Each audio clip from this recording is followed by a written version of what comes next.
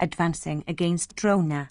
Encountering each other, those two heroes having arrows for their fangs, and both endued with great activity, struck each other with many thousands of arrows.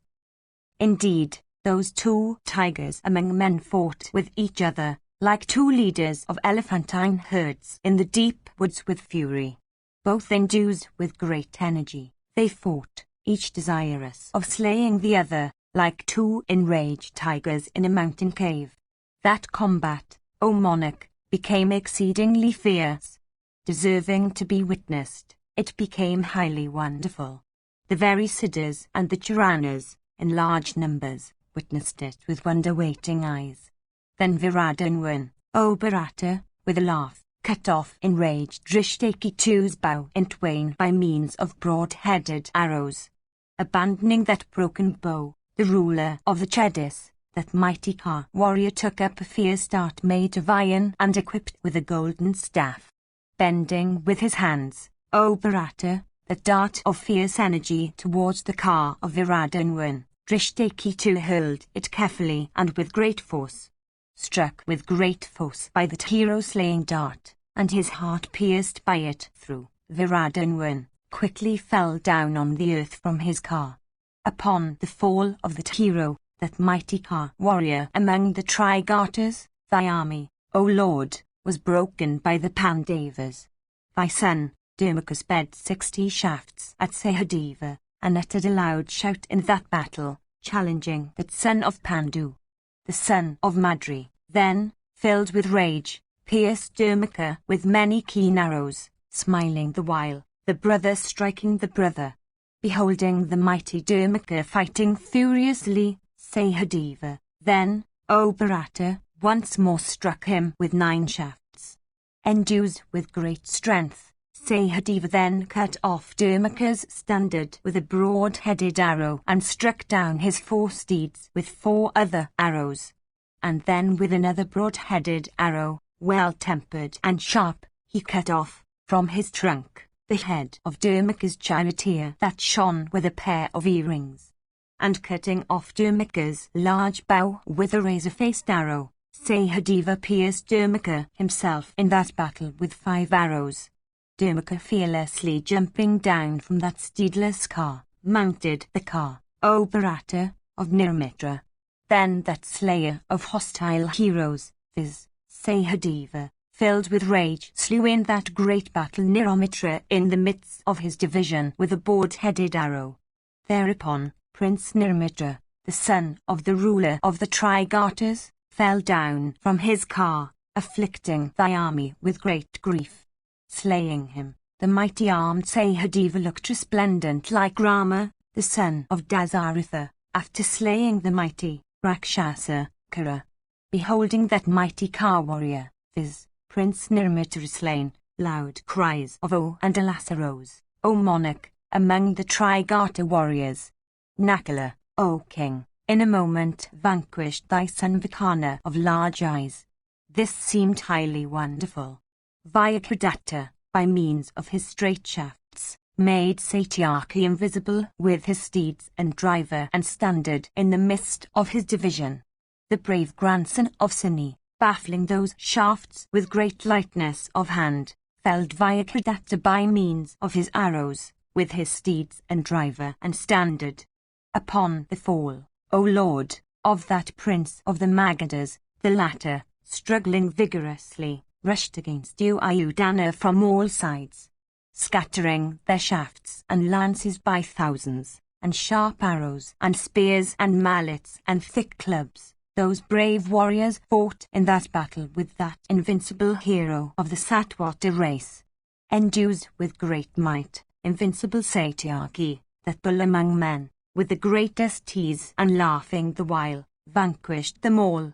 The Magadhas were nearly exterminated. A small remnant flew from the field.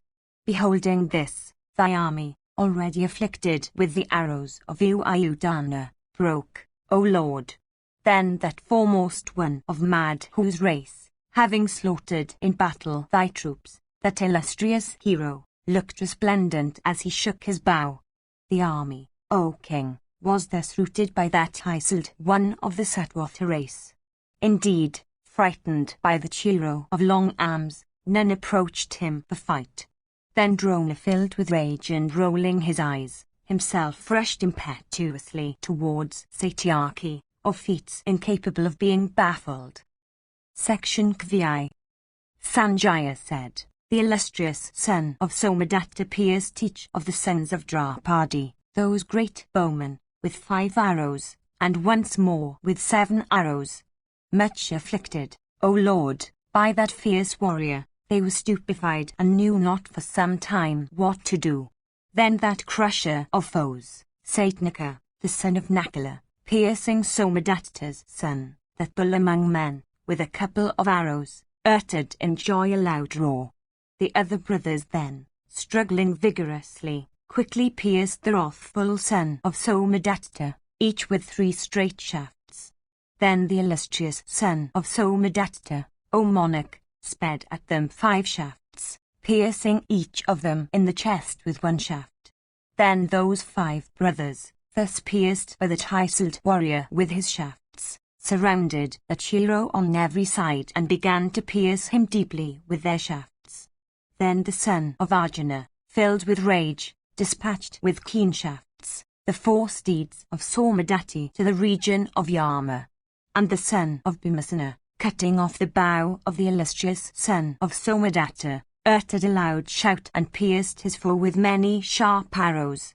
The son of Yudhishthira then, cutting off Somadatti's standard, felled it on the earth, while the son of Nakula felled the enemy's charioteer from his niche in the car. Then the son of Sahadeva, ascertaining the foe to be on the point of leaving the field in consequence of the brothers, cut off, with a razor-faced arrow, the head of that illustrious warrior. That head, decked with earrings of gold, fell on the earth and adorned the field like the sun of brilliant effulgence that rises at the end of the Yuga. Beholding the head of the Isolde son of Somadatta thus fallen on the ground, thy troops, O king, overcome with fear, fled in all directions. The Rakshasa Alambashaw in that battle, filled with rage, fought with the mighty Bhimasena, like Ravana's son, Indrajit, with Rama's brother, Lakshmana. Beholding that Rakshasa and that human warrior engaged in fight, all creatures experienced both joy and wonder. Then Bhima, O king, laughing the while, pierced that wrathful prince of Rakshasa, viz. Rishayasringa's son, Alambashaw, with 9 keen shafts. Then that Rakshasa, thus pierced in battle, uttered a loud and awful sound, and rushed, with all his followers, against Bhima. Piercing Bhima then with 5 straight shafts, he quickly destroyed in that battle 30 cars supporting Bhima. And once more destroying 400 cars of Bhimasena, the Rakshasa pierced Bhimasena himself with winged arrows. Then the mighty Bhima, deeply pierced by the Rakshasa, sat down on the terrace of his car, overcome by a swoon. The son of the wind god then, recovering his senses, became filled with rage. Drawing his excellent and terrible bow that was capable of bearing a great strain, he afflicted Alambashaw in every part of his body, with keen shafts. Thereupon, the Rakshasa, who resembled a huge mass of antimony, looked resplendent, O king, like a flowering kinsuka. Whilst being struck in that battle with those shafts sped from the bow of Bhima, the Rakshasa recollected the slaughter of his brother, Baka, by the illustrious Pandava. Assuming then an awful form, he addressed Bhima, saying, Wait a little in this battle, O Patha. Behold today my prowess. O thou of wicked understanding, that foremost of Rakshasas, viz., the mighty Vaka, was my brother. It is true he was slain by thee, but that took place out of my sight. Having said these words unto Bhima, Alambashaw made himself invisible, and began to cover Bhimasena with a dense shower of arrows. Upon the disappearance of the Rakshasa, Bhima, O monarch, covered the welkin with straight shafts. Thus afflicted by Bhima, Alambashaw soon returned to his car. And soon again, He entered into the bowels of the earth, and once more becoming little, he suddenly soared into the sky. Alambashaw assumed countless forms. Now becoming subtle and now huge and gross, he began to roar like the clouds. And he uttered diverse kinds of words and speeches all around. And from the welkin there fell thousands of arrowy torrents, as also darts, and canopers, and lances, and spiked maces, and short arrows, and scimitars, and swords, and thunders also. That awful downpour of arrows caused by the Rakshasa slew the troops of Bandu's son on the field of battle. And in consequence of that arrowy downpour, many elephants also of the Pandava army were slain, and many steeds also, O king, and many foot soldiers. And a river was caused there, whose waters were blood and whose eddies were constituted by cars. And it abounded with elephants that constituted its alligators. And the umbrellas of car warriors constituted its swans, and the flesh and marrow of animals, its mire. And it teemed with their cut-off arms of human beings that constituted its snakes. And it was haunted by many Rakshasas and other cannibals. And it wafted away, O king, countless Chedas and Panchalas and Saranjayas. Beholding him, O monarch, careering so fearlessly in that battle and seeing his prowess, the Pandavas became filled with anxiety, and joy filled the hearts of thy troops then. And amongst the latter, loud and terrible sounds of musical instruments, making the hair stand on end, arose. Hearing that loud uproar made by thy troops, the son of Pandu could not bear it, as a snake cannot bear the clap of human palms. With eyes red as copper in rage, with glances that like fire consumed everything, the son of the wind god, like Vashtri himself, aimed the weapon known by the name of Vashtri. From that weapon were produced thousands of arrows on all sides. And in consequence of those arrows, a universal rout was seen among thy troops. That weapon, shot in battle by Bhimasena, destroying the effective illusion produced by the Rakshasa, greatly afflicted the Rakshasa himself.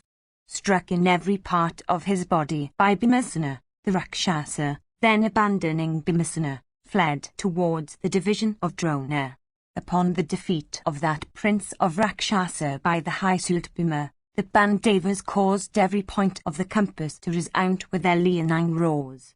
And filled with joy, they worshipped the mighty son of Marat, like the Marats worshipping Sakra after the defeat in battle of Prahlada. Section Kvi. Sanjaya said, having fled away from Bhima, Alambashaw, in another part of the field, careered fearlessly in battle. And while he was thus fearlessly careering in battle, the son of Hidimva rushed impetuously at him and pierced him with keen shafts. The battle between those two lions among Rakshasas became terrible. Both of them invoked into existence illusions like Sakra and Samvara in days of old. Alambashaw, excited with rage, attacked Ghatotkacha. Indeed, that encounter between those two foremost of Rakshasas resembled that of old between Rama and Ravana, O Lord. Then Ghatotkacha, having pierced Alambashaw in the centre of the chest with 20 long shafts, repeatedly roared like a lion. Smilingly, O king, Alambashaw also, repeatedly piercing the invincible son of Hidimva, uttered loud roars in joy, filling the entire welkin. Then, those two foremost of Rakshasas, endued with great might, became filled with rage. They fought with each other, displaying their powers of illusion, but without any of them getting any advantage over the other. Each, creating 100 illusions, stupefied the other. Both accomplished in producing illusions, O king, that Ghatotkacha displayed in battle, were all destroyed, O monarch, by Alambashaw, producing similar illusions of his own. Beholding that prince of Rakshasas, viz., Alambashaw, who was accomplished in producing illusions, fight in that manner, the Pandavas became filled with anxiety. They then caused him to be surrounded by many foremost of car warriors, Bhimsena and others, O monarch, all rushed in rage against him. Hemming him, O sire, on all sides by means of numberless cars, they shrouded him from every side with shafts, like men in a forest encompassing an elephant with blazing brands. Baffling the shower of weapons by means of the illusion of his own weapons, freed himself from that press of cars like an elephant from a forest conflagration. Then drawing his terrible bow whose twang resembled the thunder of Indra, he pierced the son of the wind god with 25 shafts, and Bhimsena's son with 5, and Yudhishthira with 3, and Sahadeva with 7, and Nakula with 73, and each of the 5 sons of Draupadi with 5 shafts, and uttered a loud roar. Then Bhimsena pierced him in return with 9 shafts, and Sahadeva with 5. And Yudhishthira pierced the Rakshasa with 100 shafts. And Nakula pierced him with 3 shafts. The son of Hidimva having pierced him with 500 shafts, Alambasha once more pierced him with 70, and that mighty warrior uttered a loud roar. With that loud roar of Gatotkacha the earth shook, O king, with her mountains and forests and with her trees and waters. Deeply pierced on all sides by those great bowmen and mighty car warriors, Alambasha pierced each of them in return with 5 arrows. Then that Rakshasa, O chief of the Bharatas, viz., the son of Hidimva, filled with rage, pierced that other angry Rakshasa in battle with many shafts. Then that mighty prince of Rakshasas, viz., Alambasha, deeply pierced, quickly shot countless shafts equipped with wings of gold and whetted on stone. Those shafts, perfectly straight, all entered the body of Gatotkacha, like angry snakes of great strength entering a mountain summit. Then the Pandavas, O king, filled with anxiety, and Hidimva's son Gatotkacha, also sped at their foe from every side clouds of keen shafts. Thus struck in battle by the Pandavas, desirous of victory, Alambasha, mortal as he was, did not know what to do. Then that delighter in battle, viz., the mighty son of Bhimsena, beholding that state of Alambasha, set his heart upon his destruction. He rushed with great impetuosity towards the car of the prince of Rakshasas, that car which resembled a burnt mountain summit or a broken heap of antimony. The son of Hidimva, inflamed with wrath, flew from his own car to that of Alambasha, and seized the latter. He then took him up from the car, like Garuda taking up a snake. Thus dragging him up with his arms, he began to whirl him repeatedly, and then crushed him into pieces, hurling him down on the earth, like a man crushing an earthen pot into fragments by hurling it against a rock. Endued with strength and activity, possessed of great prowess, the son of Bhimsena, inflamed with wrath in battle, inspired all the troops with fear. All the limbs broken and bones reduced to fragments, the frightful Rakshasa Alambasha, thus slain by the heroic Gatotkacha, resembled a tall sallow uprooted and broken by the wind. Upon the slaughter of that wanderer of the night, the Pathas became very cheerful, and they uttered leonine roars and waved their garments. Thy brave warriors, however, beholding that mighty prince or Rakshasas, viz., Alambasha, slain and lying like a crushed mountain, uttered cries, O monarch, of woe and alas! And people, possessed with curiosity, went to view that Rakshasa lying helplessly on the earth like a piece of charcoal, no longer capable of burning. The Rakshasa Gatotkacha, then, that foremost of mighty beings, having thus slain his foe, uttered a loud shout, like Vasava after slaying the Asura, Vala. Having achieved that exceedingly difficult feat, Gatotkacha was much applauded by his sires as also by his relatives. Indeed, having felled Alambasha, like an Alambasha fruit, he rejoiced exceedingly with his friends. There arose then a loud uproar in the Pandava army, of conchs and of diverse kinds of arrows. Hearing that noise, the Kauravas uttered loud shouts in reply, filling the whole earth with its echoes. Section 6. Dhritarashtra said, "Tell me, O Sanjaya, how you Ayudhana rushed against the son of Bharadwaj in battle. I feel a great curiosity to hear it." Sanjaya said, "Listen, O thou with great wisdom, to the account of that battle that makes the hair stand on end between Drona and the Pandavas headed by you Ayudhana. Beholding their Kuru army slaughtered, O sire, by you Ayudhana, Drona himself rushed towards that warrior of unbaffled prowess, called also by the name of Satyaki. Satyaki pierced that mighty Car warrior, viz., the son of Bharadwaj, thus advancing against him, with 25 small arrows. Drona also, possessed of great prowess in battle, with deliberate aim, quickly pierced Ayudhana, with 5 whetted arrows, equipped with wings of gold. Those arrows, piercing the hard mount of the foe and drinking his life-blood, entered the earth, O king, like hissing snakes. The long-armed Satyaki then, inflamed with rage like an elephant struck with a hook, pierced Drona with 50 long arrows that resembled flames of fire. Then Bharadwaj's son, thus quickly pierced in battle by you Ayudhana, pierced carefully exerting Satyaki in return with many arrows. Then that great bowman, endued with great might, and filled with rage, once more afflicted that hero of the Satwata race with many straight shafts. Thus struck in that battle by the son of Bharadwaj, Satyaki, O monarch, knew not what to do. Then, O king, Ayudhana's face became cheerless, seeing the son of Bharadwaj shoot countless keen arrows. Beholding Satyaki thus situated, thy sons and troops, O king, becoming exceedingly cheerful, repeatedly uttered leonine roars. Hearing that terrible uproar and beholding that hero of mad whose race thus afflicted, King Yudhishthira, O monarch, addressing all his soldiers, said, that foremost one among the Vrishnis, viz., the brave Satyaki, of prowess incapable of being baffled, is about to be devoured by the heroic Drona, like the sun by Raghu. Go and rush ye to the spot where Satyaki is battling. The king, addressing Drishadima of the Panchala race, said, Rush thou with speed at Drona. Why dost thou tarry, O son of Brishata?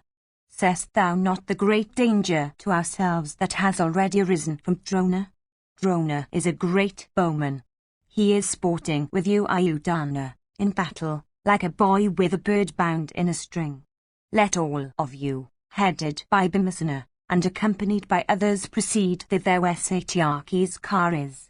Behind you I will follow with my troops.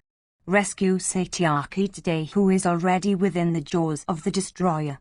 Having said these words, O Bharata, King Yudhishthira with all his troops rushed towards Drona for the sake of you Ayudhana. Blessed be thou. Great was the uproar made by the Pandavas and the Saranjayas all fighting with Drona only. Together approaching, O tiger among men, that mighty Car warrior, viz., the son of Bharadwaj, they covered with showers of keen arrows equipped with the feathers of kunkkas and peacocks. Drona, however, received all those heroes smilingly, like a household receiving guests arrived of their own will, with seats and water.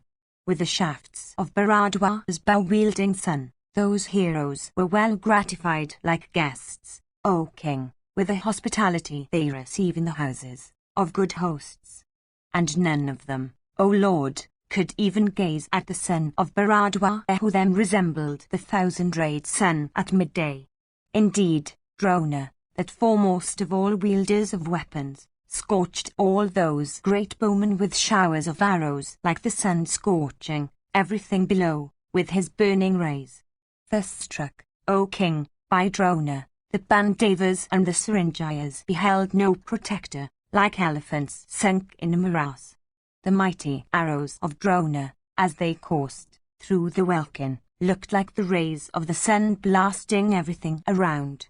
In that encounter, 25 warriors among the Panchalas were slain by Drona, who were all regarded as Mahabharatas and all approved, as such, by Drishthadhyumna. And amongst all the troops of the Pandavas and the Panchalas, men quietly beheld brave Drona slaying the foremost of warriors in succession. Having slain 100 warriors amongst the Kikayas and routing them on all sides, Drona stood, O monarch, like the destroyer himself with wide open mouth. The mighty armed Drona vanquished the Panchalas, the Srinjayas, the Matsyas and the Kikayas, O monarch, by hundreds and thousands.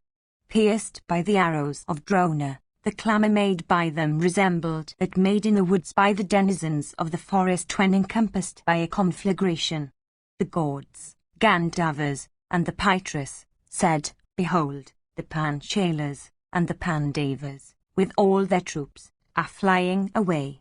Indeed, when Drona was thus engaged in slaughtering the Somakas in battle, none ventured to advance against him and none succeeded in piercing him.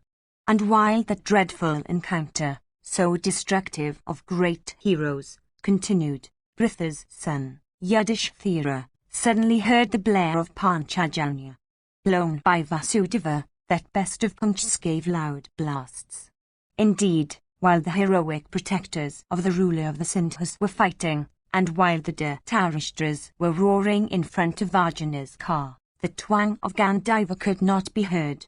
The royal son of Pandu repeatedly swooned, and thought, without doubt, all is not well with Partha, since that prince of Kunchs, Panchajanya, is yielding such blasts, and since the Kauravas also, filled with joy, are incessantly uttering such shouts. Thinking in this way, with an anxious heart, Ajatasattu, the son of Kunti, said unto him of the Satvata race, viz., Satyaki, these words in a voice choked with tears.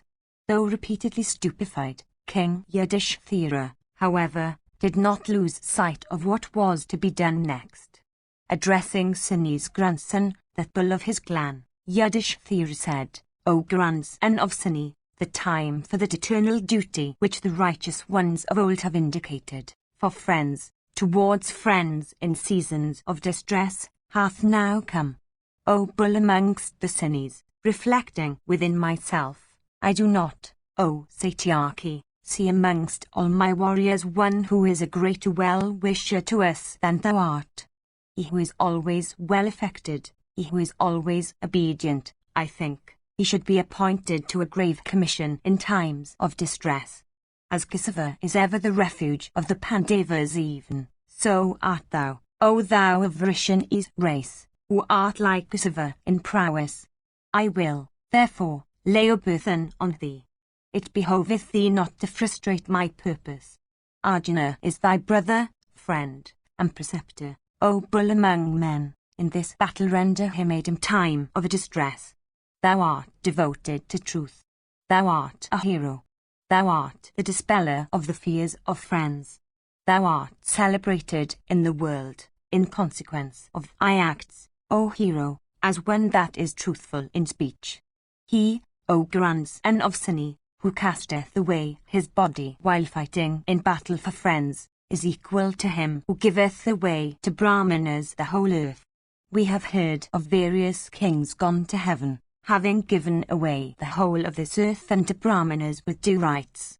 O thou of virtuous soul, I beg of thee, with joined hands, even this viz., that, O Lord, attain thou the fruit of giving away unto Brahmanas the whole earth, or something higher than that, by incurring danger to thy life itself for helping Arjuna. There is one, viz., Krishna, that dispeller of the fears of friends, who is ever willing to cast away his life in battle for the sake of friends. Thou, O Satyaki, art the second. None but a hero can render aid unto a hero, exerting valorously in battle, from desire of fame. An ordinary person cannot do so. In this matter, here is none else but thee who can protect Arjuna. On one occasion, while applauding thy numerous feats, Arjuna, giving me great pleasure, repeatedly recited them. He said of thee that thou art endued with extreme lightness of hand, that thou art conversant with all modes of warfare, that thou art possessed of great activity and great prowess. He said, Satyaki is endued with great wisdom, is acquainted with every weapon, is a hero, and is never stupefied in battle. Of broad neck and broad chest, of mighty arms and broad cheeks, of great strength and great prowess, Satyaki is a high-souled Mahabharata. He is my disciple and friend, I am dear to him and he is dear to me. Becoming my ally, Ayudhana will crush the Kauravas. Even if Kesava and Rama, and Aniruddha, and the mighty Ka warrior Pradama, and Gada, and Sarana, and Samva, with all the Vrishnis, case themselves in mail for assisting us, O king, in the field of battle, I shall yet to appoint that tiger among men viz, Satyaki of unbaffled prowess, for our aid, since there is none equal to him. Even this is what Dhananjaya told me in the Dwaita woods, in thy absence, while truly describing thy merits in an assembly of righteous persons. It behoveth thee not, O thou of the Vrishni race, to falsify that expectation of Dhananjaya, and also of myself and Bhima. When, returning from various tirthas, I proceeded to Dwaraka, there I witnessed thy reverence for Arjuna. While we were at Paplavya, I did not mark anybody else, O grandson of Suni, who showed us such affection as thou didst. Thou art of noble lineage and feelest reverence for us. For showing kindness, therefore, to one who is thy friend and preceptor, it behoveth thee, O thou of mighty arms, to act in a way deserving, O great bowman, of thy friendship and prowess and noble parentage and truthfulness. O thou of mad whose race, Sayadana, cased in armor by Drona himself, hath suddenly gone, following Arjuna. The other great Ka warriors of Kauravas have, before that followed Arjuna. Loud uproars are being heard against Arjuna's Ka. O grandson of Suni, it behoveth thee, O giver of honours, to go thither quickly. Bhimasena and ourselves, well equipped and with all our forces, will resist Drona if he advances against thee. Behold, O grandson of Suni, the Bharata troops are flying away in battle, and as they are flying away, they are tittering loud wails. Like the very ocean at full tide agitated by a mighty tempest, the Dhartarashtra host, O sire, is agitated by save the Arsashin. Behold, in consequence of countless cars and men and steeds moving quickly, the earthly dust raised is gradually spreading over the field. See, that slayer of hostile hosts, Filgana, is encompassed by the Centusaurviras, armed with spikes and lances and adorned with many horses in the ranks. Without vanquishing this force, it will not be possible to vanquish Jayadratha. These warriors are prepared to lay down their lives for the sake of the ruler of the Centaurs. Behold the invincible Dhartarashtra force, stationed there, that bristles with arrows and darts and tall standards, and that teems with steeds and elephants. Hear the beat of their drums and the loud blare of their conchs, the tremendous leonine shouts uttered by them, and the rattle of their car wheels. Hear the grunt of their elephants, the heavy tread of their foot soldiers, and the stamping of their rushing cavalry, which all seem to shake the very earth itself. Before him is the division of Jayadratha, and behind is that of Drona. So great is the number of the foes that he is capable of afflicting the chief of the Celestials himself. Sunk in the midst of the fathomless host, Arjuna may lose his life. If he be slain in battle, how can one like me live? Is this calamity to befall me when thou art alive? Dark blue in colour, young in years, of curled locks and exceedingly handsome is that son of Pandu. Active in the use of weapons, and conversant with every mode of warfare, the mighty armed Arjuna hath, O sire, penetrated into the Bharata host at sunrise. The day is about to end. O thou of Vrishni's race, I do not know whether he liveth or not. The vast Kuru host is like ocean. O sire, Vatsa hath penetrated into it all alone. That army is incapable of being resisted by the very gods in battle. In today's battle, I fail to keep my judgment clear. Drona also is, with great might, afflicting my forces. Thou sayest, O mighty armed one, how that regenerate one is careering in battle. When several tasks present themselves together, thou art well skilled in selecting that which would be first attended to. It behoveth thee, O giver of honours, to accomplish with activity that task which is the gravest of all. Amongst all these tasks, I myself think that this, aiding Arjuna, is the first that demands their attention. The rescue of Arjuna in battle should be first undertaken. I do not grieve for him of Dasa's race. He is the protector and the lord of the universe. I tell thee truly that tiger among men, O sire, is able to vanquish in battle the three worlds assembled together. What need I say, therefore, of this weak Dhritarashtra host? Arjuna, however, O thou of Vrishani's race, is being afflicted by countless odds in battle. He may yield up his life. It is for this that I am so cheerless. O thou then go in his track, since persons like these should follow a person like him, at such a season, urged on by one like me. Amongst the foremost ones of the Vrishani race, two are regarded as the Tiratas. They are mighty armed Pradama and thyself, O Satwata, that are so famous. In weapons, thou art equal to Narayana himself, and in strength to Sankarsana. In bravery, thou art equal to Dhananjaya, O tiger among men, and surpassest Bhishma and Drona and every one accomplished in battle. O tiger among men, the wise speak of thee, saying, O Madhava, there is nothing unachievable by Satyaki. O thou of great strength, do thou, therefore, that which I say unto thee, viz., obey the wishes of all here, of myself and of Arjuna. It behoveth thee not, O mighty armed one, to frustrate that wish. Reckless of thy very life, career thou in battle like a hero. O grandson of Sunny, the scions of Dasa's race never care to protect their lives in battle. Avoiding battle, or fighting from behind breastworks, or flying away from battle, those practices of cowards and wretches are never practiced by the Dasagas. The virtuous Sudarjana is thy superior, O bull among the Sunnis. Vasudeva is the superior of both thyself and intelligent Arjuna. Casting my eyes on these two reasons, I say unto thee these words. Do not discard my words. I am the superior of thy superiors.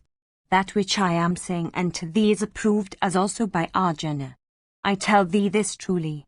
Go then to the spot where Dhananjaya is. Attending to these words of mine, O thou of prowess incapable of being baffled, penetrate in this host of the wicked son of Dhritarashtra. Having penetrated into it duly, encounter the great car warriors, and display, O Satwata, such feats as are worthy of thyself. Section CX. Sanjaya said, that bull amongst the Sunnis, viz., Satyaki, hearing these words of full affection, agreeable, fraught with sweet sounds, opportune, delightful, and equitable that were uttered by King Yudhishthira the Just, replied unto him, O chief of the Bharatas, saying, O thou of unfading glory, I have heard all the words thou hast said, words fraught with justice, delightful, and conducive to fame for the sake of Fulguna. At such a time, indeed, beholding one devoted to thee, like me, it behoveth thee, O King of Kings, to command him as much as thou canst command Partha himself. As regards myself, I am prepared to cast away my life for the sake of Dhananjaya. Commanded, again, by thee, what is there I would not do in great battle? What need I say of this weak Dhritarashtra force? Urged by thee, I am prepared, O best of men, to battle with three worlds including the gods, the Asuras, and men. Today I will fight with the entire army of Suryodhana and vanquish it in battle. Truly do I say this unto thee, O king. Safely shall I reach Dhananjaya himself in safety, and after Jayadratha is slain, I shall, O king, come back into thy presence. I must, however, O king, inform thee of the words of Vasudeva as also those of the intelligent Arjuna. I was strongly and repeatedly solicited by Arjuna in the midst of all our warriors and in the hearing also of Vasudeva, in these words, Today, O Madhava, nobly resolved in battle, protect thou the king carefully, till I slay Jayadratha. Making over the monarch to thee, O mighty armed one, or to that great car warrior Pradama, I can go with an easy heart towards Jayadratha. Thou knowest Drona in battle, that warrior who is regarded as the foremost one among the Kurus. Thou knowest also the vow made by him in the presence of all, O Lord. The son of Bharadwa is always eager to seize the king. He is competent also in afflicting King Yudhishthira in battle. Charging thee with the protection of that best of men, viz., King Yudhishthira the just, I will proceed today for the destruction of the ruler of the Centaurs. Slaying Jayadratha, I shall soon come back, O Madhava. See that Drona may not succeed in forcibly seizing King Yudhishthira the just in battle. If Yudhishthira be seized by Bharadwa the son, O Madhava, I shall not succeed in slaying Jayadratha, and great will be my grief. If that best of men, the truthful son of Pandu, be seized, it is evident that we shall have again to go into woods. My success, therefore, over Jayadratha, it is plain, will be productive of no benefit, if Drona, enflamed with rage, succeeds in seizing Yudhishthira in battle. O mighty armed one, for doing what is agreeable to me, therefore, O Madhava, as also for the sake of my success and fame, protect the king in battle. Thou sayest, therefore, O king, thou hast been made over to me as a trust by Savyasashin, O Lord, in consequence of his constant fear of Bharadwa the son. O mighty armed one, I myself daily see, O Lord, that there is none, save Rukmani's son, Pradama, who can be a match for Drona in battle. I also am regarded to be a match for the intelligent son of Bharadwa in battle. It is plain, therefore, I cannot dare falsify that reputation which I have, or disregard the commands of my preceptor, Arjuna, or leave thee, O king. The preceptor, Drona, cased as he is in impenetrable mail, in consequence of his lightness of arms, obtaining thee in battle, will sport with thee as a child with a little bird. If Krishna's son, bearing the Makara on his banner, were here, I could then have made over to him, for he would have protected thee as Arjuna himself. Thou shouldst protect thyself. When I am gone, who will protect thee? Who that is, that will advance against Drona while I proceed towards Arjuna? O king, let no fear be thine today on Arjuna's account. He never becomes cheerless under any burden howsoever heavy. Those warriors that are opposed to him, viz., the Sauvirakas, the Sindhava rivers, they from the north, they from the south, and they, O king, headed by Karna, that are regarded as foremost of car warriors, do not together come up to a 16th part of Arjuna. The whole earth rising against him, with the gods, the Asuras, and men, with all the tribes of Rakshasas, O king, with the Kinnaras, the great snakes, and in fact, all the mobile and the immobile creatures assembled together, is no match for Arjuna in battle. Knowing this, O king, let thy fear on Dhananjaya's account be dispelled. There were those two heroes and great bowmen, viz., the two Krishnas, of prowess incapable of being baffled, though the slightest obstacle cannot happen to their purpose. Think of the celestial puissance, the accomplishment in weapons, the resourcefulness, the wrath in battle, the gratefulness, and the compassion of thy brother. Think also, O king, of the wonderful knowledge of weapons that Drona will display in battle when I leave this place for going to Arjuna. The preceptor, O monarch, is eagerly solicitous of seizing thee. He is eagerly desirous also, O king, of making good his vow, O Bharata. Be attentive, O king, to thy own protection. Who will protect thee when I am gone? Who is he that is, confiding on whom I may go towards Pritha's son, Fulgana? I tell thee truly, O great king, that without making thee over to somebody in this great battle, I will not surely go towards Arjuna, O thou of Kuru's race. Reflecting on this, from every point of view, with the aid of thy intelligence, O foremost of all intelligent persons, and ascertaining with thy intelligence what is for thy highest good, command me, O king. Yudhishthira, hearing these words, said, It is even so, O mighty armed one, as thou sayest, O Madhava. For all that, however, O sire, my heart doth not become easy on Arjuna's account. I shall take the greatest precaution in protecting myself. Commanded by me, go thou thither where Dhananjaya hath gone. Weighing, with my judgment, my own protection in battle with the necessity of your going towards Arjuna, the latter seems to me preferable. Make thyself ready, therefore, to go thither whither Dhananjaya hath gone. The mighty Bhima will protect me. Prishata's son, with all his uterine brothers, and all the mighty kings, and the sons of Draupadi, will without doubt protect me.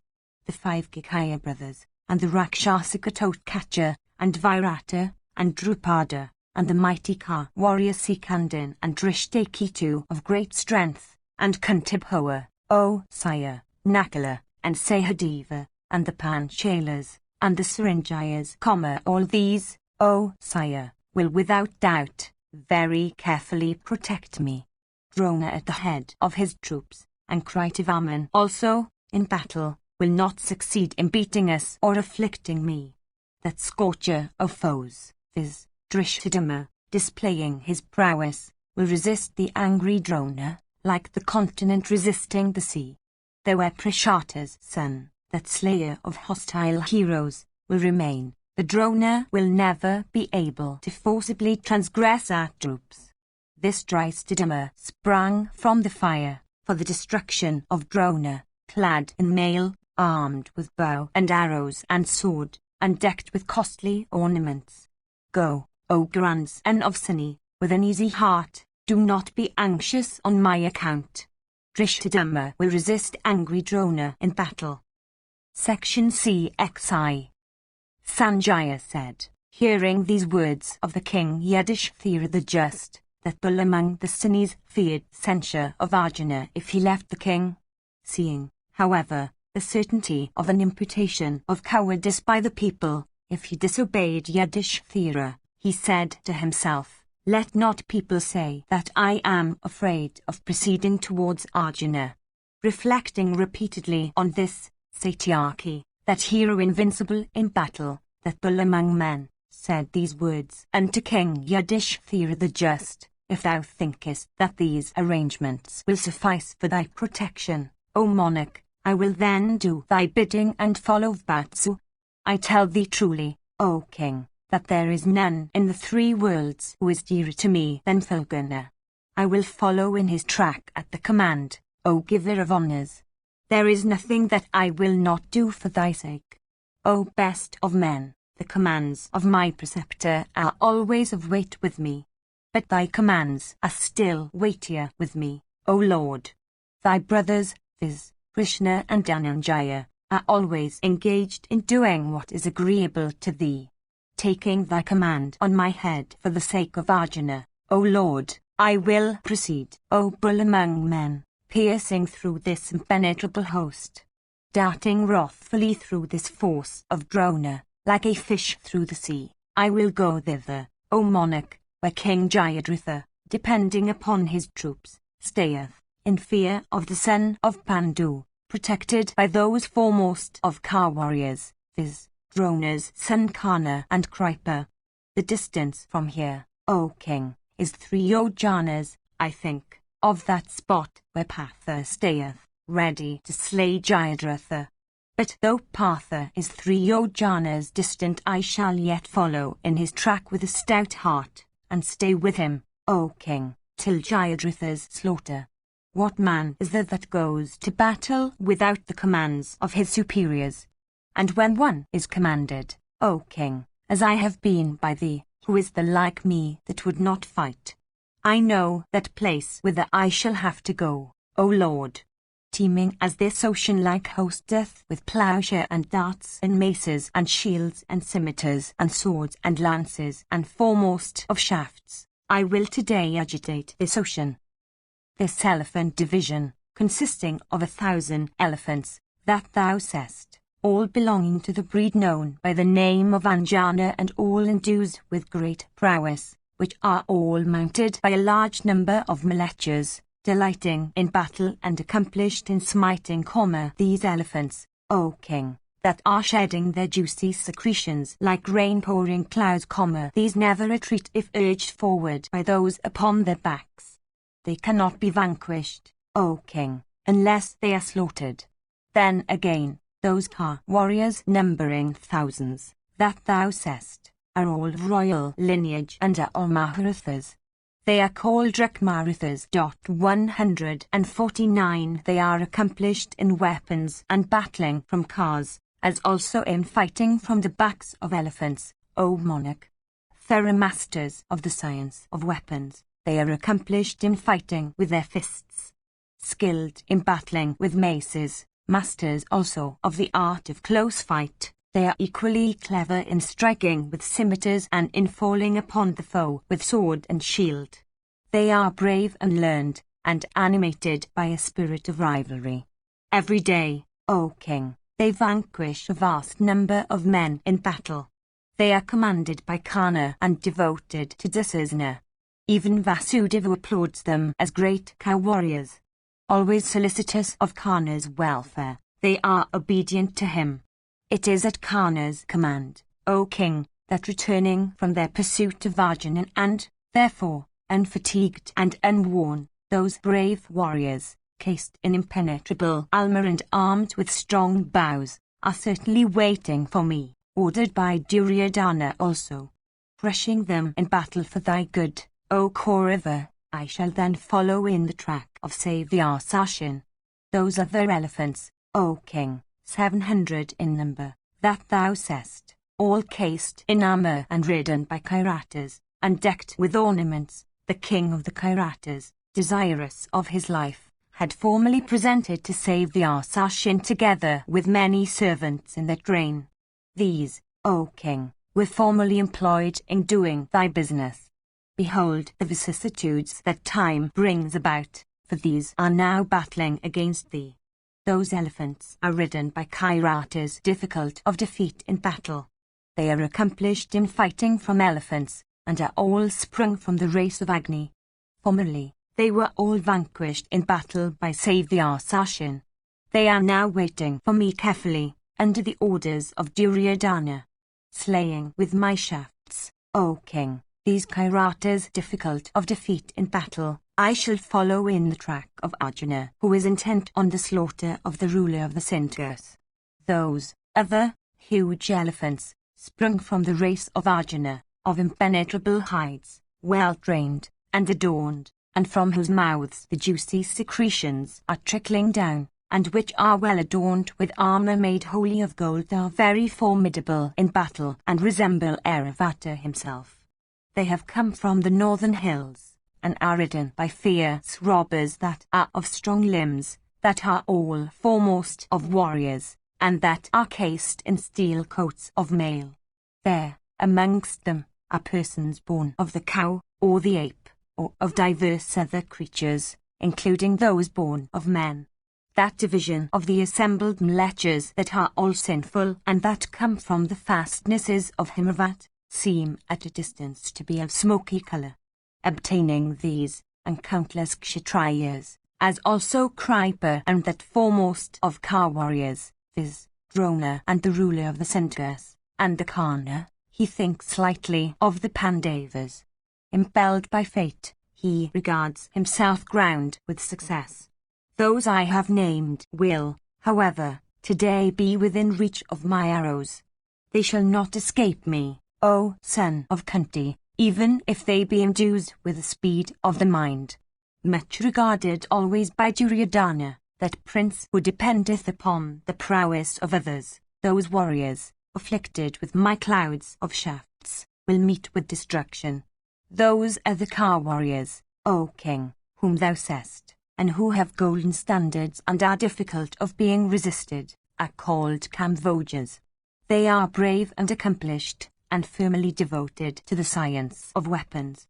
Desiring one another's welfare, they are all firmly united. They constitute a Fulakshorini of wrathful warriors, O Bharata, and are staying carefully for my sake, well protected by the Kuru heroes. They are on the alert, O king, with their eyes on me. I shall certainly destroy them all, like fire destroying a heap of straw. Therefore, O king, let those that equip cars place quivers and all necessaries on my car in proper places. Indeed, in such a dreadful battle, diverse kinds of weapons ought to be taken. Let the car be equipped with necessaries 5 times more than what professors of military science direct, for I shall have to encounter the Kamvojas who resemble fierce snakes of virulent poison. I shall have also to encounter the Kairatas who are armed with diverse weapons of warfare, who resemble virulent poison, who are accomplished in smiting, who have always been well treated by Duryodhana, and who on that account are always intent on Duryodhana's welfare. I shall also have to encounter the Sakas endued with prowess equal to that of Sakra himself, who are fierce as fire, and difficult to put out like a blazing conflagration. Indeed, O king, I shall have to encounter in battle many warriors difficult of being resisted. For this let well-known steeds of best breed and graced with auspicious marks be yoked to my car, after causing their thirst to be slaked and after grooming them duly. Sanjaya continued, after this, Yudhishthira caused quivers full of shafts, and diverse kinds of weapons, and, indeed, all necessaries, to be placed on Satyaki's car. Then, people caused his 4 well-harnessed and excellent steeds to drink and walk, bathe and eat, and having adorned them with golden chains and plucked out their arrows, those animals that had, for these operations, been freed from the yoke, and that were of the hue of gold and well-trained and endued with great speed and cheerful and exceedingly docile, were duly yoked again unto his car. And upon that car was set up a tall standard bearing a lion of golden maces. And that standard had attached round it banners of the hue of white clouds, and decked with gold was also placed upon that vehicle bearing a heavy weight of weapons. After those steeds, adorned with trappings of gold, had been yoked to that car, the younger brother of Daruka, who was the charioteer and the dear friend of Satyaki, came and represented unto the latter that the car had been duly equipped, like Matali representing the equipment of the car unto Vasava himself.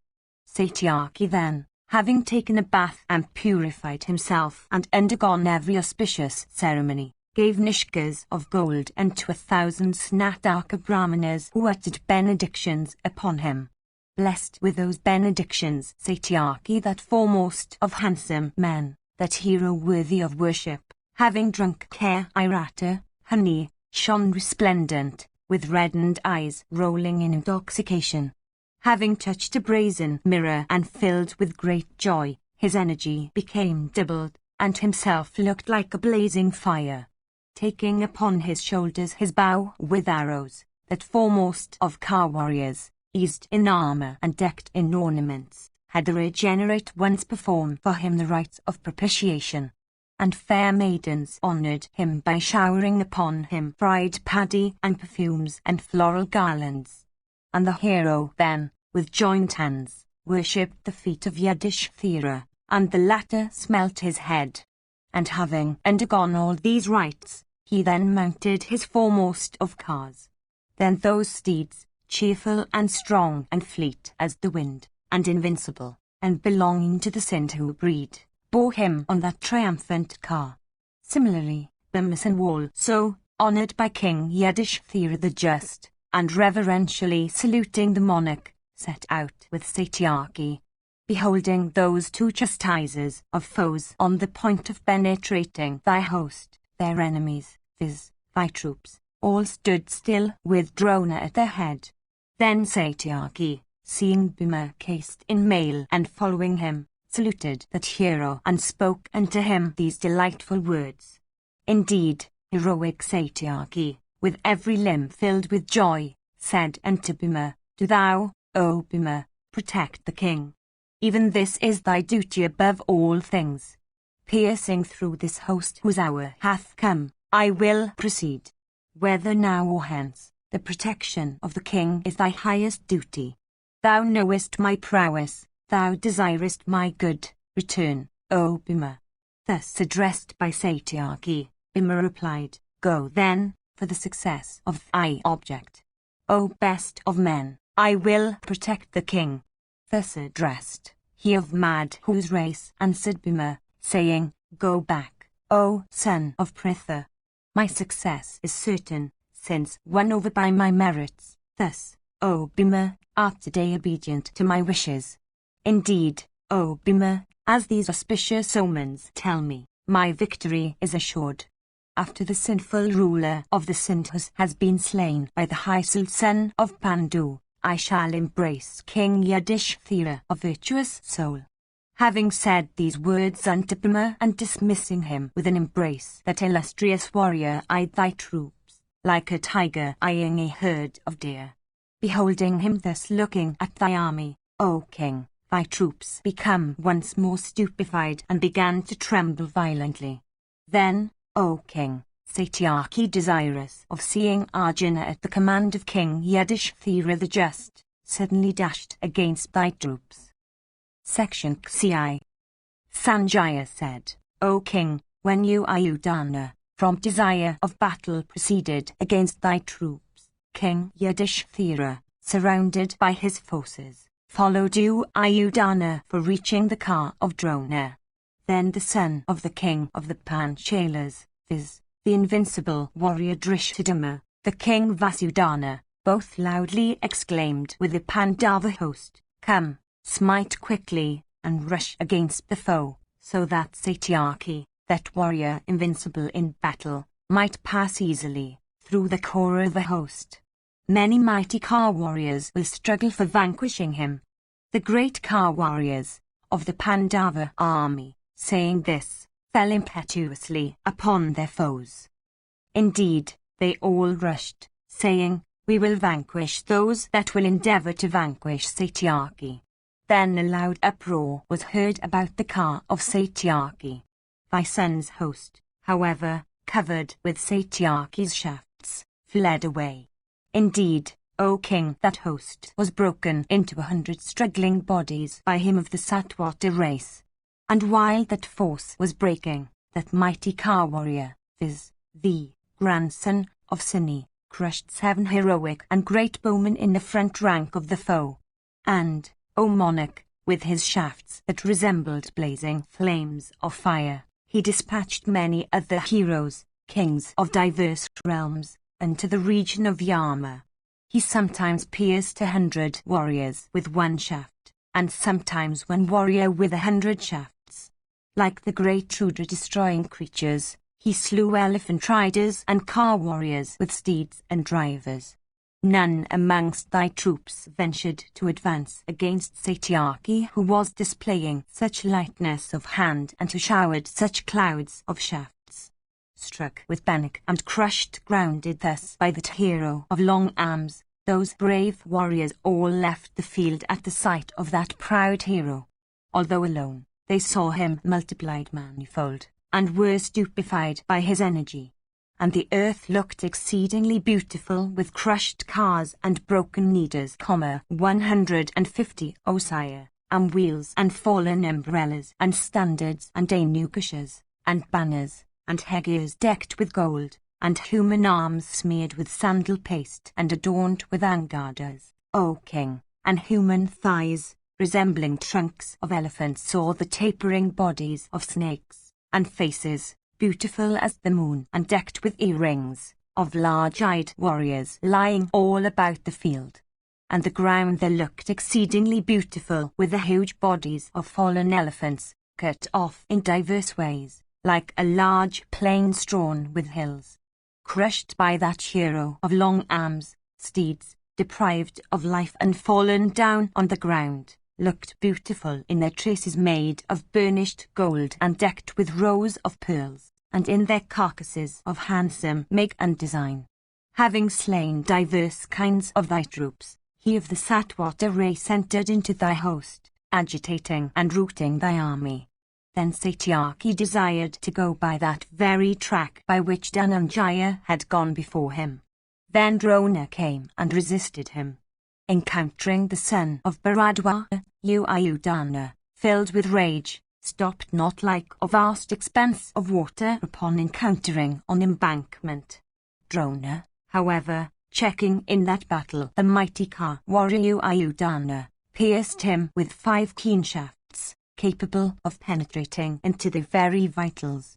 Satyaki, however, O king, in that battle pierced Drona with 7 shafts whetted on stone, equipped with golden wings and the feathers of the canker and the peacock. Then Drona afflicted Satyaki, his steeds and the drivers, with 6 shafts. The mighty Ka warrior Ayudhana could not brook that feat of Drona. Uttering a leonine shout, he then pierced Drona with 10 shafts, and then with 6, and then with 8 others. And once more Ayudhana pierced Drona with 10 shafts, his charioteer with 1 and his 4 steeds with 4. And with another shaft, O sire, Satyaki struck Drona's standard. Then, Drona speedily covered Satyaki, his car, steeds, driver, and standard, with swiftly coursing shafts, countless in number like a flight of locusts. Similarly, Ayudhana fearlessly covered Drona with countless shafts of great speed.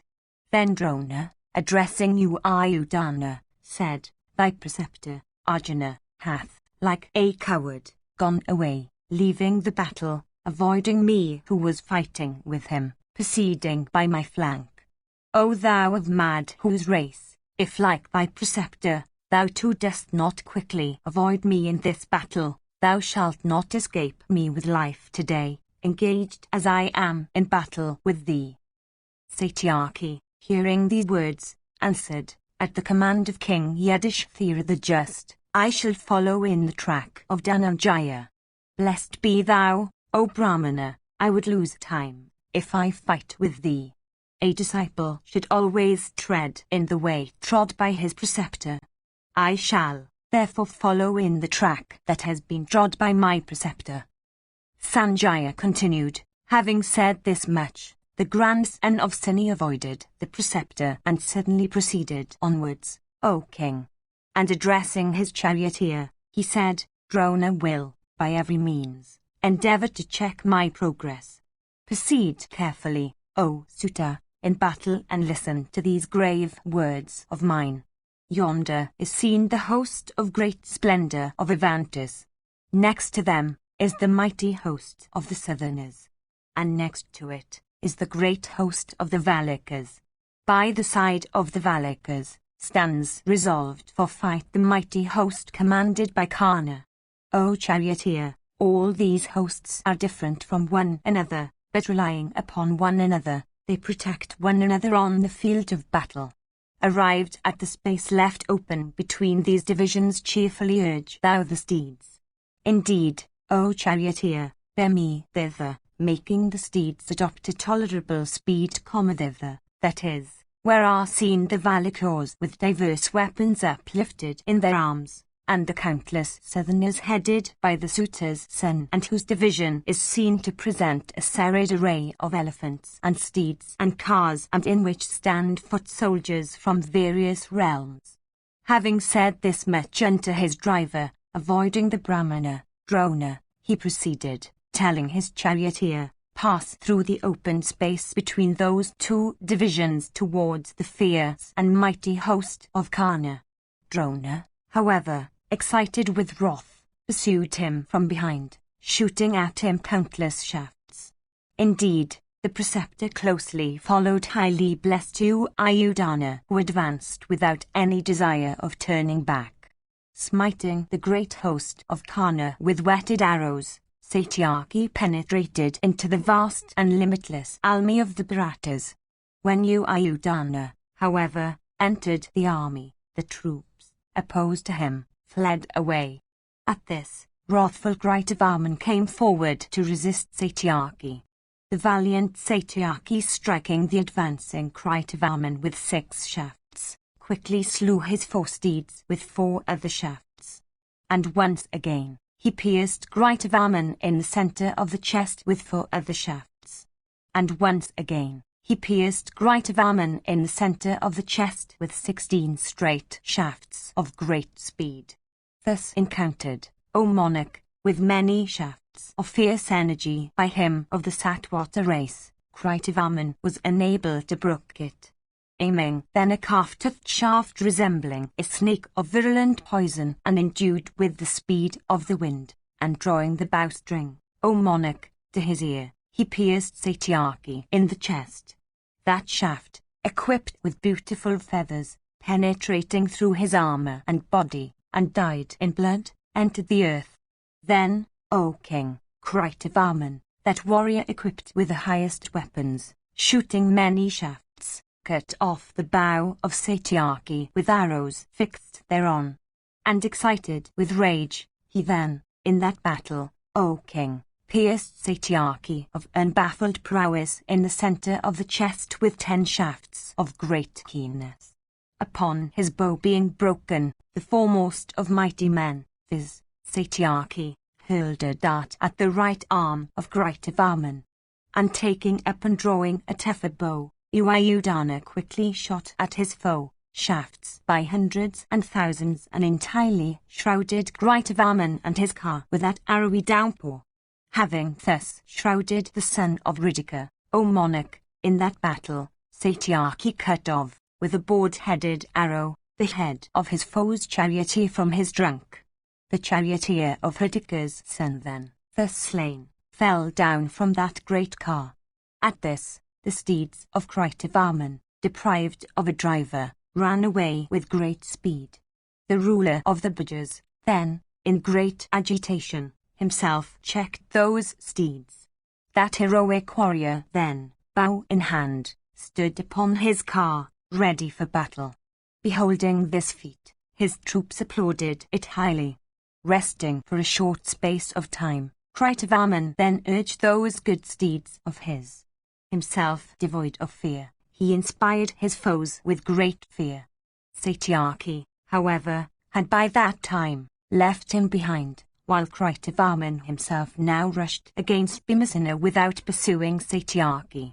Thus issuing out of the division of the Bhajas, Satyaki proceeded with great speed towards the mighty division of the Kamvojas. Resisted by many brave and mighty car warriors, Ayudana, of prowess incapable of being thwarted, could not then, O monarch, proceed a step.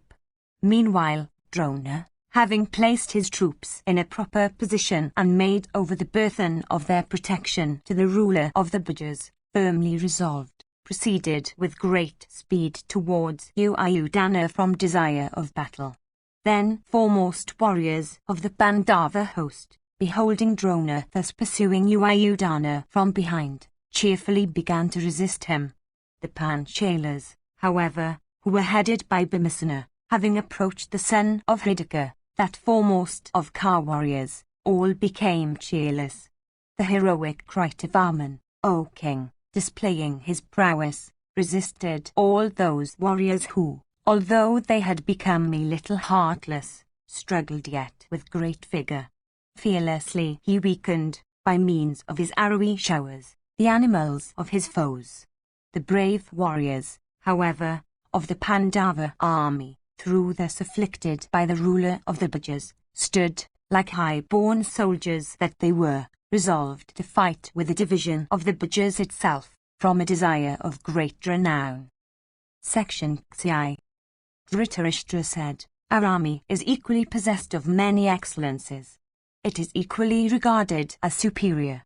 It is equally arrayed according to the rules of science, and it is equally numerous. O Sanjaya! 151. It is always well treated by us, and is always devoted to us. It is vast in numerical strength, and presents a wonderful aspect. Its prowess had before been tested. The soldiers are neither very old nor very young. They are neither lean nor corpulent. Of active habits, of well-developed and strong frames, they are free from disease. They are cased in mail and well equipped with arms. They are devoted to all kinds of armed exercises. They are adepts in mounting upon and descending from the backs of elephants, in moving forward and stepping back, in smiting effectually, and in marching and retreating. Oftentimes have they been tested in the management of elephants and steeds and cars. Having been examined duly, they have been entertained on pay and not for the sake of lineage, nor from favour, nor from relationship. They are not or able come of their own accord, nor have they been admitted into my army without pay. My army consists of well-born and respectable men, who are, again, contented, well-fed, and submissive. They are sufficiently rewarded. They are all famous and endued with great intelligence. They are, again, O son, protected by many of our foremost counsellors and others of righteous deeds, all of whom are best of men, resembling the very regents of the world. Innumerable rulers of earth, seeking to do what is agreeable to us, and who have of their own well sided with us with their forces and followers, also protect them. Indeed, our army is like the vast ocean filled with the waters of innumerable rivers running from all directions. It abounds in steeds and cars which, though destitute of wings, still resemble the winged tenants of the air. It seems also with elephants adorned whose cheeks flow with juicy secretions. What can it, therefore, be but destiny that even such an army should be slain? Ocean-like it is. Vast number of combatants constitute its interminable waters, and the steeds and other animals constitute its terrible waves.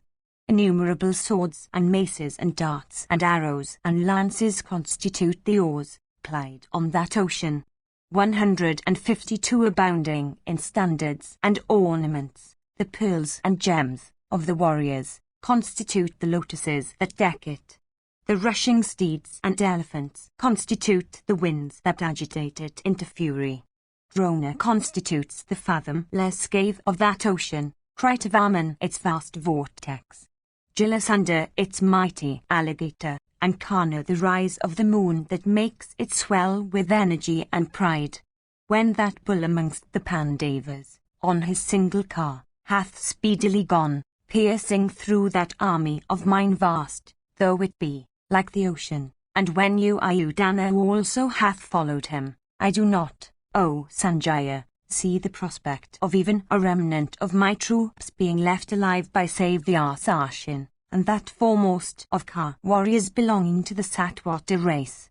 Beholding those two exceedingly active heroes pierce through the divisions placed in the van, and seeing the ruler of the Sindhus also within reach of the shafts from Gandhiva, what, indeed, was the measure adopted by the Kaurava impelled by fate? At that time, when all were fighting intently, what became of them? O sire, I regard the assembled Kurus to be overtaken by death himself. Indeed, their prowess also in battle is no longer seen to be what it once was. Krishna and the son of Bandhu have both entered their Kuru host unwounded. There is none in that host, O Sanjaya, capable of resisting them. Many combatants that are great Ka warriors were admitted by us after examination. They are all honoured by us, with pay as each deserves, and others with agreeable speeches. There is none, O son, amongst my troops who is not honoured with good offices done to him. Each receives his assigned pay and rations according to the character of his services. In my army, O Sanjaya, there is none who is unskilled in battle, none who receives pay less than what he deserves, O none who does not receive any pay. The soldiers are adored by me, according to the best of my powers, with gifts and honors and seats. The same conduct is followed towards them by my sons, my kinsmen, and my friends. Yet on the very approach of Saviour Sarshin, have they been vanquished by him and by the grandson of Sini. What can it be but destiny? They who are protecting them, all follow the same road, the protected with the protectors. Beholding Arjuna arrived at the front of Jayadratha, what measure was adopted by my foolish son? Beholding Satyaki also entering the host, what step did Duryodhana think suitable to that occasion? Indeed, beholding those two foremost of Ka warriors who are beyond the touch of all weapons, enter my host, what resolution was formed by my warriors in battle? I think, beholding Krishna of Dasaha's race and the bull of Sini's race also both engaged for Arjuna's sake, my sons are filled with grief. I think, seeing both Satwata and Arjuna pass through my army and the Kuras flying away, my sons are filled with grief. I think, seeing their Ka warriors retreat in despair of subjugating the foe and set their hearts upon flying away from the field, my sons are filled with grief. Their steeds and elephants and cars and heroic combatants by thousands flying away from the field in anxiety, my sons are filled with grief. I think, seeing many huge elephants fly away, afflicted with the shafts of Arjuna, and others fallen and falling, my sons are filled with grief. I think, seeing steeds deprived of riders and warriors deprived of cars by Satyaki and Patha, my sons are filled with grief. I think, large bodies of steeds slain or routed by Madhava and Patha, my sons are filled with grief. I think, seeing large bodies of foot soldiers flying away in all directions, my sons, despairing of success, are filled with grief.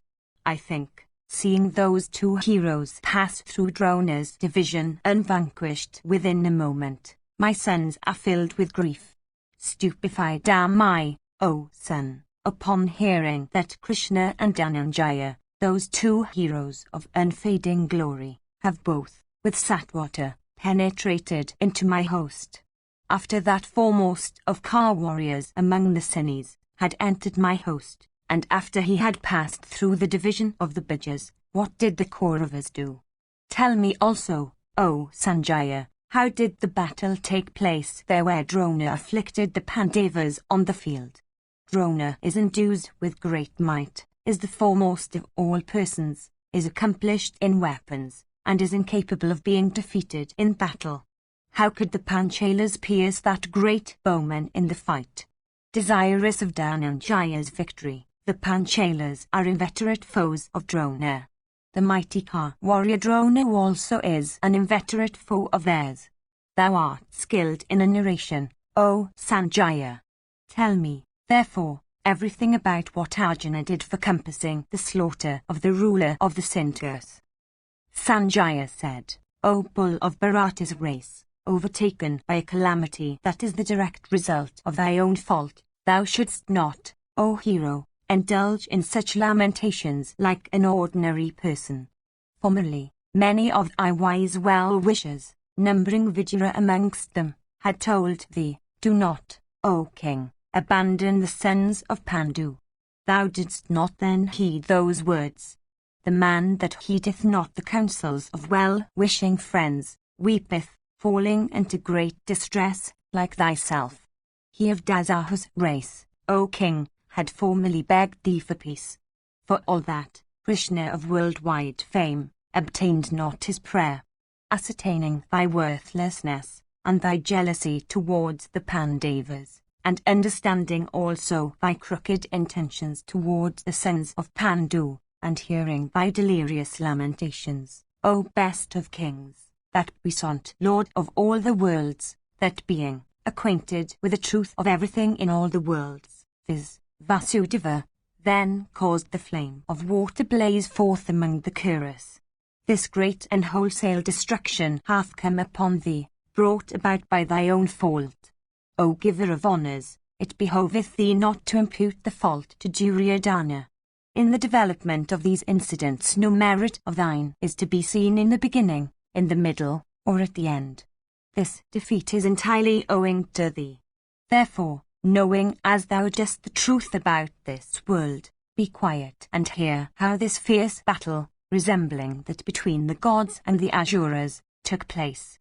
After the grandson of Suni, that warrior of prowess incapable of being baffled, had entered into thy host, the Parthas headed by Bhimsen also rushed against thy troops. The mighty Ka warrior Kritavarman, however, alone, resisted. In that battle the Pandavas thus rushing in fury and wrath with their followers against thy host. As the continent resists the surgings, even so did the son of Ridika resist the troops of the Pandavas in that battle. The prowess that we then beheld of the son of Ridika was wonderful, inasmuch as the united Parthas succeeded not in transgressing his single self. Then the mighty armed Bhima, piercing Kritavarman with 3 shafts, blew his conch, gladdening all the Pandavas.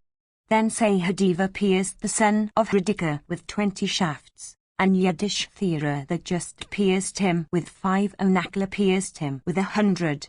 And the sons of Draupadi pierced him with 73 shafts, Katotkacha pierced him with 7. And Virata and Drupada's son, Drishthadima, each pierced him with 5 shafts, and Sikandin, having once pierced him with 5, again pierced him smilingly with 25 shafts. Then Kritavarman, O king, pierced every one of those great Ka warriors with 5 shafts, and Bhima again with 7. And the son of Hridika felled both the bow and the standard of Bhima from the latter's car. Then that mighty Ka warrior, with great speed, wrathfully struck Bhima, whose bow had been cut off with 70 keen shafts in the chest. Then mighty Bhima, deeply pierced with those excellent shafts of Ridika's son, trembled on his car like a mountain during an earthquake. Beholding Bhimasena in that condition, the Parthas headed by King Yudhishthira that just afflicted Kritavarman, O king, shooting at him many shafts. Encompassing that warrior there with throngs of cars, O sire, they cheerfully began to pierce him with their shafts, desiring to protect the wind godson in that battle. Then mighty Bhimasena, recovering consciousness, took up in that battle a dart made of steel and equipped with a golden staff, and hurled it with great speed from his own car at the car of Kritavarman. That dart, resembling a snake freed from its slough, hurled from Bhima's hands, fierce-looking, blazed forth as it proceeded towards Kritavarman. Beholding that dart endued with the splendor of the Uga fire coursing towards him, the son of Ridika cut it in twain with 2 shafts. Thereupon, that dart decked with gold, thus cut off, fell down on the earth, illumining the 10 points of the compass, O king, like a large meteor falling from the firmament. Seeing his dart baffled, Bhima blazed forth in wrath. Then taking up another bow which was tougher and whose twang was louder, Bhimasena, filled with wrath, attacked the son of Ridika in that battle. Then, O king, Bhima, of terrible might, struck Kritavarman in the centre of the chest with 5 shafts, in consequence of thy evil policy, O monarch. The ruler of the bower then, mangled in every limb, O sire, by Bhimasena, shone resplendent in the field like a red asoka covered with flowers. Then that mighty bowman, viz. Kritavarman, filled with rage, smilingly struck Bhimasena with 3 shafts, and having struck him forcibly, pierced in return every one of those great Ka warriors struggling vigorously in battle, with 3 shafts. Each of the latter then pierced him in return with 7 shafts. Then that mighty Ka warrior of the Satwata race, filled with rage, cut off, smiling in that battle, with a razor-faced shaft the bow of Sikandin. Sikandin then, seeing his bow cut off, quickly took up a sword and a bright shield decked with 100 moons. Whirling his large shield, decked with gold, Sikandin sent that sword towards the car of Kritavarman. That large sword, cutting off, O king, Crytovarman's bow with arrow fixed thereon, fell down on the earth, like, O monarch, a bright luminary loosened from the firmament. Meanwhile, those mighty Ka warriors quickly and deeply pierced Crytovarman with their shafts in that battle. Then that slayer of hostile heroes, viz., the son of Ridika, casting off that broken bow, and taking up another, pierced each of the Pandavas with 3 straight shafts. And he pierced Sikandin at first with 3, and then with 5 shafts. Then the illustrious Sikandin, taking up another bow, checked the son of Ridika with many swift flying shafts, furnished with heads like tortoise nails.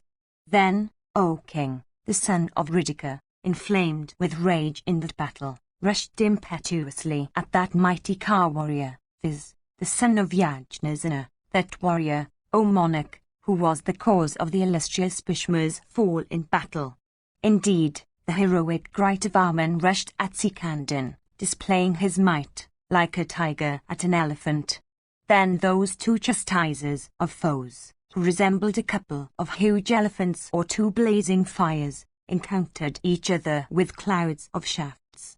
And they took their best of bows and aimed their arrows, and shot them in hundreds like a couple of suns shedding their rays. And those 2 mighty Ka warriors scorched each other with their keen shafts, and shone resplendent like 2 suns appearing at the end of the Yuga. And Crytovarman in that battle pierced that mighty Ka warrior, viz., Yajnasena's son, with 73 shafts, and once more with 7. Deeply pierced therewith, Sikandin sat down in pain on the terrace of his car, throwing aside his bow and arrows, and was overtaken by a swoon. Beholding that hero in the swoon, thy troops, O bull among men, worshipped the son of Ridika, and waved their garments in the air. Seeing Sikandin thus afflicted with the shafts of Ridika's son, his charioteer quickly bore that mighty Ka warrior away from the battle. The Parthas, beholding Sikandin lying senseless on the terrace of his car, soon encompassed Crytovarman in that battle with crowds of cars. The mighty Ka warrior, Crytovarman, then achieved a most wonderful feat there, inasmuch as, alone, he held in check all the Pathas with their followers. Having thus vanquished the Pathas, that mighty Ka warrior then vanquished the Chedis, the Panchalas, the Srinjayas, and the Kikayas, all of whom are endued with great prowess. The forces of the Pandavas then, thus slaughtered by the son of Ridika, began to run in all directions, unable to stay coolly in battle. Having vanquished the sons of Bandu headed by Bhimasena himself, the son of Ridika stayed in battle like a blazing fire. Those mighty Ka warriors, afflicted with torrents of shafts, and routed by Ridika's son in battle, ventured not to face him. Section Ksif. Sanjaya said, "Listen with undivided attention, O king. After the rout of that force by the Hysil son of Ridika, and upon the Pathas being humiliated with shame and thy troops elated with joy, he that became protector of the Pandavas who were solicitous of protection while sinking in that fathomless sea of distress, that hero, viz., the grandson of Suni, hearing that fierce uproar of thy army in that terrible fight, quickly turned back and proceeded against Crytovarman. Ridika's son, Crytovarman, then excited with wrath, covered the grandson of Suni with clouds of sharp shafts. At this, Satyaki also became filled with rage. The grandson of Suni then quickly sped at Crytovarman a sharp and broad-headed arrow in the encounter, and then 4 other arrows. These 4 arrows slew the steeds of Crytovarman, and the other cut off Crytovarman's bow. Then Satyaki pierced the charioteer of his foe and those that protected the latter's rear, with many keen shafts, to afflict his antagonist's forces. The hostile division then, afflicted with Satyaki's arrows, broke down. Thereupon, Satyaki of prowess incapable of being baffled, quickly proceeded on his way. Hear now, O king, what that hero of great valor then did unto thy troops. Having, O monarch, forded the ocean constituted by Drona's division, and filled with joy at having vanquished Kritavarman in battle, that hero then addressed his charioteer, saying, "Proceed slowly without fear." Beholding, however, that army of thine that abounded with cars, steeds, elephants and foot soldiers, Satyaki once more told his charioteer, "That large division which thou seest on left of Drona's host, and which looks stark as the clouds, consists of the elephants of the foe. Rekmaratha is its leader. Those elephants are many, O charioteer, and are difficult of being resisted in battle. Urged by Duryodhana, they wait for me, prepared to cast away their lives. All those combatants are of princely birth, and great bowmen, and capable of displaying great prowess in battle, belonging to the country of the Trigarters. They are all illustrious car warriors, owning standards decked with gold. Those brave warriors are waiting, desirous of battle with me. Urge the steeds quickly, O charioteer, and take me thither. I shall fight with the Trigarters in the very sight of Bharadwaja's son." Thus addressed, the charioteer, obedient to Satwata's will, proceeded slowly upon that bright car of solar refulgence, equipped with standard, those excellent steeds harnessed thereto and perfectly obedient to the driver, endued with speed of the wind, white as the kunda flower, or the moon, or silver, bore him to that spot. As he advanced to battle, drawn by those excellent steeds of the hue of a conch, those brave warriors encompassed him on all sides with their elephants, scattering diverse kinds of keen arrows capable of easily piercing everything. Satwata also fought with that elephant division, shooting his keen shafts, like a mighty cloud at the end of summer pouring torrents of rain on a mountain breast. Those elephants slaughtered with those shafts, whose touch resembled thunder sped by that foremost one among the Sinnis, began to fly away from the field, their tusks broken, bodies covered with blood, heads and frontal globes split open, ears and faces and trunks cut off, and themselves deprived of riders, and standards cut down, riders slain, and blankets loosened, ran away, O king, in all directions. Many amongst them, O monarch, mangled by Satwata with long shafts and calf-tooth-headed arrows and broad-headed arrows and angelikas and razor-faced arrows and crescent-shaped ones fled away, with blood flowing down their bodies, and themselves ejecting urine and excreta and uttering loud and diverse cries, deep as the roar of clouds.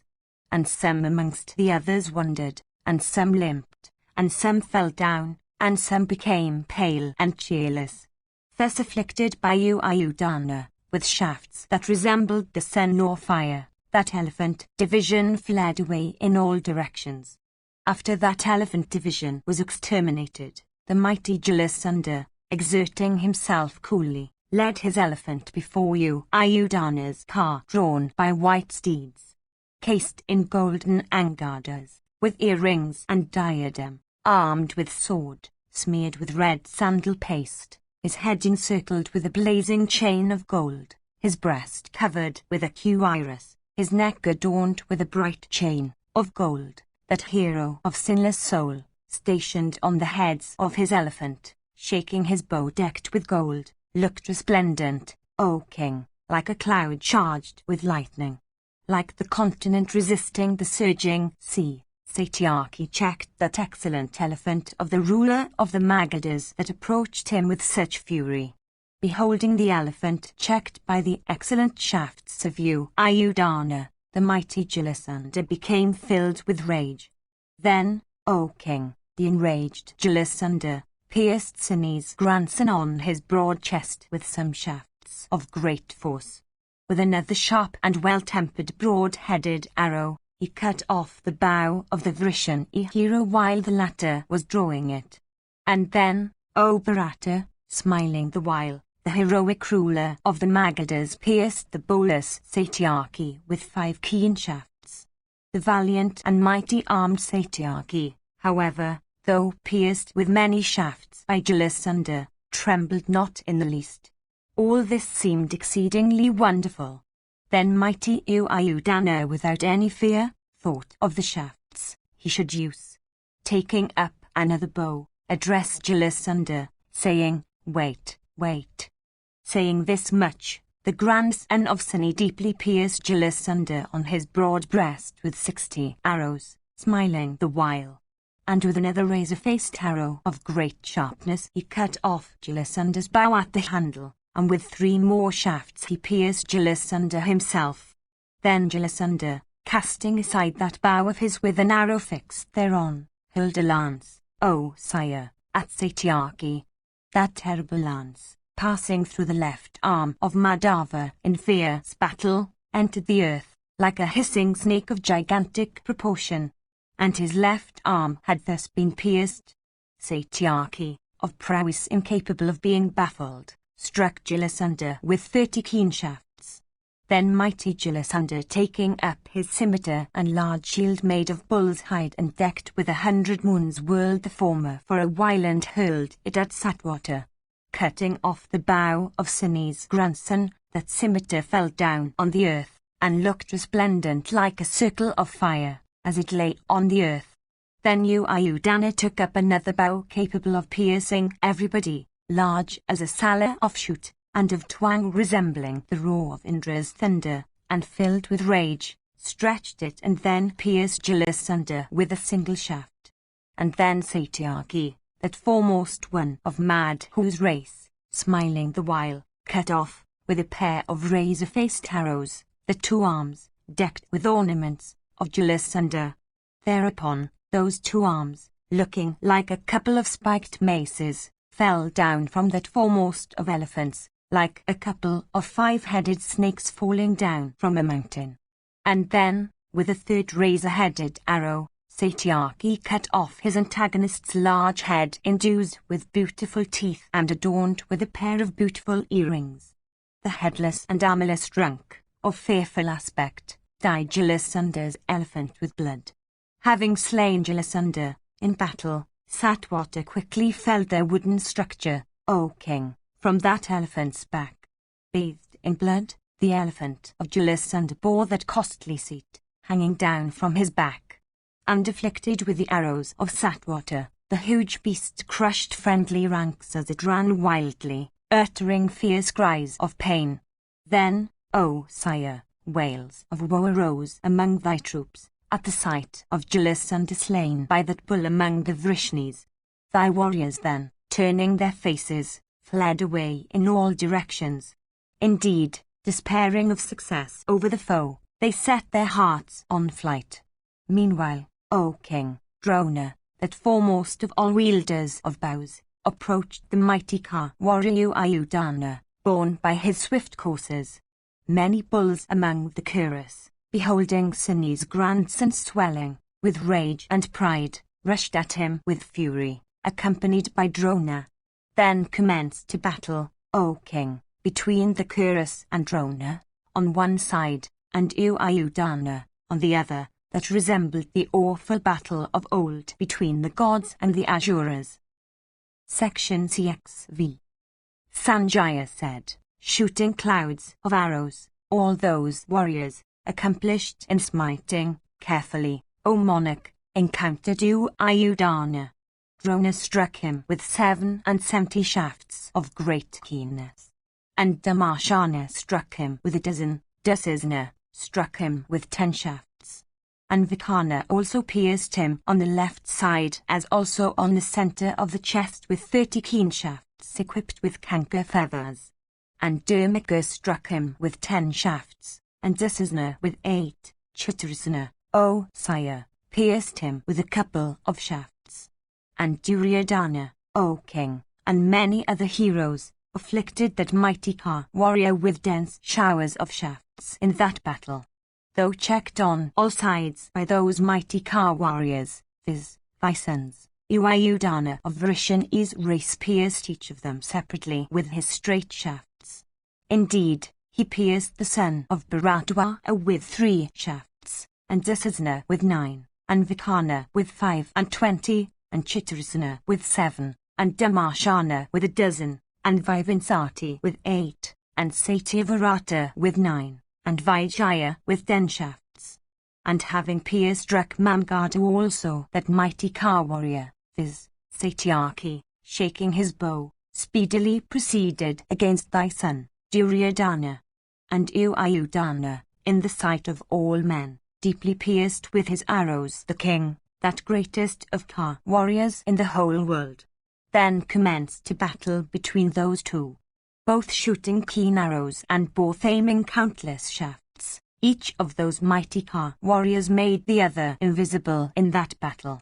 And Satyaki, pierced by the Kuru king, looked exceedingly resplendent as blood copiously ran down his body, like a sandal tree shedding its juicy secretions. Thy son also, pierced by Satwata with clouds of shafts, looked beautiful like a stake set up at a sacrifice, decked all over with gold. Then Madhava, O king, in that battle, cut off with razor-faced arrow, smiling the while, the bow of the Kuru king.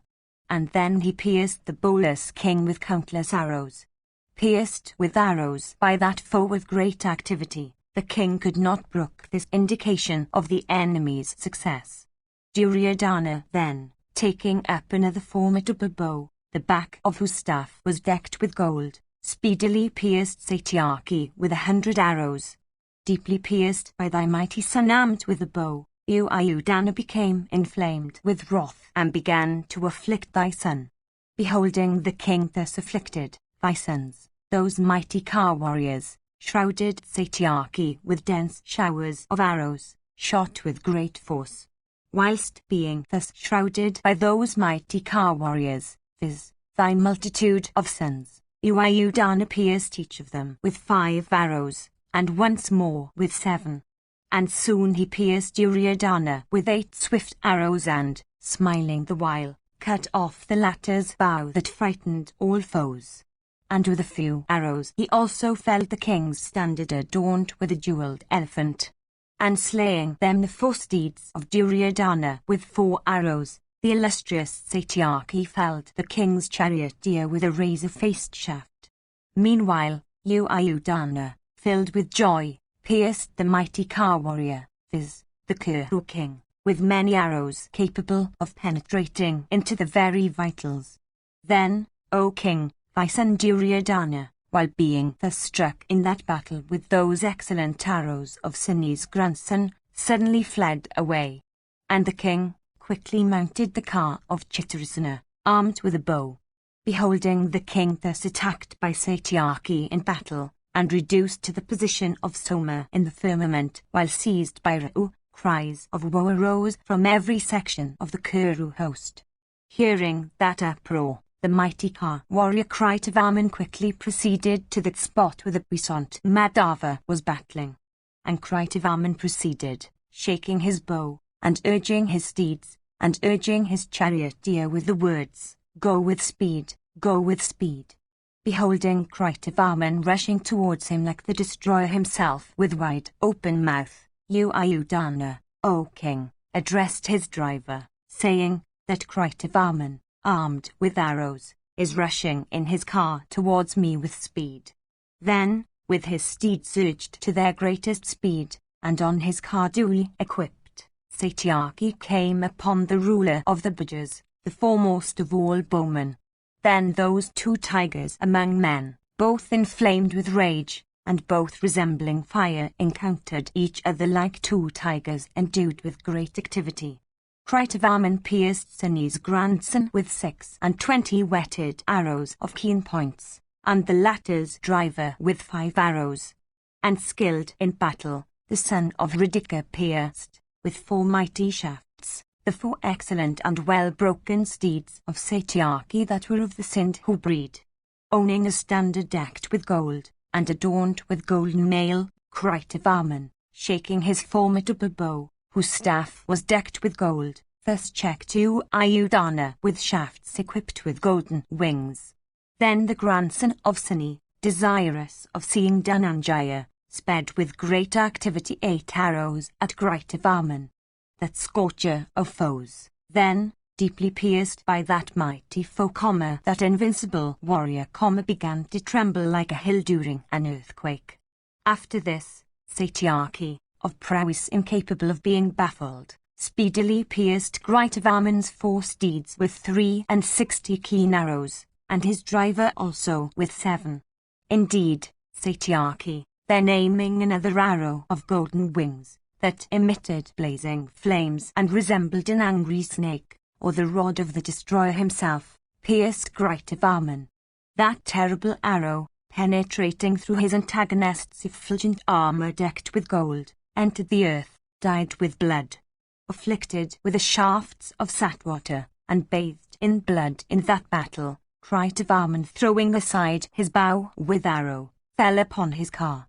That lion-toothed hero of immeasurable prowess, that bull among men, afflicted by Satyaki with his arrows, fell on his knees upon the terrace of his car.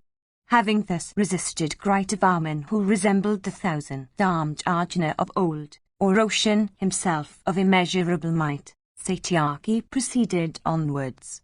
Passing through Gritavarman's division bristling with swords and darts and bows, and abounding in elephants and steeds and cars, and out of the ground rendered awful in consequence of the bloodshed by foremost Kshatriyas numbering by hundreds, that bull among the Sinis proceeded onwards in the very sight of all the troops, like the slayer of Vritra through the azure array. Meanwhile, the mighty son of Hridaka, taking up another huge bow, stayed where he was, resisting Pandavas in battle. Section CXVI. Sanjaya said, while the Kuru host was shaken by the grandson of Sini in these places, to which he proceeded, the son of Bharadwaja covered him with a dense shower of arrows.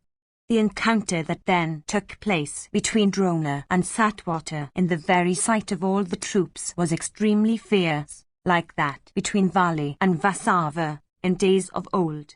Then Drona pierced the grandson of Sini on the forehead with 3 beautiful arrows made entirely of iron and resembling snakes of virulent poison.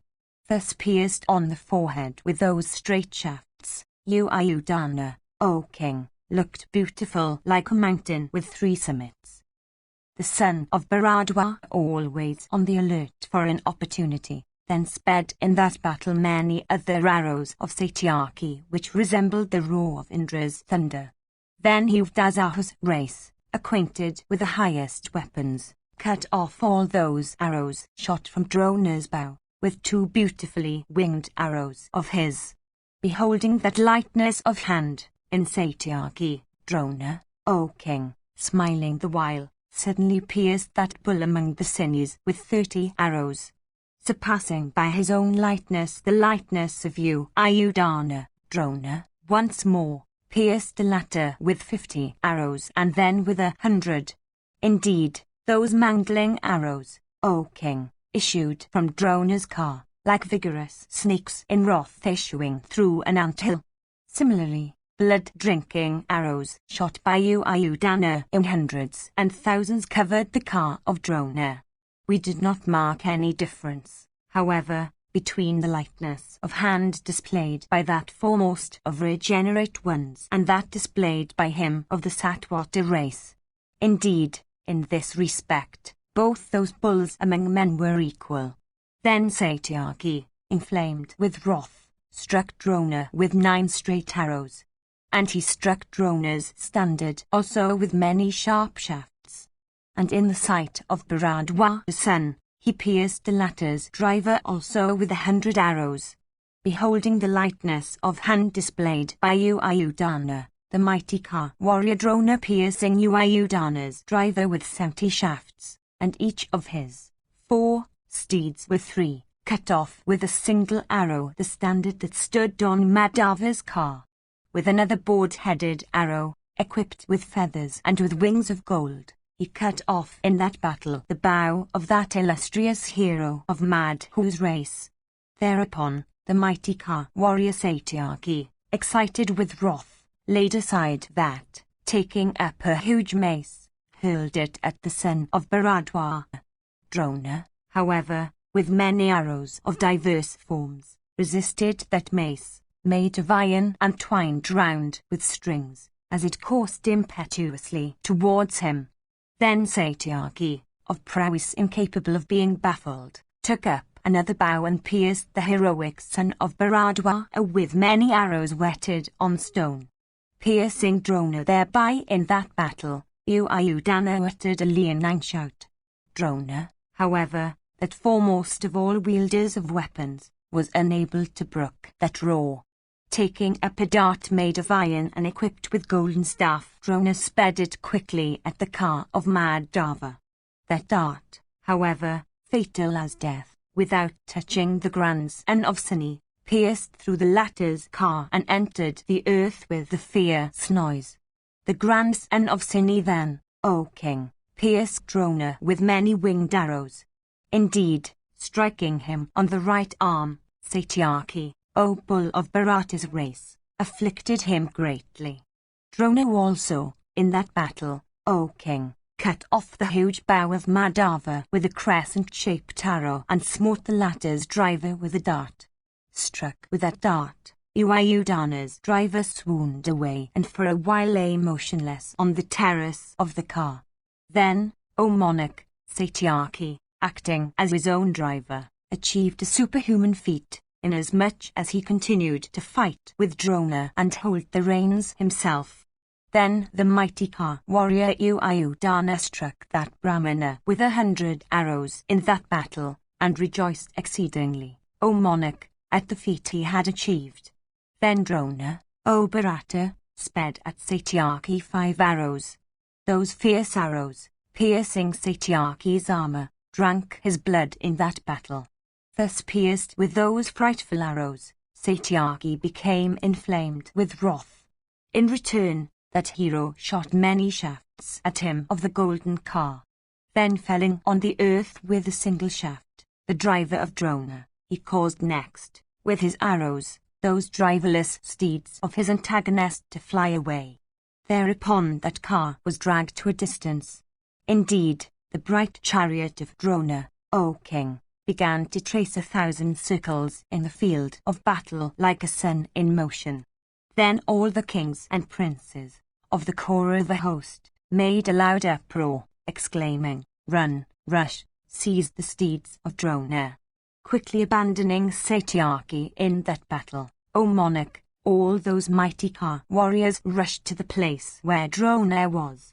Beholding those car warriors run away afflicted with the arrows of Satyaki, thy troops once more broke down and became exceedingly cheerless.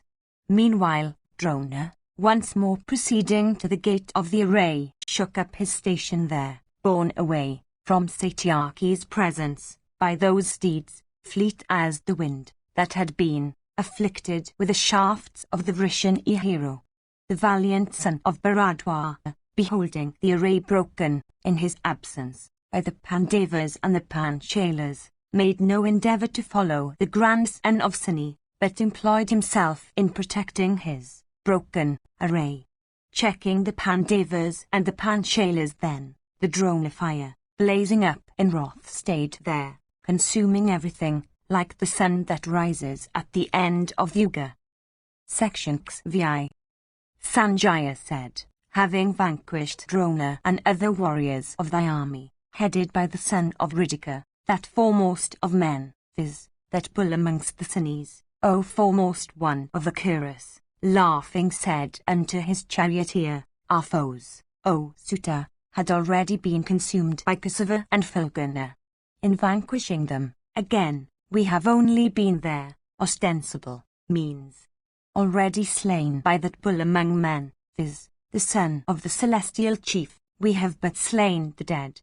Saying these words unto his charioteer, that bull amongst the Sunis, that foremost of bowmen, that slayer of hostile heroes, that mighty warrior, scattering with great force his arrows all around in that dreadful battle, proceeded like a hawk in search of prey. The Kuru warriors, although they attacked him from all sides, succeeded not in resisting that foremost of car warriors, resembling the sun himself of 1,000 rays, that foremost of men, who, having pierced the core of the ranks, was proceeding, borne by those excellent steeds of his that were white as the moon or a conch. Indeed, O Bharata, none amongst those that fought on thy side could resist you, Ayodhya, of irresistible prowess, of might incapable of impairment, of valor equal to that of him of 1,000 eyes, and looking like the autumnal sun in the firmament. Then that foremost of kings, viz., Sudarsana, conversant with all modes of warfare, clad in golden coat of mail, armed with bow and arrows and filled with rage, advanced against the rushing Satyaki and endeavored to check his course. Then the encounter that took place between them was fierce in the extreme, and both thy warriors and the Somikas, O king, highly applauded the encounter as between Vritra and Vasava.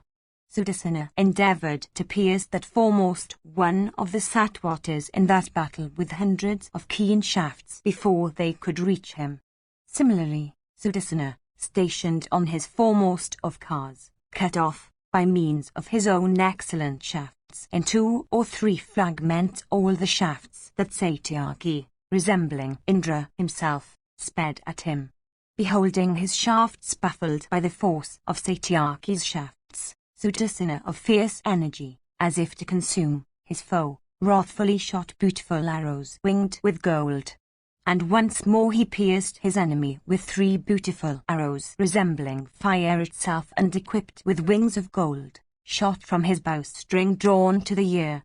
Those piercing through Satyaki's armor, penetrated into the latter's body. Similarly, that prince, viz., Sudarsana, aiming 4 other blazing arrows, smote therewith the 4 steeds of Satyaki that were white as silver in hue. Thus afflicted by him the grandson of Suni, endued with great activity and possessed of prowess equal to that of Indra himself, speedily slew with his keen shafts the steeds of Sudarsana and uttered a loud roar. Then cutting off with a board-headed arrow endued with the force of Sakra's thunder, the head of Sudarsana's driver, the foremost one amongst the Sunis, with a razor-faced arrow resembling the Yuga fire, cut off from Sudarsana's trunk his head graced with earrings, resembling the moon at full, and decked with an exceedingly radiant face, like the wielder of the thunder, O king, in days of old, forcibly cutting off the head of the mighty Vala in battle. That high-souled bull among the Yadas then, endued with great activity, thus slaying that grandson of a prince, became filled with delight and shone resplendent, O monarch, like the chief of the celestials himself. Ayodhya, then, that hero among men, proceeded along the track by which Arjuna had passed before him, checking, as he went, by means of clouds of shafts, all thy troops, and riding on that same car of his, O king, unto which were yoked those excellent steeds, and filling everybody with amazement. All the foremost of warriors there, assembled together, applauded that foremost of amazing feats achieved by him, for he consumed all foes that came within reach of his arrows, like a conflagration consuming everything in its way. Section XVI.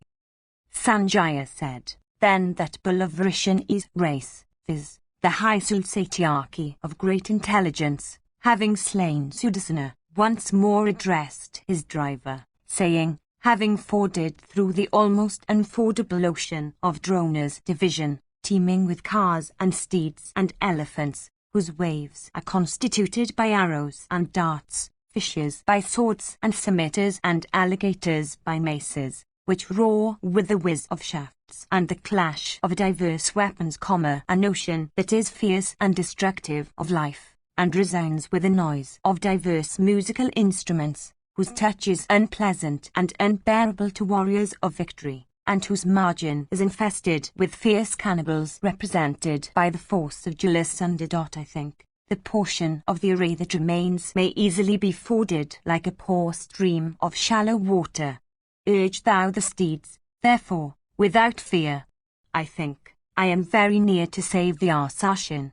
Having vanquished in battle the invincible Drona with his followers, and that foremost of warriors, viz., the son of Ridika, I think I cannot be distant from Dhananjaya. Fear never comes to my heart even if I behold countless foes before me. These to me are like a heap of straw and grass to a blazing conflagration in the woods. Behold, the track by which the diadem-decked Arjuna, that foremost one among the Pandavas, hath gone, is rendered uneven with large bodies of foot soldiers and steeds and car warriors and elephants lying slain on the ground. Behold, routed by the Trisult warrior, the Kaurava army is flying away. Behold, O charioteer, a dark brown dust is raised by those retreating cars and elephants and steeds. I think I am very near to Arjuna of white steeds, having Krishna for his charioteer. Hark, the well-known twang of Gandiva of immeasurable energy is being heard. From the character of the omens that appear to my view, I am sure that Arjuna will slay the ruler of the Sindhus before the sun sets. Without causing their strength to be spent, urge the steed slowly to where those hostile ranks are staying, that is, to where yonder warriors headed by Duryodhana, their hands cased in leathern fences, and yonder Kamvojas of fear steeds, clad in mail and difficult of being defeated in battle, and those Yavanas armed with bow and arrows and skilled in smiting, and Andasakas and Daridas and Barbaras and Tamraliptikas, and other countless Malechas, armed with diverse weapons, were come to the spot, I repeat, where, indeed, yonder warriors headed by Duryodhana, their hands cased in leathern fences are waiting with their faces turned towards me and inspired with the resolution of battling with me. Regard me to have already passed through this fierce fastness, O Sutta, having slain in battle all these combatants with cars and elephants and steeds and foot soldiers that are amongst them. The charioteer, thus addressed, said, O thou of Vrishani's race, fear I have none, O thou of prowess that cannot be baffled.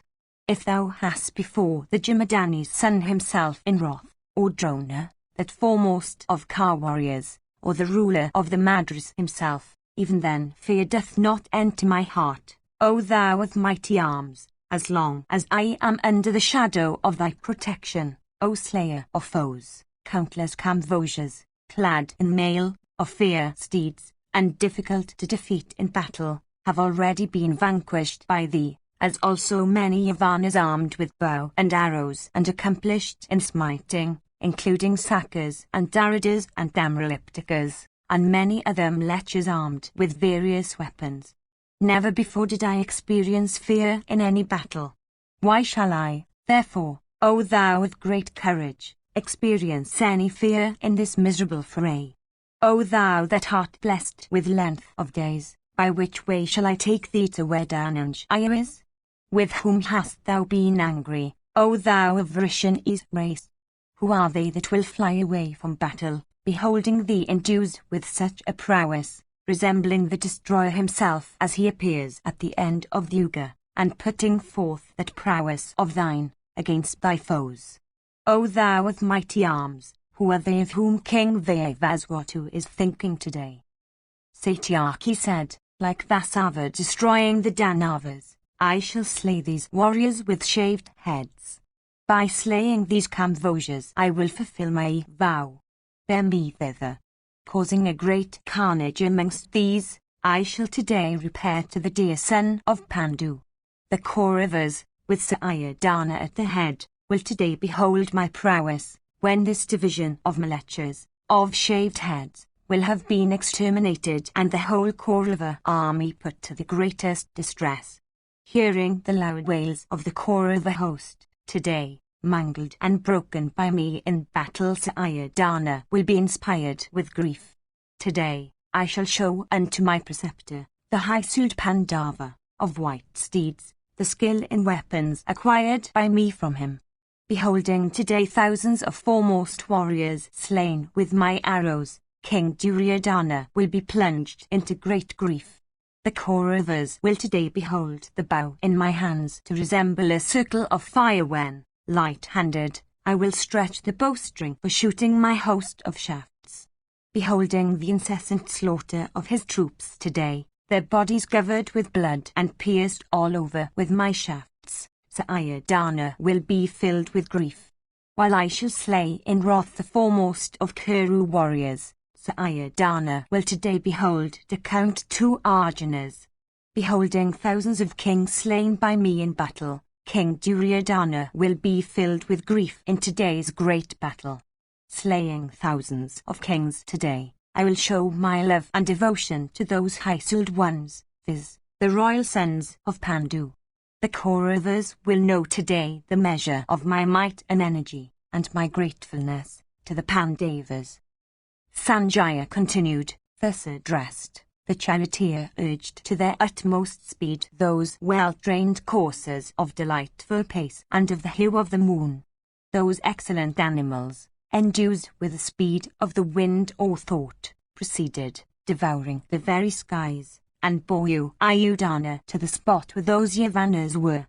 Thereupon, the Yavanas, many in number and endued with lightness of hands, approaching and retreating Satyaki, covered him with showers of arrows. The rushing Satyaki, however, O king, cut off by means of his own straight arrows all those shafts and weapons of the Yavanas. Inflamed with wrath, Ayodhana then, with his straight shafts of great sharpness, winged with gold and vulture's feathers, cut off the heads and arms of those Yavanas. Many of those arrows, again, piercing through their coats of mail, made of iron and brass, entered the earth. Struck by the brave Satyaki in that battle, the Malechas began to fall down on the earth in hundreds, deprived of life. With his arrows shot in continuous lines from his bow drawn to its fullest stretch, that hero began to slay 5, 6, 7, or 8 Yavanas at a time. Thousands of Kamvojas, and Sakas, and Barbaras were similarly slain by Satyaki. Indeed, the grandson of Suni, causing a great carnage among thy troops, made the earth impassable and miry with flesh and blood. The field of battle was strewn with the headgears of those robbers and their shaved heads too that looked, in consequence of their long beards, like featherless birds. Indeed, the field of battle covered with headless drunks dyed all over with blood, looked beautiful like the welkin covered with coppery clouds. Slain by Satwata by means of his straight shafts whose touch resembled that of Indra's thunder, the Yavanas covered the surface of the earth. The small remnant of those mail-clad troops vanquished in battle, O king, by Satwata, becoming cheeless, their lives on the point of being taken, broke and urging their steeds with goads and whips to their utmost speed, fled from fear in all directions.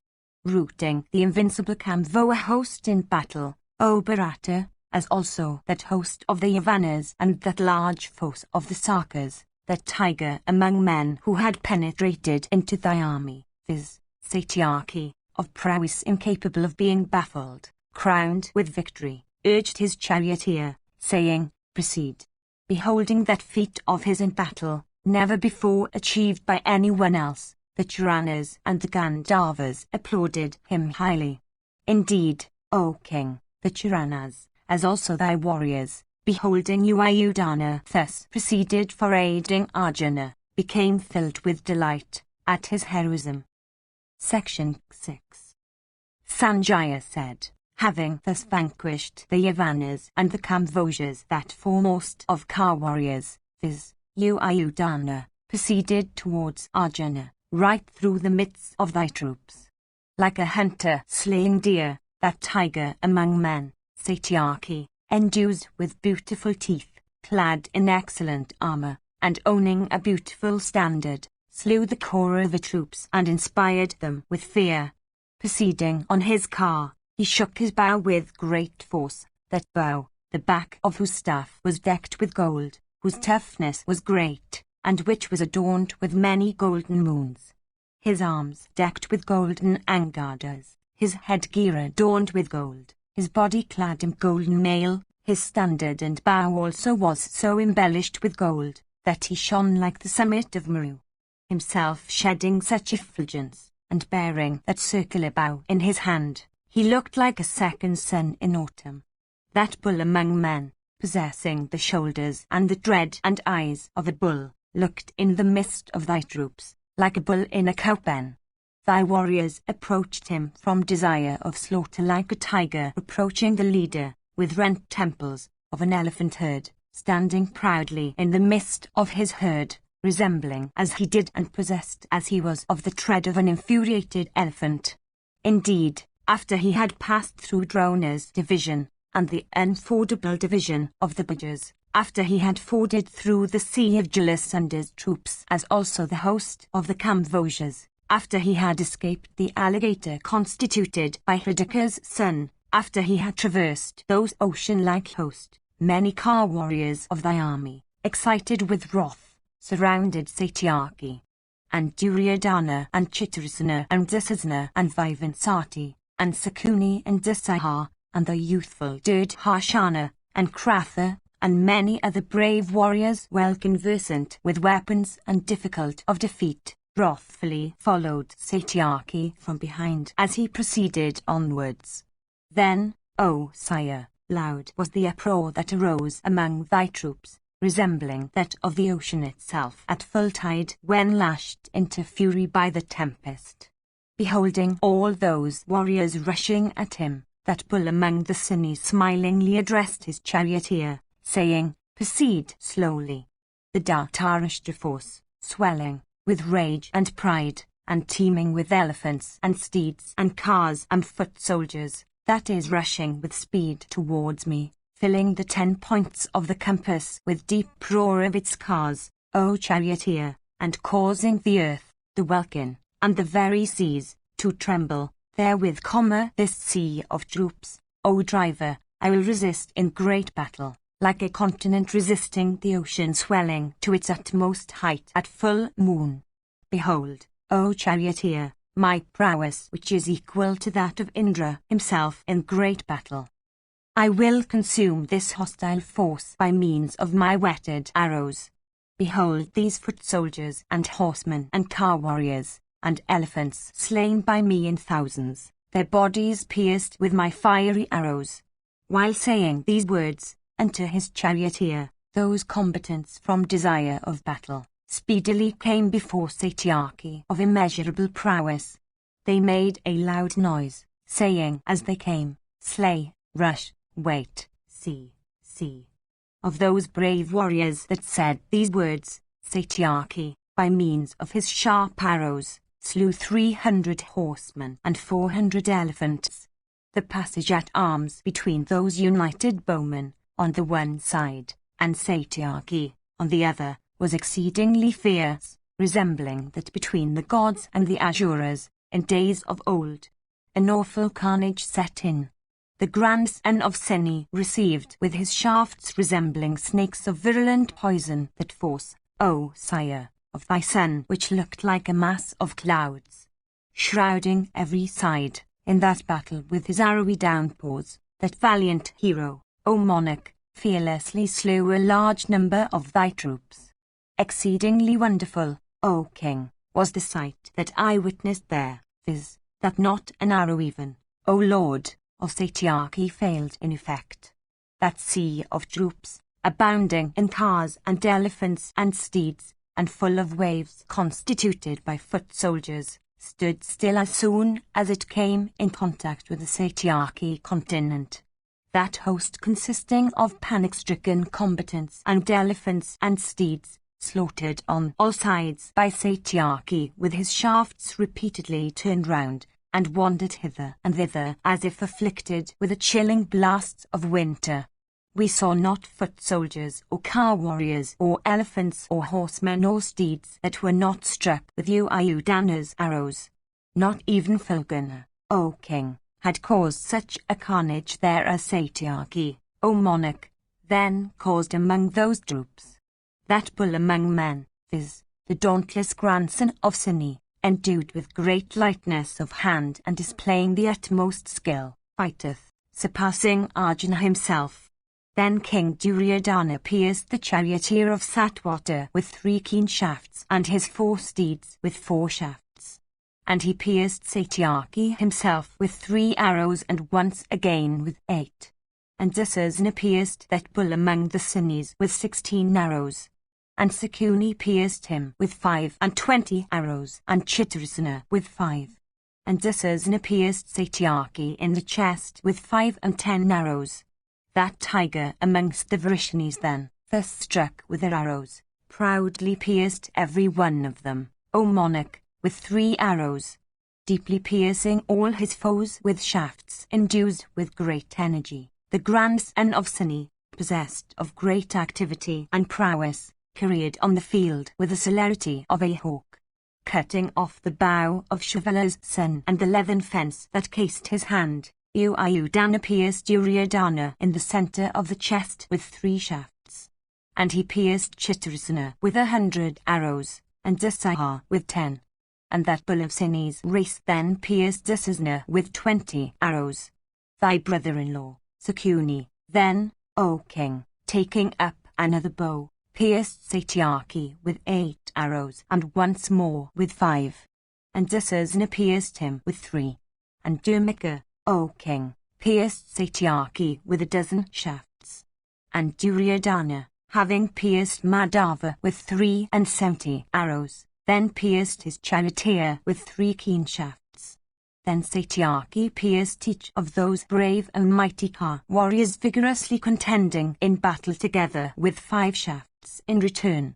Then foremost of Ka warriors, viz. Uyudana, speedily struck thy son's charioteer with a broad-headed shaft, whereupon the latter, deprived of life, fell down on the earth.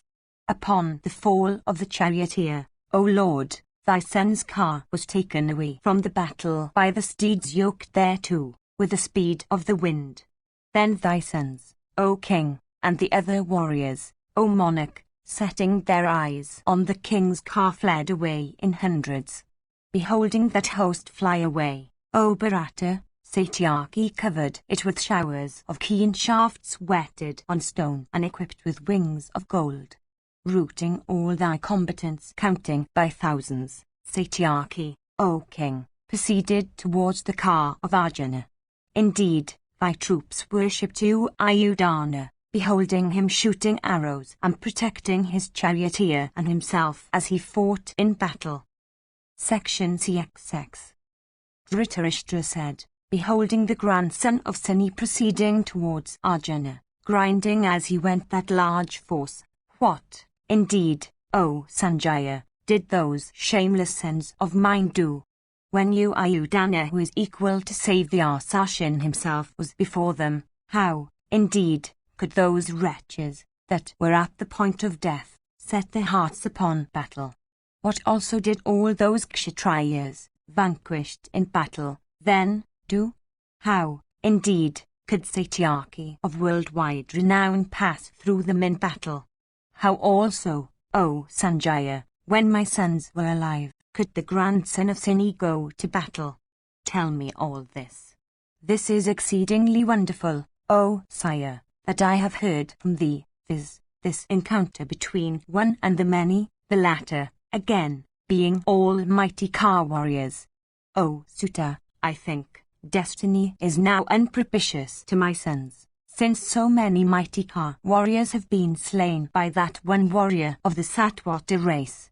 Alas, O Sanjaya, my army is no match for even one warrior, viz., Uyudana, inflamed with wrath. Let all the Bandavas hang up these weapons. Vanquishing in battle Drona himself, who skilled in weapons and conversant with all modes of warfare, Satyaki will slay my sons, like a lion slaying smaller animals. Numerous heroes, of whom Kritavarman is the first, contending vigorously in battle, could not slay Uyudana. The latter, without doubt, will slay my sons. Fulgana himself fought not in the manner in which the renowned grandson of Sini has fought. Sanjaya said, all this, O king, has been brought about by thy evil counsels and the acts of Duryodhana. Listen attentively to what, O Bharata, I say unto thee. At the command of thy son, the Samsaptakas, rallying, all resolved upon fighting fiercely. 3,000 bowmen headed by Duryodhana, with a number of Sakas and Kamvojas and Valikas and Yavanas and Paridas and Kalingas and Tanganas and Amvashtas and Pisachas and Barbaras and Mountaineers, O monarch, inflamed with rage and armed with stone, all rushed against the grandson of Seni like insects against a blazing fire. 500 other warriors, O king, similarly rushed against Satyaki, and another mighty body consisting of 1,000 cars, 100 great car warriors, 1,000 elephants, 2,000 heroes, and countless foot soldiers, also rushed against the grandson of Seni. Dusasana, O Bharata, urging all those warriors, saying, slay him, surrounded Satyaki therewith. Grand and wonderful was the conduct that we then beheld of Seni's grandson, inasmuch as alone he fought fearlessly with those innumerable foes. And he slew that entire body of car warriors and that elephant force, and all those horsemen and that entire body of robbers. Like the autumnal firmament bespangled with stars, the field of battle that became strewn with car wheels broken and crushed by means of his mighty weapons, with innumerable akshas and beautiful cart shafts reduced to fragments, with crushed elephants and fallen standards, with coats of mail and shields scattered all about, with garlands and ornaments and robes and danuskashas, O sire. Many foremost of elephants, huge as hills, and born of the race of Anjana or Vamana, O Bharata, or of other races, many foremost of tuskers, O king, lay there on the ground, deprived of life. And Satyaki slew, O monarch, many foremost of steeds of the Vanayu, the mountain, the Kamvoa and the Valika breeds. And the grandson of Seni also slew foot soldiers there, in hundreds and thousands, born in various realms and belonging to various nations. Whilst those soldiers were being thus slaughtered, Dusasana, addressing the robbers, said, Ye warriors unacquainted with morality, fight. Why do you retreat? Beholding them run away without paying any heed to his words, thy son Dusasana urged on the brave mountaineers, skilled in fighting with stones, saying, Ye are accomplished in battling with stones. Satyaki is ignorant of this mode of warfare. Stay ye, therefore, that warrior who, though desirous of battle, is ignorant of your mode of fight. The Kauravas also are all unacquainted with this mode of battle. Rush ye at Satyaki. Do not fear. Satyaki will not be able to approach you. Thus surged those Kshatriyas dwelling on the mountains, all acquainted with the method of fighting with stones, rushed towards the grandson of Seni like ministers towards a king. Those denizens of the mountain then, with stones huge as elephants' heads uplifted in their hands, stood before you, Ayodhana, in that battle. Others, urged by thy son, and desirous of slaying Satwata, encompassed the latter on all sides, armed with missiles. Then, Satyaki, aiming at those warriors rushing at him from desire of fighting with stones, sped at them showers of keen shafts.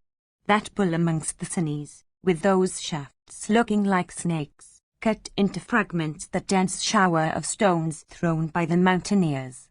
The fragments of those stones, looking like a swarm of blazing fireflies, slew many combatants there, whereupon, O sire, cries of "Oh" and "Alas" arose on the field. Then, again, 500 brave warriors with huge stones uplifted in their hands, fell down, O king, on the ground, their arms cut off. And once more a full 1,000, and again 100,000, amongst others, fell down without being able to approach Satyaki, their arms with stones still in grasp cut off by him. Indeed, Satyaki slew many thousands of those warriors fighting with stones. All this seemed exceedingly wonderful. Then many of them, returning to the fight, hurled at Satyaki showers of stones. And armed with swords and lances, many Daradas and Tanganas and Kasas and Lampakas and Pulindas hurled their weapons at him. Satyaki, however, well conversant with the application of weapons, cut off those stones and weapons by means of his shafts. Those stones, while being pierced, broken in the welkin by Satyak's whetted shafts, produced a fierce noise, at which many car warriors and steeds and elephants fled away from battle. And struck with the fragments of those stones, men and elephants and steeds became incapable of staying in battle, for they felt as if they were bit by wasps. The small remnant of the elephants that had attacked Satyaki, covered with blood, their heads and frontal globes split open, then fled away from Ayudhana's car. Then there rose among thy troops, O sire, while they were being thus ground by Madhava, a noise like that of the ocean at full tide. Hearing that great uproar, Drona, addressing his charioteer, said, O Suta, that great car warrior of the Satvata race, excited with wrath, is tearing our army into diverse fragments, and careering in battle like the destroyer himself. Take thou the car to that spot whence this furious uproar is coming. Without doubt, Ayudhana is engaged with the mountaineers who battle with stones. Our car warriors are seen also to be borne away by their wildly running steeds. Many amongst them, weaponless and armorless and wounded, are falling down. The charioteers are unable to check their steeds as these are rushing wildly. Hearing these words of Bharadwaja's son, the charioteer said unto Drona, that foremost of wielders of weapons, thou blessed with length of days, the core of the troops are flying away. Behold, our warriors, routed by the foe, are flying in all directions.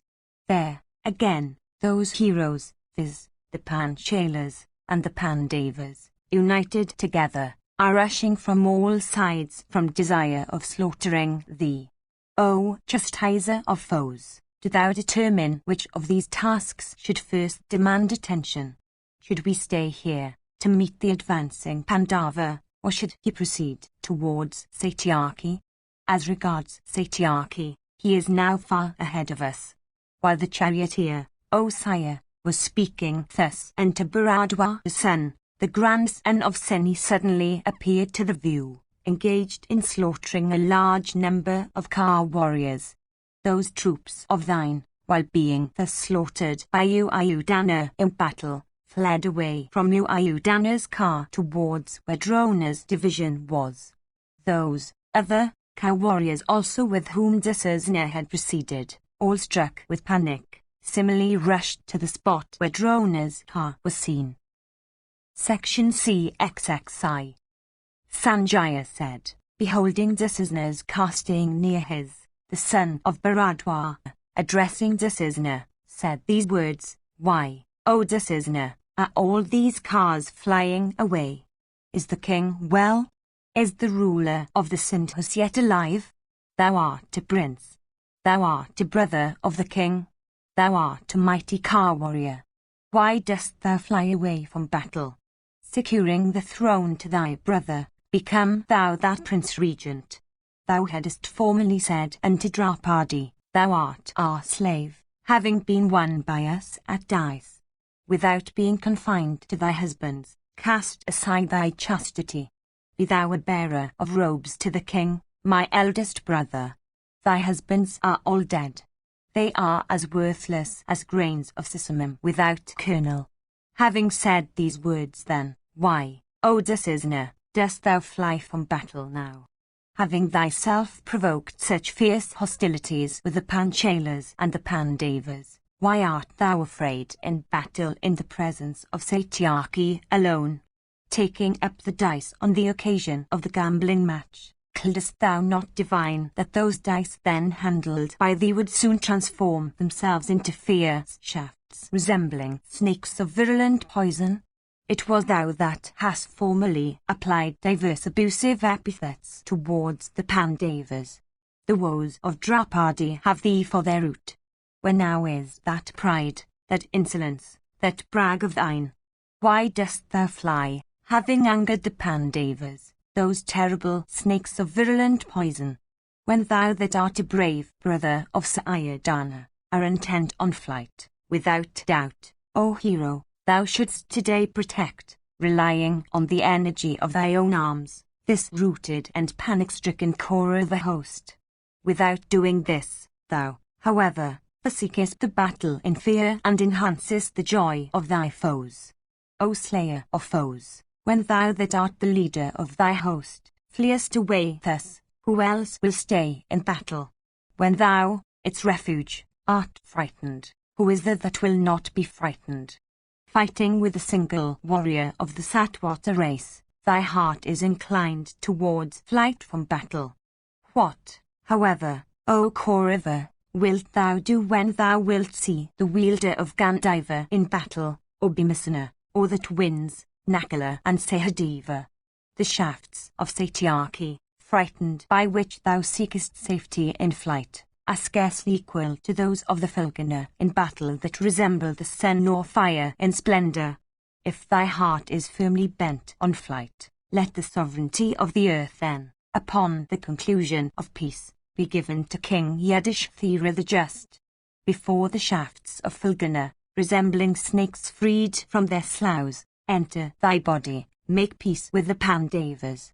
Before the Hysalpathas, slaying thy 100 brothers in battle, wrest the earth by force, make peace with the Pandavas. Before King Yudhishthira is enraged, and Krishna also, that delighter in battle, makes peace with the Pandavas. Before the mighty armed Bhima, penetrating into this vast host, seizes thy brothers, make peace with the Pandavas. Bhishma formerly told thy brother Sayadana, the Pandavas are unconquerable in battle. O amiable one, make peace with them. Thy wicked brother Sayadana, however, did not do it. Therefore, setting thy heart firmly on battle, fight vigorously with the Pandavas. Go quickly on thy car to the spot where Satyaki is. Without thee, O Bharata, this host will fly away. For the sake of thy own self, fight in battle with Satyaki, of prowess incapable of being baffled. Thus addressed, by Drona, thy son said not a word in reply. Feigning not to have heard the words of Bharadwaja's son, Dussasana proceeded to the place where Satyaki was. Accompanied by a large force of unretreating Malechas, and coming upon Satyaki in battle, Dussasana fought vigorously with that hero. Drona also, that foremost of car warriors, excited with wrath, rushed against the Panchalas and the Pandavas, with moderate speed. Penetrating into the midst of the Pandava host in that battle, Drona began to crush their warriors by hundreds and thousands. And Drona, O king, proclaiming his name in that battle, caused a great carnage among the Pandavas, the Panchalas, and the Matsyas. The illustrious Virakitu, the son of the ruler of the Panchalas, rushed against the son of Bharadwaja, who thus engaged in vanquishing the Pandava ranks. Piercing Drona with 5 straight shafts, that prince then pierced Drona's standard with 1 shaft, and then his charioteer with 7. The sight that I then beheld, O monarch, in that battle, was exceedingly wonderful, inasmuch as Drona, though exerting himself vigorously, could not approach the prince of the Panchalas. Then, O sire, the Panchalas, beholding Drona checked in battle, surrounded the latter on all sides, O king, from desire of King Yudhishthira's victory. And those warriors then covered Drona along with showers of fiery shafts and strong lances and various other kinds of weapons, O king. Baffling then those dense showers of weapons by means of his own numerous shafts, like the wind driving away from the welkin masses of clouds, Drona looked exceedingly resplendent. Then that slayer of hostile heroes, the son of Bharadwaja, aimed a fierce shaft, endued with the effulgence of the sun or the fire, at the car of Virakitu. The shaft, O monarch, piercing through the prince of Panchala, quickly entered the earth, bathed in blood and blazing like a flame of fire. Then the prince of the Panchalas quickly fell down from his car, like a champaka tree uprooted by the wind, falling down from a mountain summit. Upon the fall of that great bowman, that prince endues with great might, the Panchalas speedily encompassed Drona on every side. Then Chitraketu, and Satanwan, and Chitravarman, O Bharata, and Chitrarathu also, all afflicted with grief on account of their slain brother, together rushed against the son of Bharadwaj, desirous of battling with him, and shooting shafts at him, like a clouds pouring at the end of summer. Struck from all sides by those mighty Ka warriors of royal lineage, that bull among Brahmanas mustered all his energy and wrath for their destruction. Then Drona shot showers of shafts at them.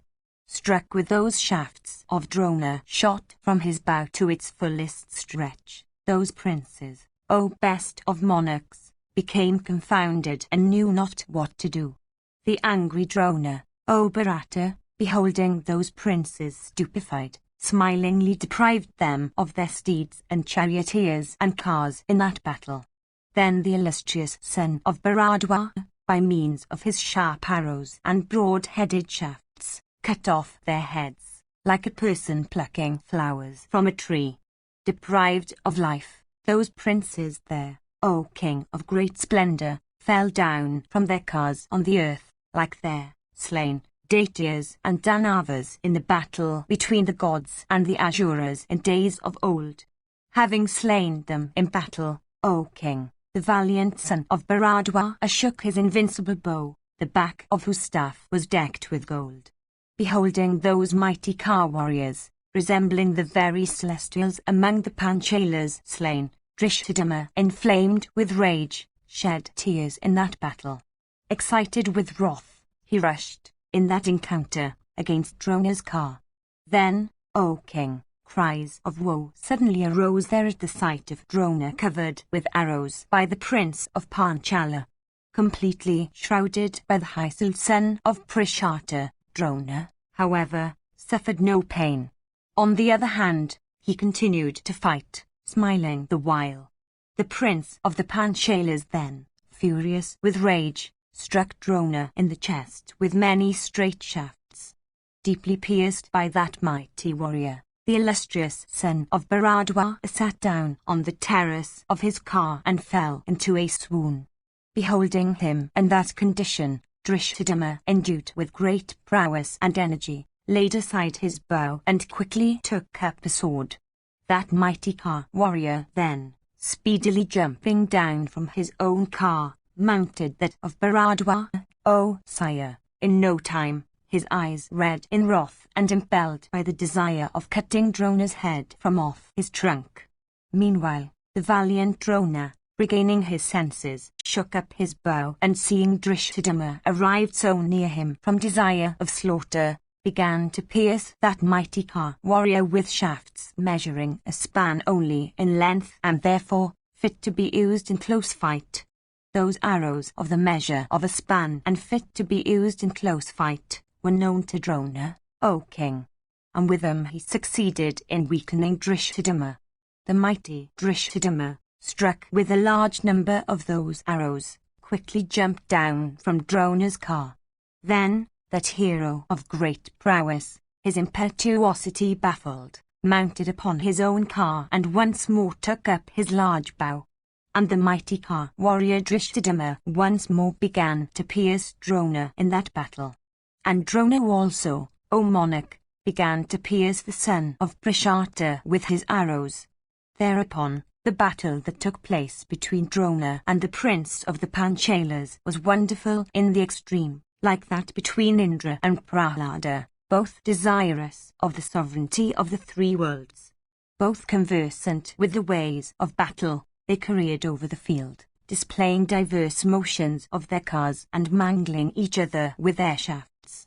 And Drona and Prishata's son, stupefying the mind of the warriors, shot showers of shafts like two mighty clouds, pouring torrents of rain in the rainy season.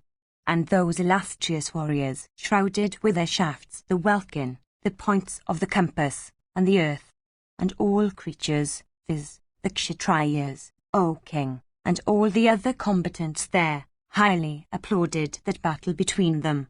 And the Panchalas, O king, loudly exclaimed, without doubt, Drona, having encountered Drishtadyumna in battle, will succumb to us. Then Drona, in that battle, quickly cut off the head of Drishtadyumna's charioteer like a person plucking a ripe fruit from a tree. Then the steeds, O king, of the household Drishtadyumna ran away, and after those steeds had carried away Drishtadyumna from the field, Drona, endued with great prowess, began to rout the Panchalas and the Saranjayas in that battle. Having vanquished the Pandus and the Panchalas, Bharadwaja's son of great prowess, that chastiser of foes, once more took up his station in the midst of his own array.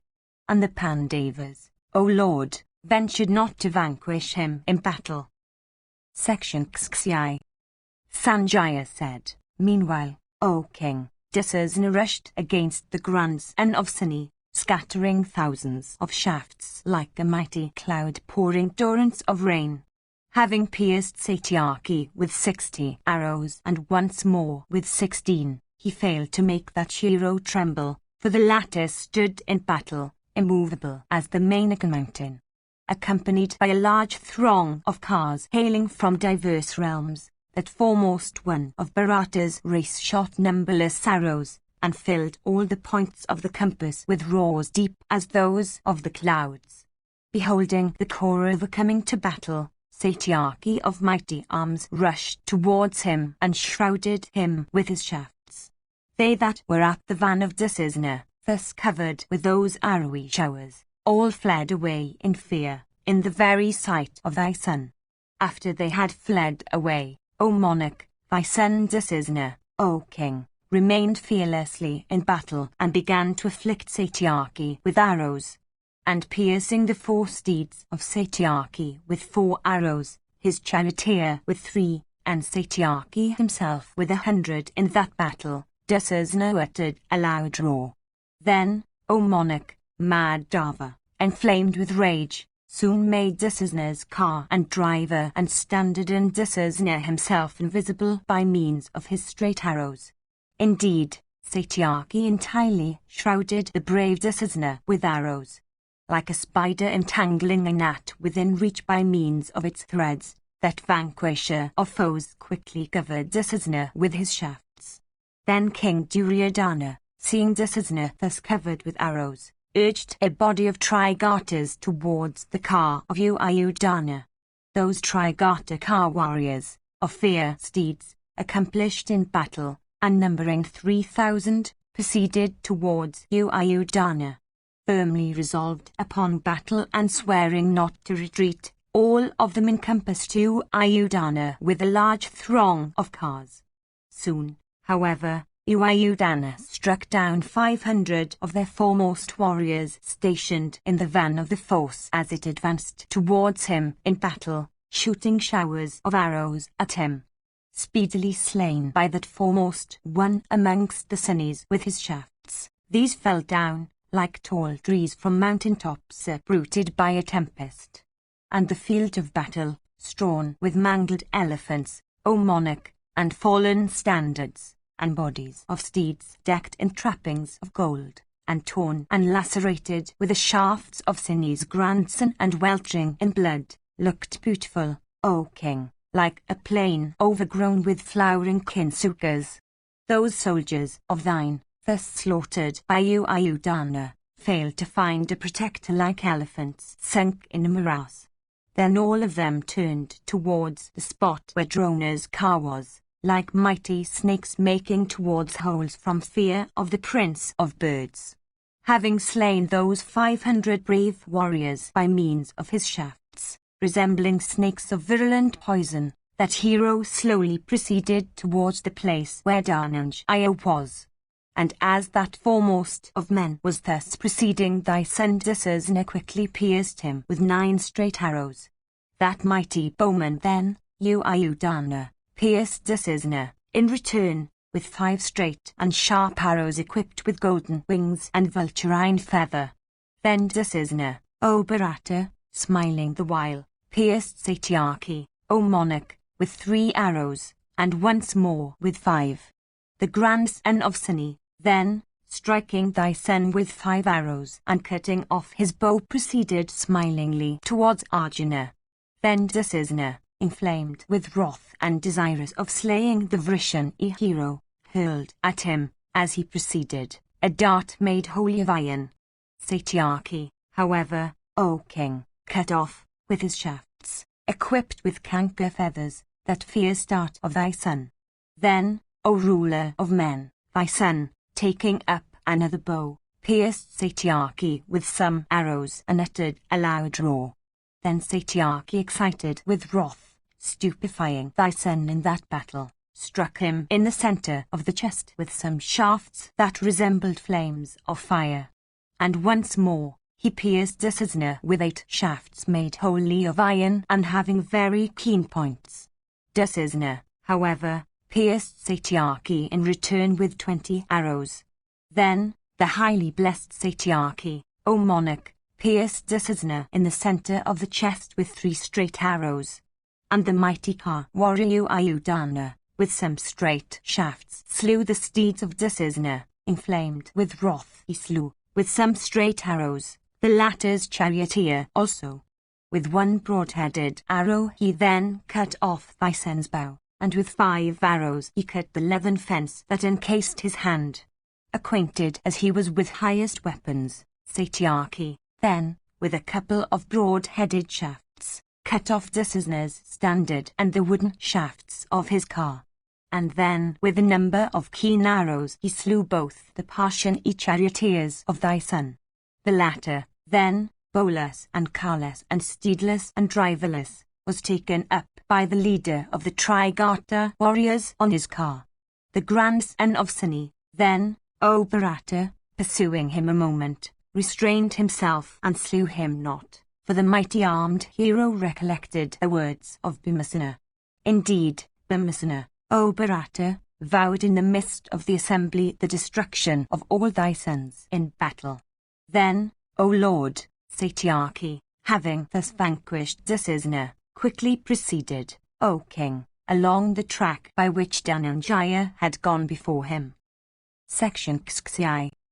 Dhritarashtra said, Were there, O Sanjaya, no mighty Ka warriors in that army of mine who could slay or resist that Satyaki while he proceeded towards Arjuna?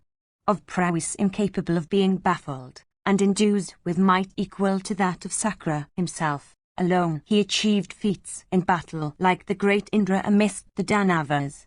Or, perhaps, the track by which Satyaki proceeded was empty. Alas, possessed of true prowess, alone he hath crushed numberless warriors. Tell me, O Sanjaya, had the grandson of Suni, alone as he was, passed through that vast force struggling with him in battle?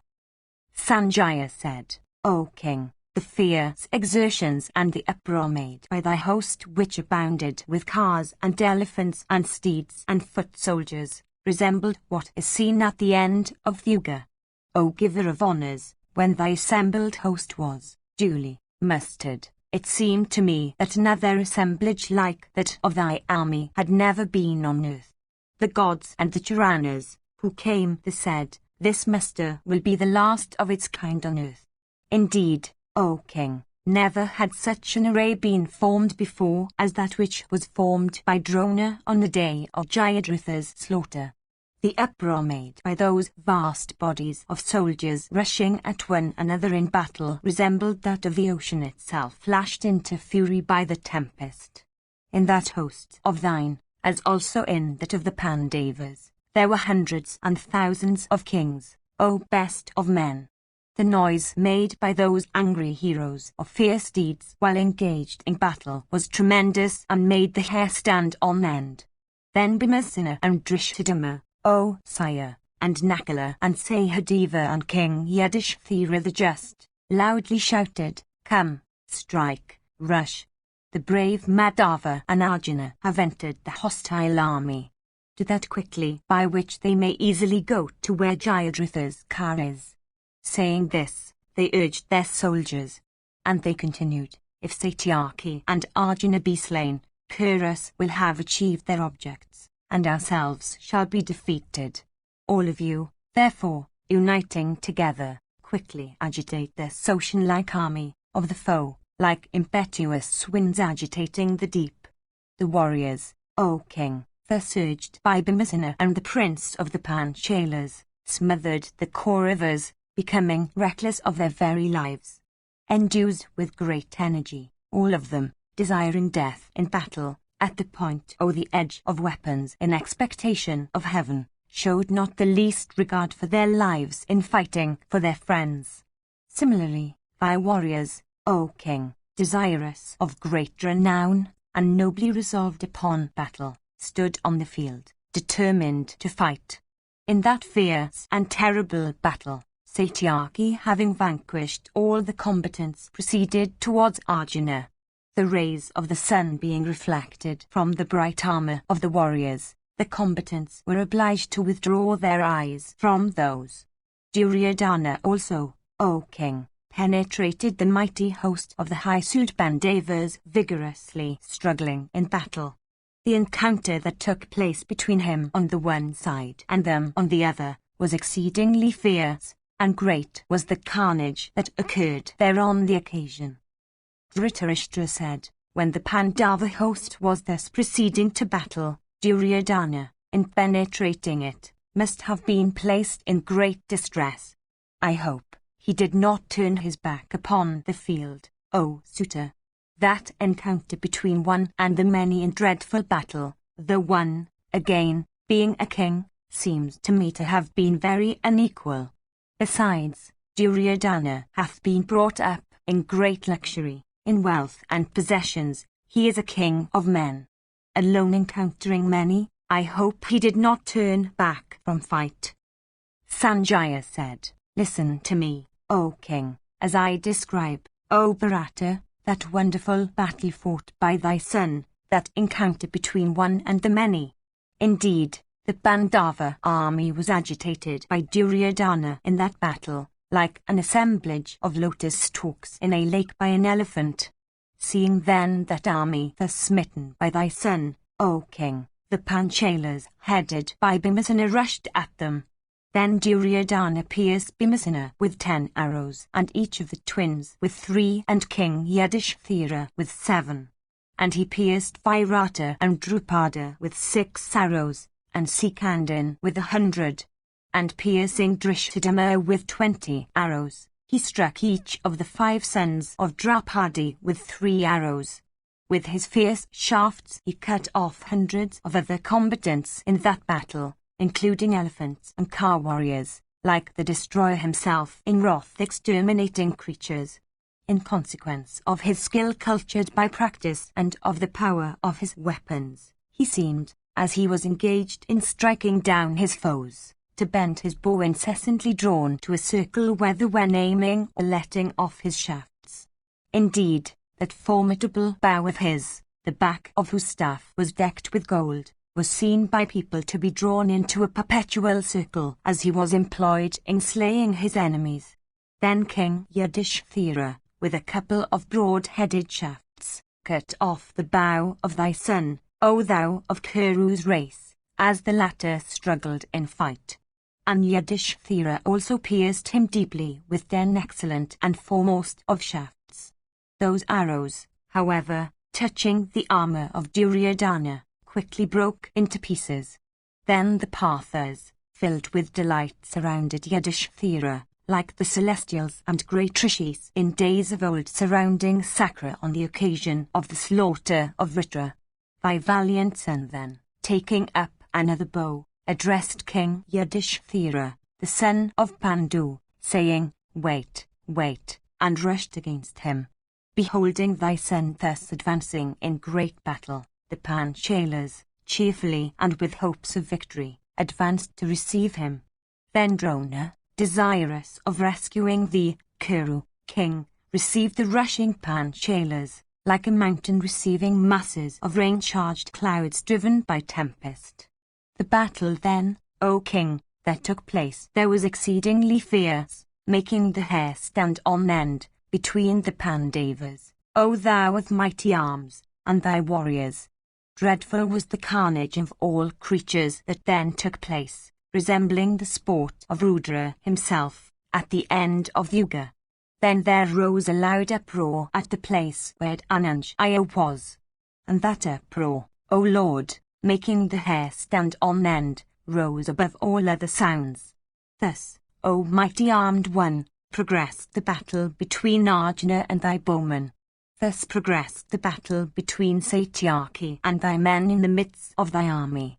And thus continued the fight between Drona and his enemies at the gate of the array. Thus, indeed, O Lord of the earth, continued that carnage on the earth, when Arjuna and Drona and the mighty warrior Satyaki were all excited with wrath. Section XXV. Sanjaya said, in the afternoon of that day, O king, a dreadful battle, characterized by roars, deep as those of the clouds, once more occurred between Drona and the Somakas. That foremost of men, Drona, mounted on his car of red steeds, and intent on battle rushed against the Pandavas, with moderate speed.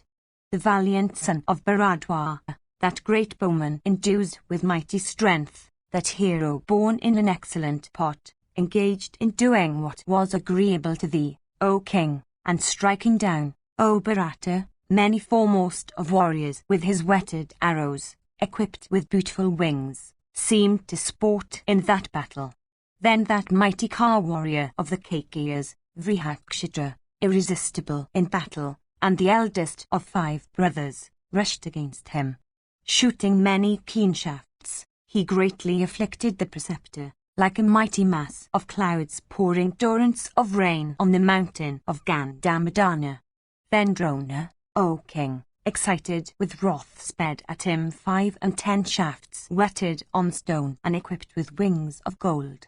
The prince of the Kakeyas, however, cheerfully cut off every one of those shafts shot by Drona, and which resembled angry snakes of virulent poison, with 5 shafts of his own. Beholding that lightness of hand displayed by him that bull among Brahmanas, then sped at him 8 straight shafts. Seeing those shafts shot from Drona's bow, swiftly coursing towards him, Vrihakshitra in that battle resisted them with as many sharp shafts of his.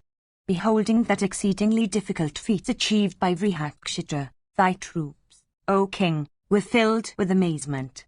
Then Drona, O monarch, applauding Vrihakshitra, invoked into existence the irresistible and celestial weapon called Brahma in that battle. The prince of the Kakeyas, seeing it shot by Drona in battle, baffled that Brahma weapon, O monarch, by a Brahma weapon of his own. After that weapon had been thus baffled, Vrihakshitra, O Bharata, pierced the Brahmana with 60 shafts whetted on stone and equipped with wings of gold.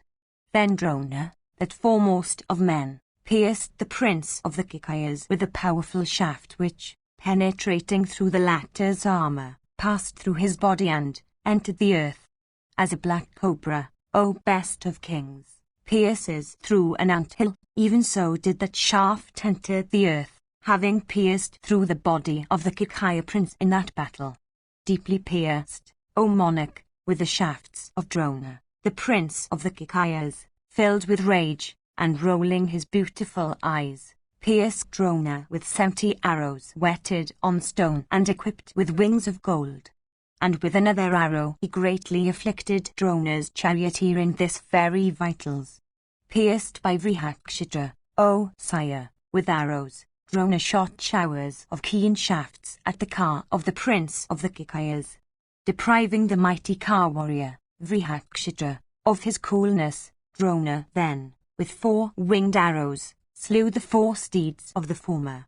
With another arrow he felled Vrihakshitira's charioteer from his niche in the car, and felling on the earth, with 2 other arrows, his enemy's standard and umbrella, that bull among Brahmanas, with a 3rd shaft well shot from his bow, pierced Vrihakshitra himself in the chest. Thereupon, the latter, thus struck in the chest, fell down from his car.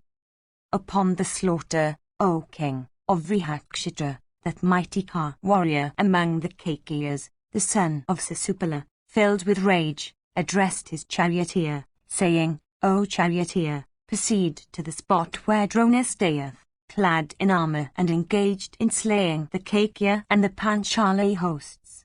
Hearing these words of his, the charioteer soon took that foremost of car warriors unto Drona, by means of those fleet steeds of the Kamvo breed. Then Drishtaketu, that bull among the Chedis, swelling with might, rushed towards Drona for his own destruction like an insect upon a blazing fire. Soon he pierced Drona and his steeds and car and standard with 60 shafts. And once more he struck him with many other keen shafts like a man rousing a sleeping tiger. Then Drona, with a sharp razor-faced arrow winged with vulturine feathers, cut off the middle of the bow of that mighty warrior struggling in battle. Then that powerful car warrior, viz., the son of Sisupala, taking up another bow, pierced Drona with many shafts winged with the feathers of kankers and peacocks.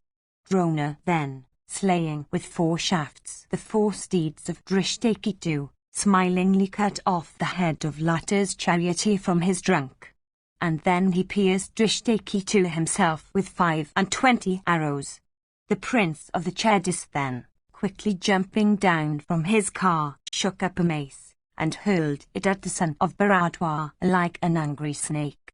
Beholding that heavy mace, endued with the strength of adamant and decked with gold, coursing towards him like death, the son of Bharadwaj cut it off with many thousands of whetted arrows. That mace, cut off by Bharadwaj's son, O sire, with many shafts, fell down, O Kaurava, making the earth echo with its noise.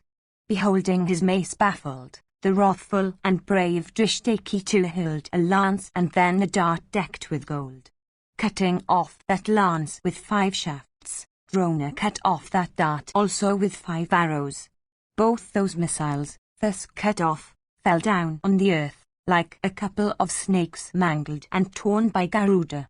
The valiant son of Bharadwaj then, in that battle, sped for his destruction a keen shaft at Drishtaketu, who was battling for the destruction of Bharadwaj himself. That shaft, piercing through the armor and breast of Drishtaketu of immeasurable energy, entered the earth, like a swan diving into a lake overgrown with lotuses. As a hungry jay seizes and devours a little insect, even so did the heroic Drona swallows up Drishtaketu in that great battle. Upon the slaughter of the ruler of the Chedis, his son, who was conversant with the highest weapons, excited with wrath, sought to bear the burthen of his sire. Him also, Drona, smiling, dispatched to the abode of Yama by means of his shafts, like a huge and mighty tiger in the deep woods slaying an infant deer. While the Pandavas, O Bharata, were thus being thinned, the heroic son of Jarasandha rushed towards Drona. Like a clouds shrouding the sun, he quickly made the mighty armed Drona invisible in that battle by means of his arrowy showers. Beholding that lightness of hand in him, Drona, that grinder of Kshatriyas, quickly shot his shafts by hundreds and thousands. Covering, with his arrows, in that battle that foremost of car warriors stationed on his car, Drona speedily slew the son of Jarasandha in the very sight of all bowmen. Indeed, Drona, resembling the destroyer himself, swallowing up every one who approached him then, like the destroyer himself, swallowing up creatures when their hour arrives. Then Drona, O monarch, proclaiming his name in that battle, covered the Pandavas with many thousands of shafts. Those shafts shot by Drona, whetted on stone and engraved with his name, slew in that battle men and elephants and steeds by hundreds. Thus slaughtered by Drona, like the Asuras by Sakra, the Panchalas began to tremble like a herd of kine afflicted with cold. Indeed, O bull of Bharata's race, when the Pandava army was thus being slaughtered by Drona, there arose an awful wail of woe from it. Scorched by the sun and slaughtered by means of those arrows, the Panchalas then became filled with anxiety. stupefied by Bharadwaja's son with his arrowy showers. In that battle the mighty Ka warriors among the Panchalas felt like persons whose thighs had been seized by alligators. Then, O king, the Chedis, the Srinjayas, the Kasis, and the Koslas rushed cheerfully against the son of Bharadwaja from desire of battle. And the Chedis, the Panchalas, and the Srinjayas addressed one another, saying, Drona is slain. Drona is slain. Saying these words, they rushed at that hero. Indeed, all these tigers among men fell with their utmost might upon the illustrious Drona, desirous of dispatching him to the abode of the armor. Then the son of Bharadwaja, by means of his shafts, dispatched those brave warriors struggling vigorously in battle, especially those foremost ones among the Chedis, into the presence of the king of the dead. After those foremost ones among the Chedis had been exterminated, the Panchalas, afflicted with the shafts of Drona, began to tremble. Beholding, O sire, those feats of Drona, they loudly called after Bhimasena and Drishthadhyumna, O Bharata, and said, This Brahmana hath, without doubt, practiced the ostrest of penances and acquired great ascetic merit. Inflamed with rage in battle, he consumeth the foremost of Kshatriyas. A Kshatriya's duty is battle, a Brahmana's the highest asceticism. A Brahmana endued with ascetic merit and learning is capable of burning everything by his glances only. Many foremost of Kshatriyas, having approached the uncrucible and fierce fire of Drona's weapons, have, O Bharata, been blasted and consumed. The illustrious Drona, to the measure of his might, courage, and perseverance, stupefies all creatures and slays our troops. Hearing these words of theirs, the mighty Kshatradaman, rightly observant of the duties of a Kshatriya, wrathfully cut off with a crescent-shaped arrow the bow of Drona with arrow fixed thereon. Then Drona, that grinder of Kshatriyas, becoming more angry still, shook up another bright bow, tougher than the one he had laid aside. Fixing on it a keen arrow, destructive of hostile ranks, the preceptor, endued with great strength, sped it at the prince, drawing the bowstring to his ear. That arrow, slaying Kshatradaman, entered the earth. His breast pierced through, he fell down from his vehicle on the earth. Upon the slaughter of Drishthadhyumna's son, the Pandava troops began to tremble. Then the mighty Chekadana fell upon Drona, piercing Drona with 10 arrows. He once more pierced him with a shaft in the center of his chest. And he pierced Drona's charioteer with 4 arrows, and his 4 steeds also with 4. The preceptor then pierced the right arm of Chekadana with 16 arrows, and his standard with 16, and his charioteer with 7.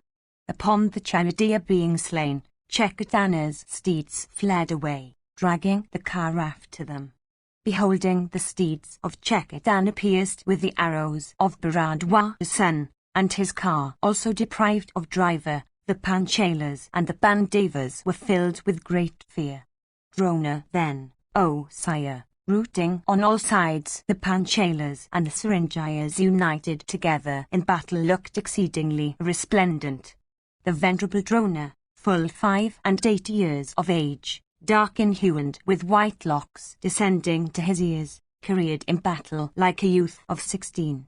Indeed, O king, enemies regarded the foe-slaying Drona, as he fearlessly careered in battle, to be none else than Indra himself armed with the thunder. Then, O monarch, the mighty armed Drupada of great intelligence said, This one, Drona, is slaying the Kshatriyas like a hungry tiger slaying smaller animals.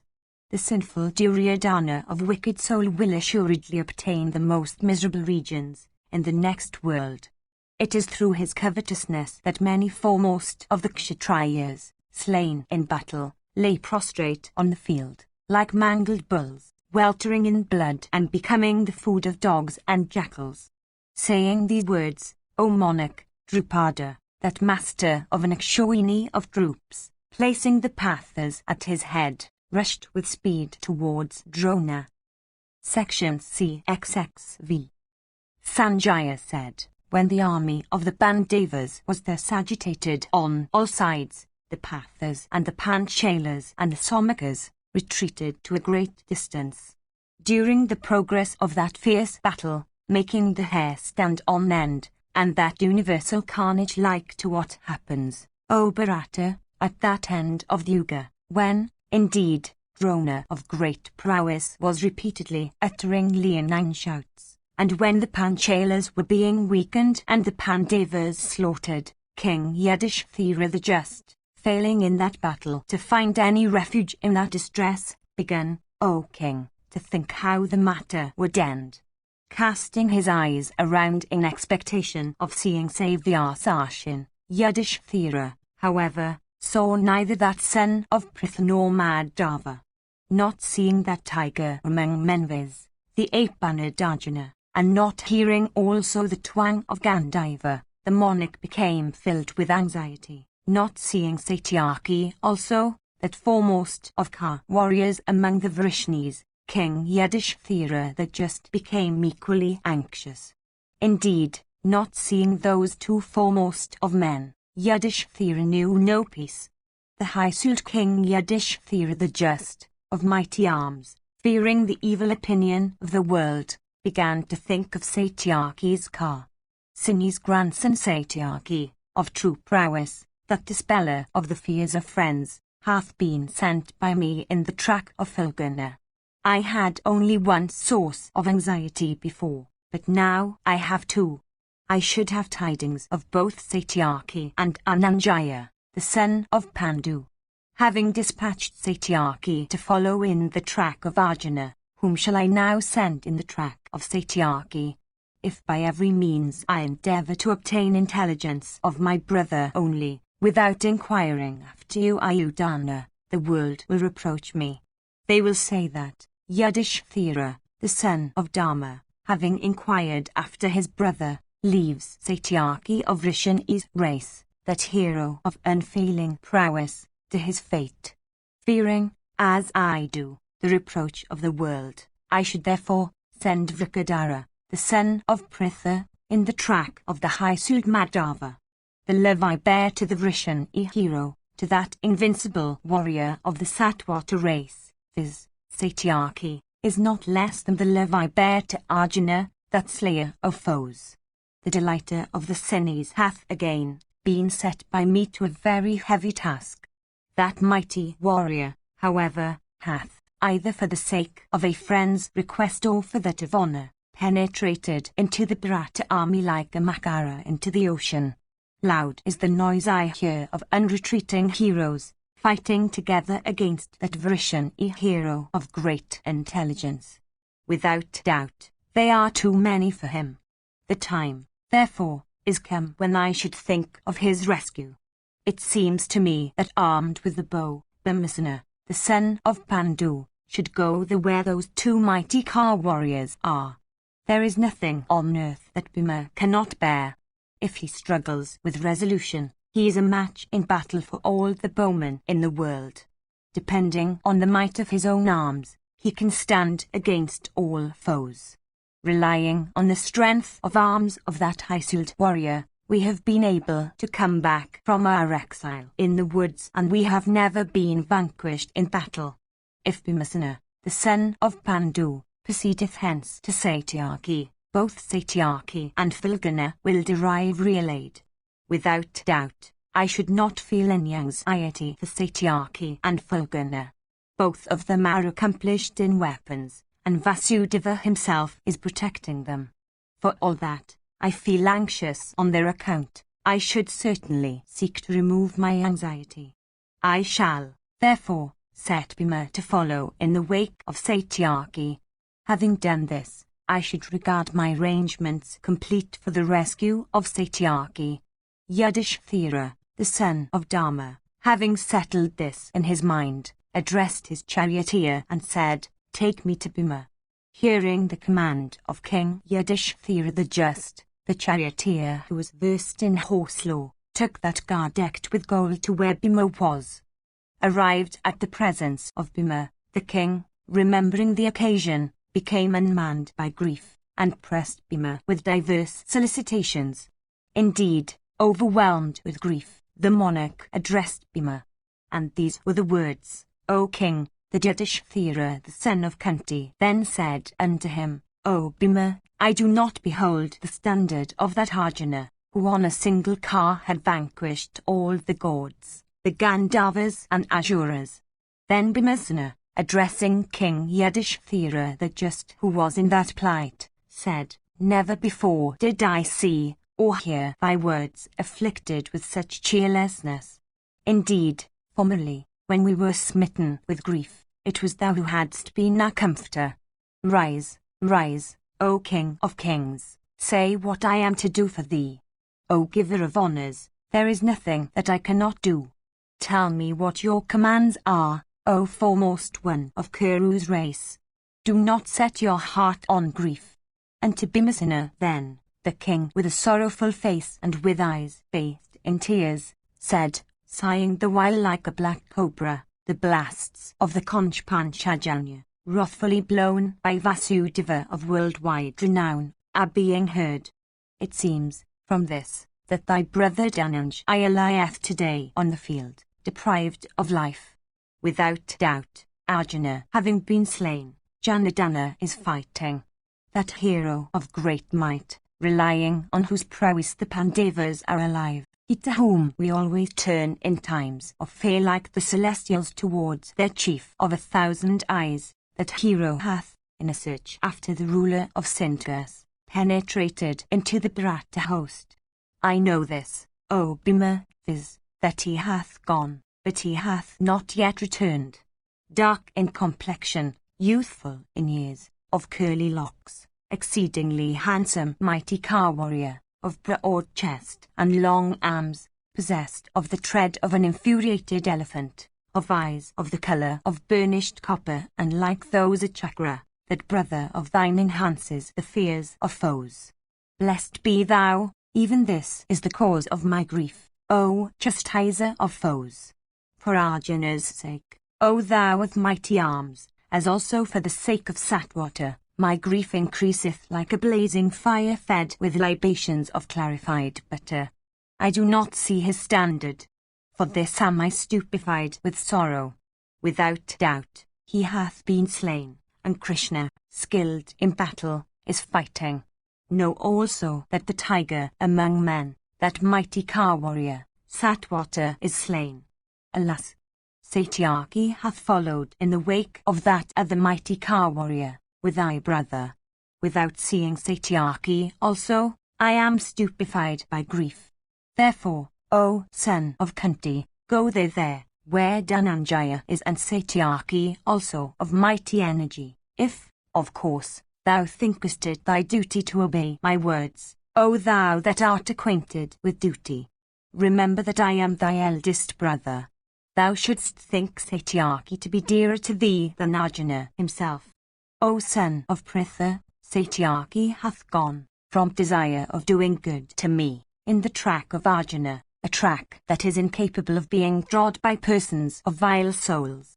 Beholding the two Krishnas and Satyaki also of the Satwata race sound and whole, send me a message, O son of Pandu, by uttering a leonine roar. Section XV. Bhima said, that car which formerly bore Brahma and Isana and Indra and Varuna to battle, mounting upon that car, have two Krishnas gone.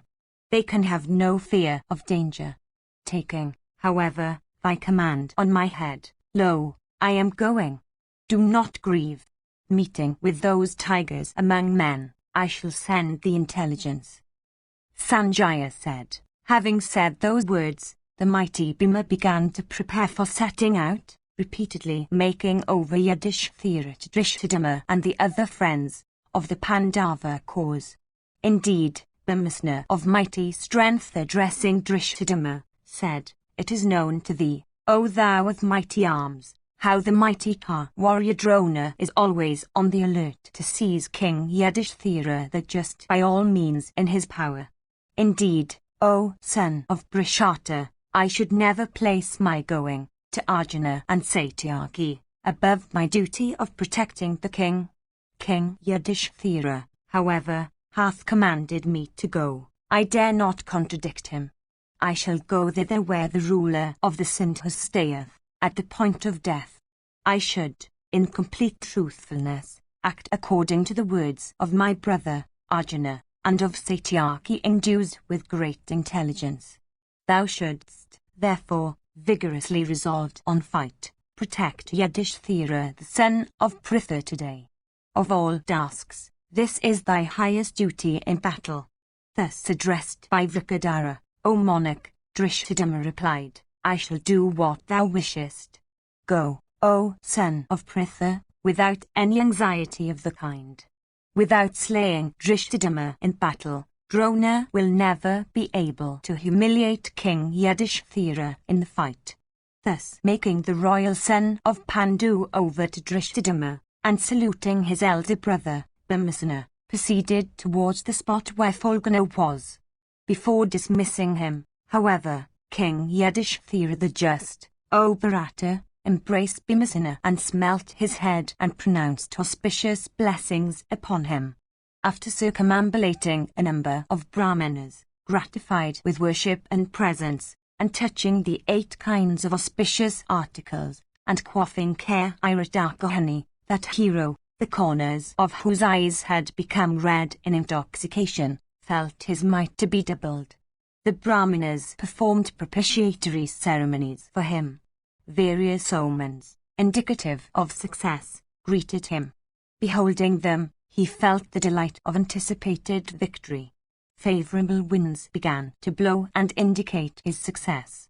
Then the mighty armed Bhimasena, the foremost of car warriors, clad in mail, decked with earrings and angadas, and his hands cased in leathern fences, mounted on his own excellent car. His costly coat of mail, made of black steel and decked with gold, looked like a cloud charged with lightning. His body was beautifully covered with yellow and red and black and white robes. Wearing a coloured gew iris that protected also his neck, Bhimasena looked resplendent like a cloud decked with a rainbow. While Bhimasena was on the point of setting out against thy troops from desire of battle, the fierce blasts of Panchajanya were once more heard. Hearing those loud and terrible blasts, capable of filling the 3 worlds with fear, the son of Dharma once more addressed Bhimasena, saying, There, the Vrishani hero is fiercely blowing his conch. Indeed, that prince of conchs is filling the earth and the welkin with its sound. Without doubt, save the Arsashin having fallen into great distress, the bearer of the discus and the mace is battling with all the Kuras. Without doubt, the venerable Kunti, and Draupadi, and Subhadra, are all, with their relatives and friends, beholding today exceedingly inauspicious omens. Therefore, O Bhima, go thither with speed where Dhananjaya is. All the points of the compass, O Partha, seem empty to my eyes in consequence of my unsatisfied desire to see Dhananjaya, and owing also to Satwata, repeatedly urged by his superior to go, the valiant son of Pandu, viz. Bhimasena, O king, casing his hands in leathern fence, shook up his bow. Urged by his eldest brother, that brother, Bhimasena, who was devoted to his brother's good, caused drums to be beat. And Bhima forcibly blew his conch also, and uttering leonine roars, began to twang his bow, damping the hearts of hostile heroes by those leonine roars, and assuming a dreadful form, he rushed against his foes. Swift and well-broken steeds of the foremost breed neighing furiously, bore him. Endued with the speed of the wind or thought, their reins were held by Vaisoka. Then the son of Pritha, drawing the bowstring with great force, began to crush the head of the hostile array, mangling and piercing the combatants there. And as that mighty armed hero proceeded, the brave Panchalas and Somakas followed him behind, like the celestials following Mahabharata. Then the brothers Dasasana and Chitrasana and Kandabidin and Vivansati, and Dharmaka and Dasaha and Sala, and Vinda and Danuvinda and Samaka and Durgavau and Sudasana and Suhasta and Sushna and Durgalachana and Abaya and Rodrakarman and Shivaman and Durvimakana, approaching, encompassed Bhimasena. These foremost of Ka warriors, these heroes, all looking resplendent, with their troops and followers, firmly resolved upon battle, rushed against Bhimasena. That heroic and mighty Ka warrior, viz. Kunti's son Bhimasena of great prowess, thus encompassed, cast his eyes on them, and rushed against them with the impetuosity of a lion against smaller animals. Those heroes, displaying celestial and mighty weapons, covered Bhima with shafts, like clouds shrouding the risen sun. Transgressing all those warriors with impetuosity, Bhimasena rushed against Drona's division, and covered the elephant force before him with showers of arrows. The son of the wind god, mangling with his shafts almost in no time that elephant division, dispersed it in all directions. Indeed, like animals terrified in the forest at the roar of a saraba, those elephants all fled away, uttering frightful cries. Passing over that ground with speed, he then approached the division of Drona. Then the preceptor checked his course, like a continent resisting the surging sea. Smilingly, he struck the son of Pandu in his forehead with a shaft. Thereupon, the son of Pandu looked resplendent like the sun with upward rays.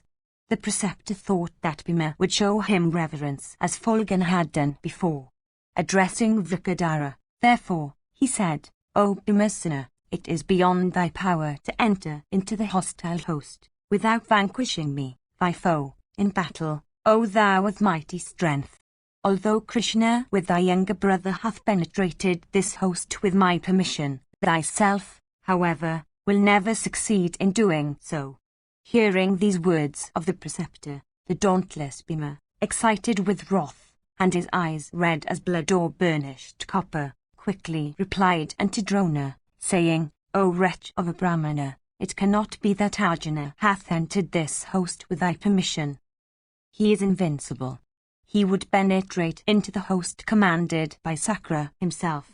If he offered thee reverential worship, it was only for honoring thee.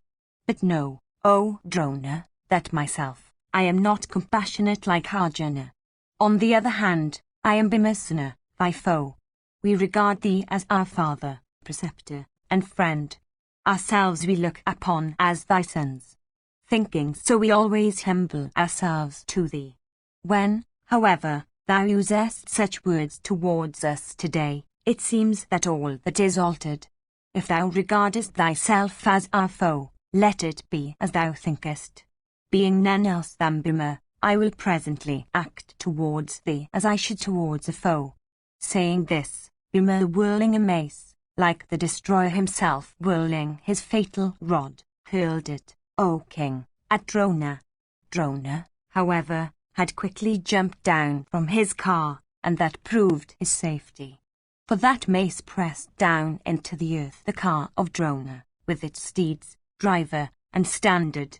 Then Bhima crushed numerous warriors like the tempest crushing trees with its force.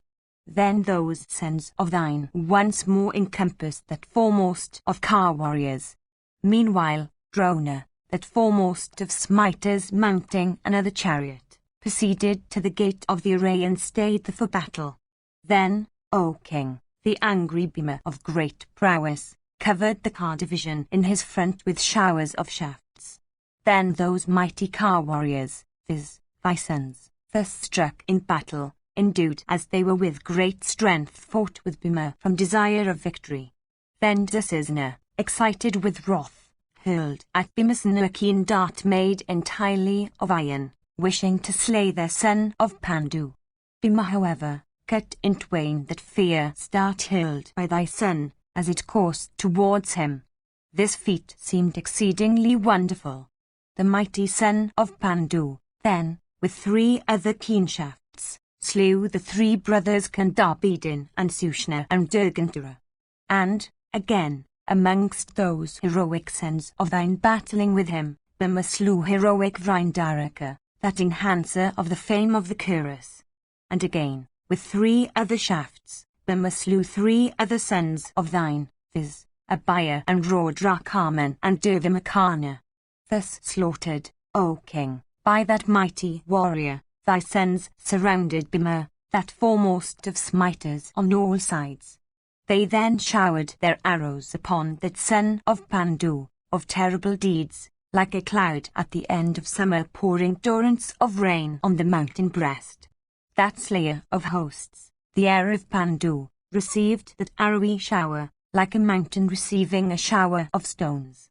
Indeed, the heroic Bhima felt no pain. Then the son of Kunti, smiling the while, dispatched by means of his shafts thy sons Vinda and Danuvinda and Shivaman to the abode of the armor. Then the son of Pandu, O bull of Bharata's race, quickly pierced in that battle thy heroic son Sudasan. The latter, thereupon, fell down and expired. Within a very short time, the son of Pandu, casting his glances on that car force, caused it by his shafts to fly away in all directions.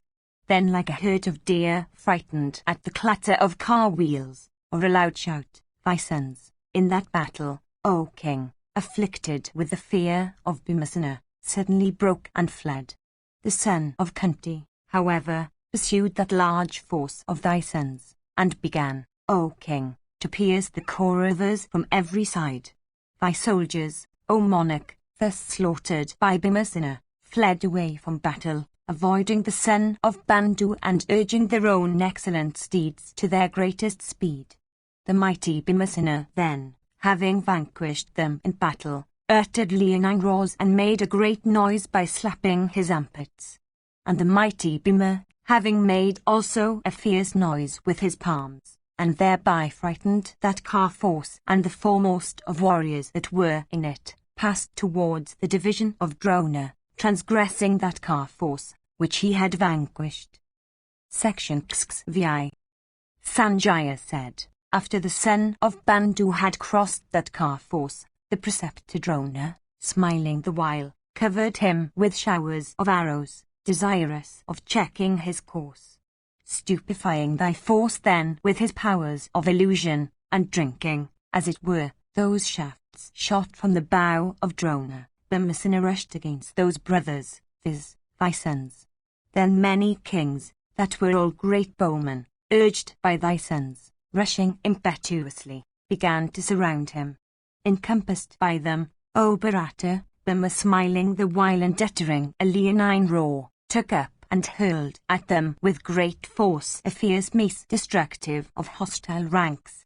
That mace of adamantine strength, hurled like Indra's thunder by Indra himself, crushed, O king, thy soldiers in battle. And it seemed to fill, O king, the whole earth with loud noise. And blazing forth in splendor, that fierce mace inspired thy sons with fear. Beholding that mace of impetuous course and endued with lightning flashes, coursing towards them, thy warriors fled away, uttering frightful cries.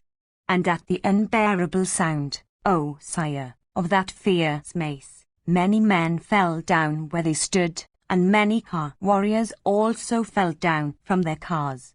Slaughtered by Bhimasena armed with the mace, thy warriors fled away in fear from battle, like the deer attacked by a tiger. The son of Kunti, routing in battle those valorous foes of his, impetuously crossed that force like Garuda of beautiful feathers. While Bhimasena, that leader of leaders of car divisions, was engaged in such carnage, Bharadwaja the son, O king, rushed at him. And Drona, checking Bhima by means of his arrowy showers, suddenly uttered a leonine roar that inspired the Pandavas with fear. The battle that took place between Drona and the high-souled Bhima was, O king, furious and terrible, and resembled the encounter between the gods and the Asuras of old. Heroic warriors by hundreds and thousands in that battle slain by the keen shafts shot from the bow of Drona.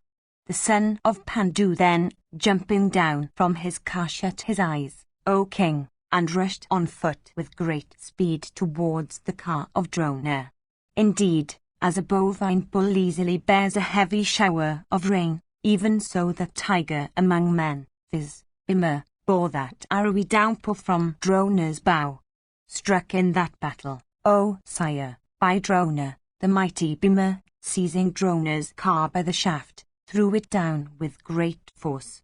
Thus thrown down in battle, O king, Drona, however, quickly mounting another car, proceeded towards the gate of the array, his driver urging his steeds at that time with great speed.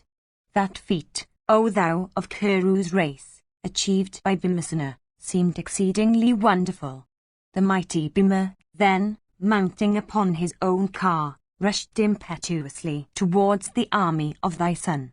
And he crushed the Kshatriyas in battle, like a tempest crushing rows of trees. Indeed, Bhima proceeded, resisting the hostile warriors like the mountain resisting the surging sea. Coming then upon the Boer troops that were protected by the son of Ridika, Bhimasena, O king, ground it greatly, and passed through it, frightening the hostile soldiers with the sound of his palms. O sire, Bhima vanquished them all like a tiger vanquishing a herd of bovine bulls. Passing through the Boer division and that of the Kambojas also, and countless tribes of Mlechas too, who were all accomplished in fight, and beholding that mighty car warrior, Satyaki, engaged in fight, Bhimasena, the son of Kunti, O monarch, proceeded resolutely and with great speed, desirous of having a sight of Dhananjaya. Transgressing all thy warriors in that battle, the son of Pandu then sighted the mighty car warrior Arjuna engaged in the fight. The valiant Bhima, that tiger among men, beholding Arjuna putting forth his prowess for the slaughter of the ruler of the Centaurs, uttered a loud shout, like, O monarch, the clouds roaring in the season of rains.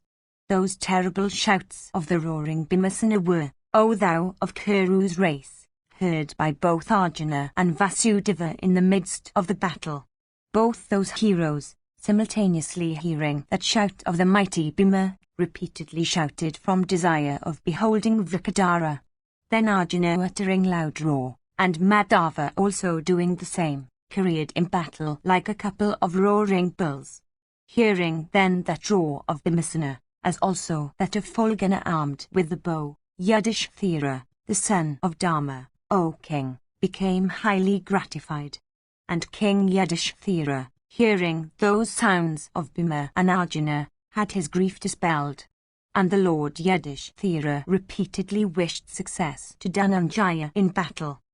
While the fierce Bhima was thus roaring, the mighty armed Yudhishthira, the son of Dharma, that foremost of virtuous men, smilingly reflected a while and thus worded the thoughts that inspired his heart. O Bhima, thou hast truly sent me the message.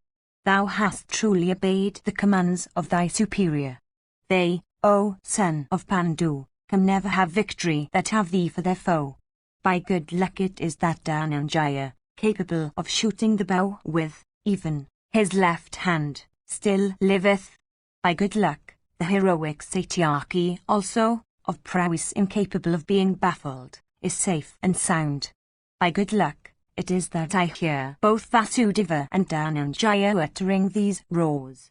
He who having vanquished Sakra himself in battle, had gratified the bearer of sacrificial libations, that slayer of foes, viz. Phalguna, by good luck, still liveth in this battle. He, relying upon the might of whose arms all of us are alive, that slayer of hostile armies, Phalguna, by good luck, liveth still.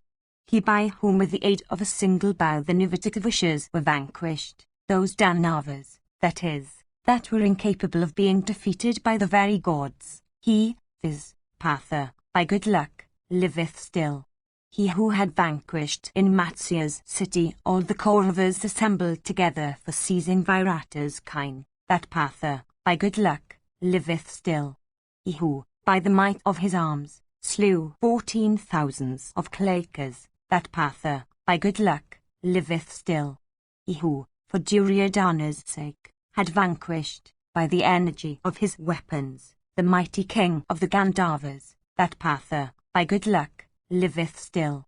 Decked with diadem and garlands, of gold, endues with great strength, having white steeds, yoked to his car, and Krishna himself for his charioteer, that Fulgana, always dear to me, by good luck, liveth still. Burning with grief on account of the death of his son, endeavouring to achieve a most difficult feat, and even now seeking to slaughter Jayadratha, alas, he that hath made that vow, viz. Dhananjaya, will he succeed in slaying the ruler of the Sindhus in battle? After he, protected by Vasudeva, will have accomplished that vow of his, shall I behold that Arjuna again, before the sun sets? Shall the ruler of the Sindhus, who is devoted to Duryodhana's welfare, slain by Fulgana, gladden his foes? Shall King Duryodhana, beholding the ruler of the Sindhus slain in battle, make peace with us? Beholding his brother slain in battle by Bhimasena, shall the wicked Duryodhana make peace with us? Beholding other great warriors lying prostrate on the surface of the earth, shall wicked Duryodhana give way to remorse? Shall not our hostilities cease with a single sacrifice of Bhishma? Shall that Sayadana make peace with us for saving the remnant of what is still left to him and us? Diverse reflections of this kind passed through the mind of King Yudhishthira, who was overwhelmed with compassion. Meanwhile, the battle between the Pandavas and the Kauravas raged furiously. Section XVI. Dhritarashtra said, while mighty Bhimasena was uttering those loud shouts deep as the roar of the clouds or peals of thunder, what heroes of our side surrounded him? I do not behold that warrior, O Sanjaya, in the three worlds, who is capable of staying before the enraged Bhimasena in battle. I do not, O son, behold him that can stay on the field of battle before Bhimasena, armed with mace and resembling death himself. Who will stand before that Bhima, not accepting Sakra himself, that destroys a car with a car and an elephant with an elephant? 153 Who, amongst those devoted to Duryodhana's welfare, stood in battle before Bhimasena, excited with rage and engaged in slaughtering my sons? Who were those men that stood in battle in front of Bhimasena, engaged in consuming my sons like a forest conflagration consuming dry leaves and straw?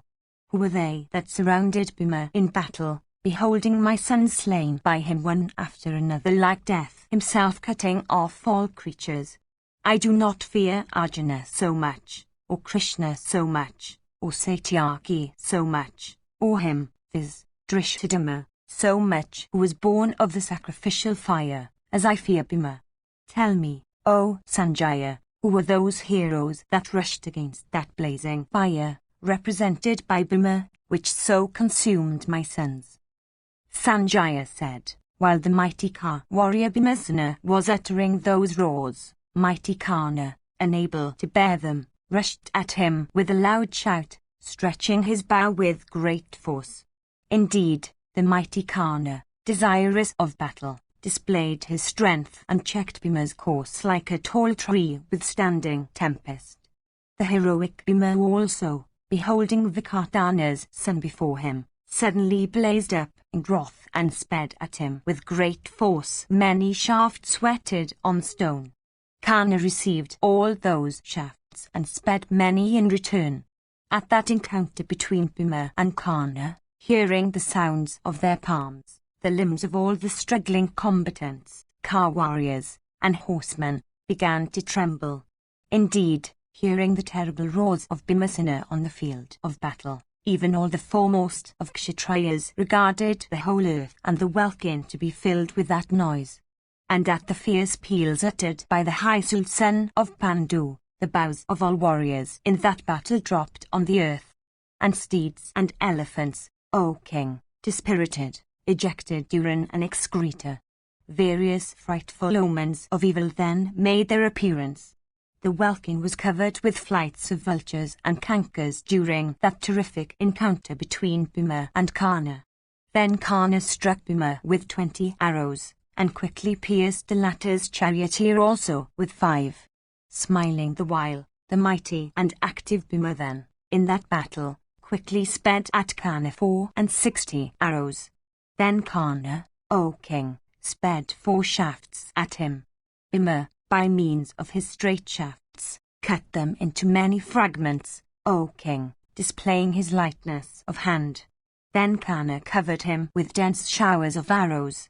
Thus covered by Karna, the mighty son of Pandu, however, cut off Karna's bow at the handle and then pierced Karna with 10 straight arrows.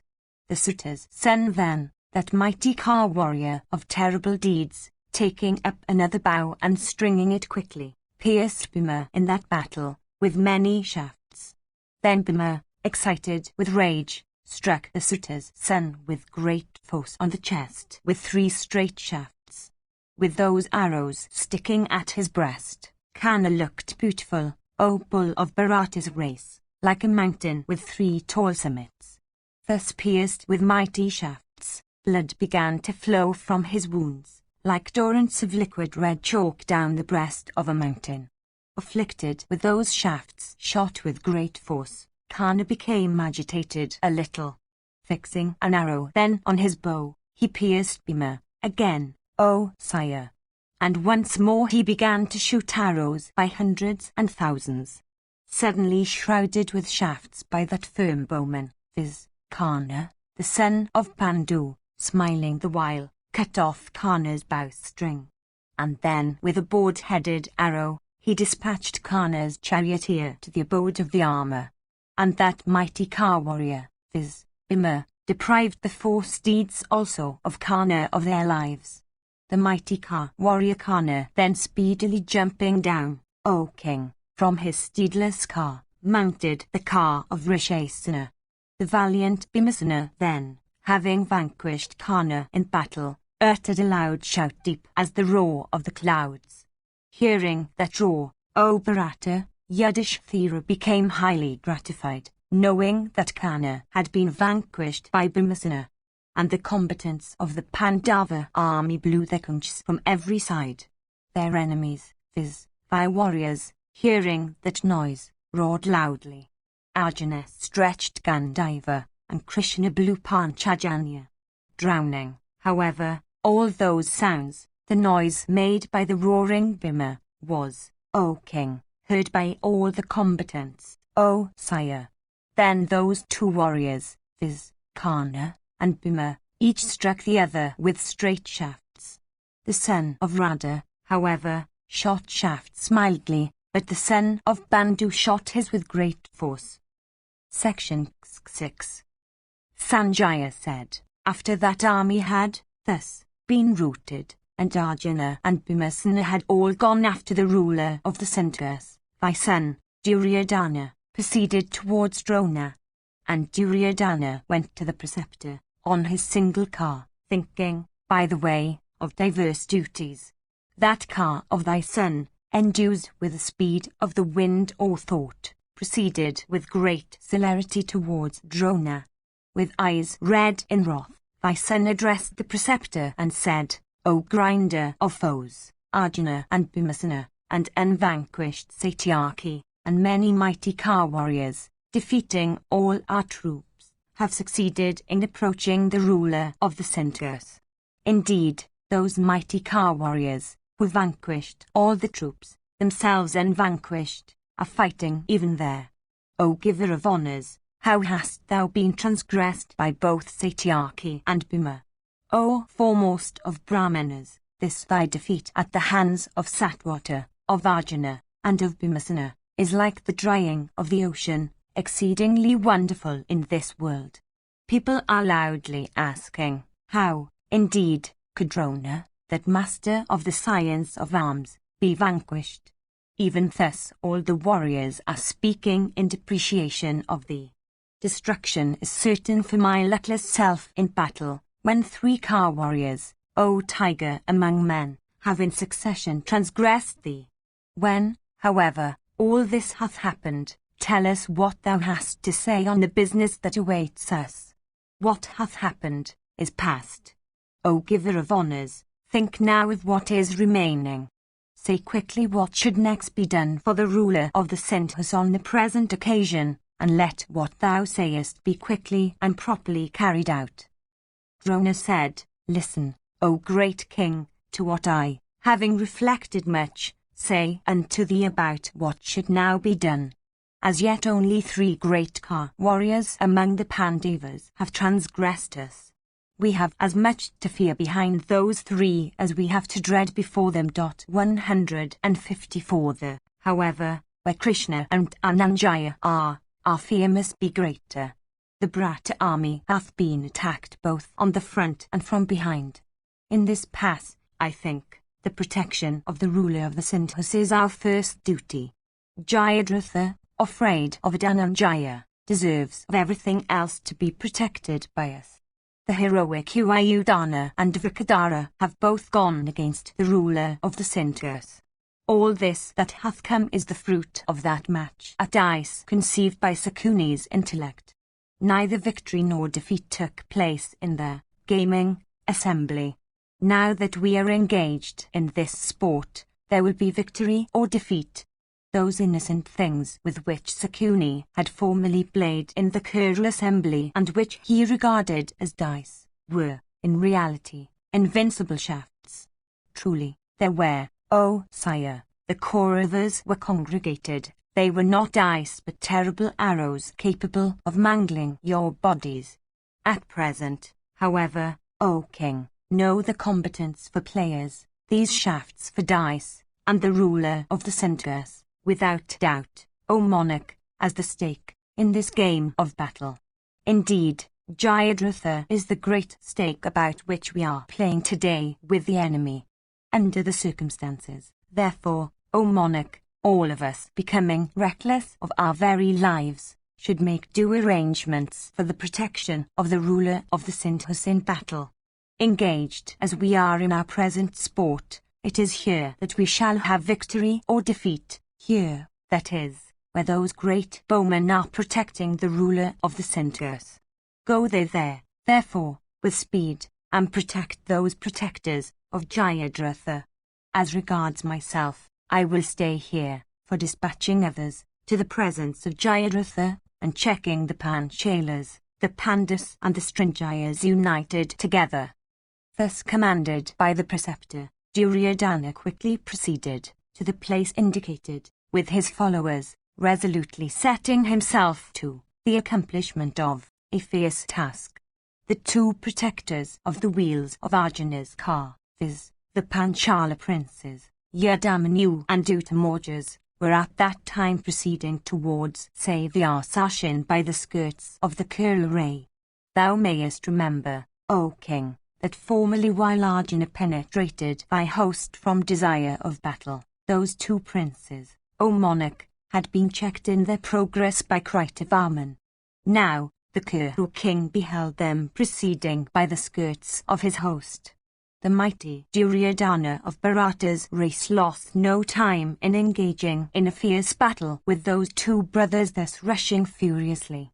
Those 2 foremost of Kshatriyas, reputed as mighty Ka warriors, then rushed in that battle at Duryodhana, with outstretched bows. Yadamanyu pierced Duryodhana with 20, and his 4 steeds with 4 shafts. Duryodhana, however, with a single shaft, cut off Yadamanyu's standard. And thy son then cut off the former's bow also with another shaft. And then with a board-headed arrow, the Kuru king felled Yadamanyu's charioteer from his niche in the car. And then he pierced the 4 steeds of the latter with 4 shafts.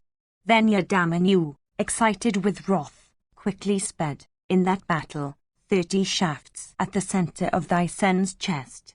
Then Uttamaujas also, excited with wrath, pierced Duryodhana's charioteer with shafts decked with gold, and dispatched him to Yama's abode. Duryodhana also, O monarch, then slew the 4 steeds as also the 2 Parshani charioteers of Uttamaujas, the prince of Panchalas. Then Uttamaujas, in that battle, becoming steedless and driverless, quickly ascended the car of his brother, Yadamanyu. Ascending on the car of his brother, he struck Duryodhana's steeds with many shafts. Slain therewith, those steeds fell down on the earth. Upon the fall of his steeds, the valiant Yadamanyu then, by a mighty weapon, quickly cut off Duryodhana's bow, and then, with another shaft, his leathern fence. That bull among men then, viz., thy son, jumping down from that steedless and driverless car, took up a mace and proceeded against the two princes of Panchala. Beholding that subjugator of hostile town, thus advancing in wrath, both Yadamanu and Uttamaujas jumped down from the terrace of their car. Then Duryodhana, armed as he was with a mace, pressed down into the earth with that mace that foremost of cars furnished with gold, with steeds and driver and standard. Thy son then, that scorcher of foes, having thus crushed that car, steedless and driverless as he himself was, quickly ascended the car of the king of the Madras. Meanwhile, those two mighty car warriors, viz., those two foremost Panchala princes, ascending on two other cars, proceeded towards Arjuna. Section CXXX. Sanjaya said, during the progress, O monarch, of that battle, making the hair stand on end, and when all the combatants were filled with anxiety and greatly afflicted, the son of Radha, O bull of Bharata's race, proceeded against Bhima for battle, like an infuriated elephant in the forest proceeding against another infuriated elephant. Dhritarashtra said, how raged that battle, in the neighborhood of Arjuna's car, between those two mighty car warriors, viz., Bhima and Karna, both of whom are endued with great strength. Once before Karna had been vanquished by Bhimasena in battle. How, therefore, could the mighty car warrior Karna again proceed against Bhima? How also could Bhima proceed against the Suta's son, that mighty warrior who is reckoned as the greatest of car warriors on earth? Yudhishthira, the son of Dharma, having prevailed over Bhishma and Drona, did not fear anybody else so much as the bowman Karna. Indeed, thinking of the mighty car warrior Karna, he passeth his nights sleeplessly from fear. How, then, could Bhima encounter that Suta's son in battle? Indeed, O Sanjaya, how could Bhima fight with Karna, that foremost of warriors, that hero devoted to the Brahmanas, endued with energy and never retreating from battle? How, indeed, did those two heroes, viz., the Suta's son and Vrikadara, fight with each other in that encounter which took place in the vicinity of Arjuna's car? Informed before of his brotherhood with the Pandavas, the Suta's son is again compassionate. Remembering also his words to Kunti, how could he fight with Bhima? As regards Bhima also, remembering all the wrongs formerly inflicted on him by the Suta's son, how did that hero fight with Karna in battle? My son Duryodhana, O Suta, hopeth that Karna will vanquish all the Pandavas in battle. Upon whom my wretched son resteth his hope of victory in battle. How did he fight with Bhimasena of terrible deeds? That Suta's son, relying upon whom my sons chose hostilities with those mighty car warriors, viz., the sons of Pandu, how did Bhima fight with him? Indeed, remembering the diverse wrongs and injuries done by him, how did Bhima fight with that son of Suta? How indeed could Bhima fight with that son of a Suta, who, endued with great valor, had formerly subjugated the whole earth on a single car? How did Bhima fight with that son of a Suta, who was born with a natural pair of earrings? Thou art skilled in narration, O Sanjaya. Tell me, therefore, in detail how the battle took place between those two, and who amongst them obtained the victory. Sanjaya said, leaving Radha's son, that foremost of car warriors Bhimasena, desired to proceed to the place where those two heroes, viz., Krishna and Dhananjaya were. The son of Radha, however, rushing towards him as he proceeded, covered him, O king, with dense showers of arrows, like a cloud pouring torrents of rain on a mountain. The mighty son of Adrita, his face beautiful as a full-blown lotus, lighted up with a smile, challenged Bhimasena to battle, as the latter was proceeding. And Karna said, O Bhima, I dreamt not that thou knowest how to fight. Why then dost thou show me thy back and desire of meeting with Arjuna? O delighter of the Pandavas, this is scarcely fit for a son of Kunti. Staying, therefore, where thou art, cover me with thy arrows. Bhimasena, hearing that challenge of Karna, brooked it not, but wheeling his car a little, began to fight with the suitor's son. The illustrious Bhimasena showered clouds of straight shafts, desiring also to arrive at the end of those hostilities by slaying Karna. Bhima began to weaken that hero conversant with every weapon and clad in mail, and staying before him for engaging in a single combat.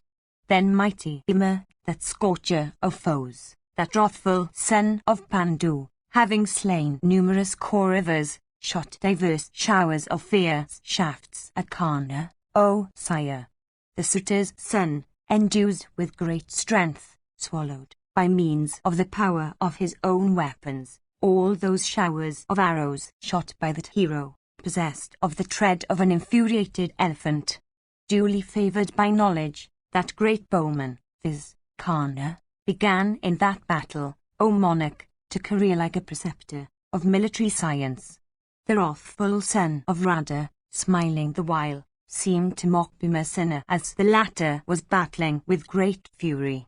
The son of Kunti brooked not that smile of Karna in the midst of many brave warriors witnessing from all sides that fight of theirs.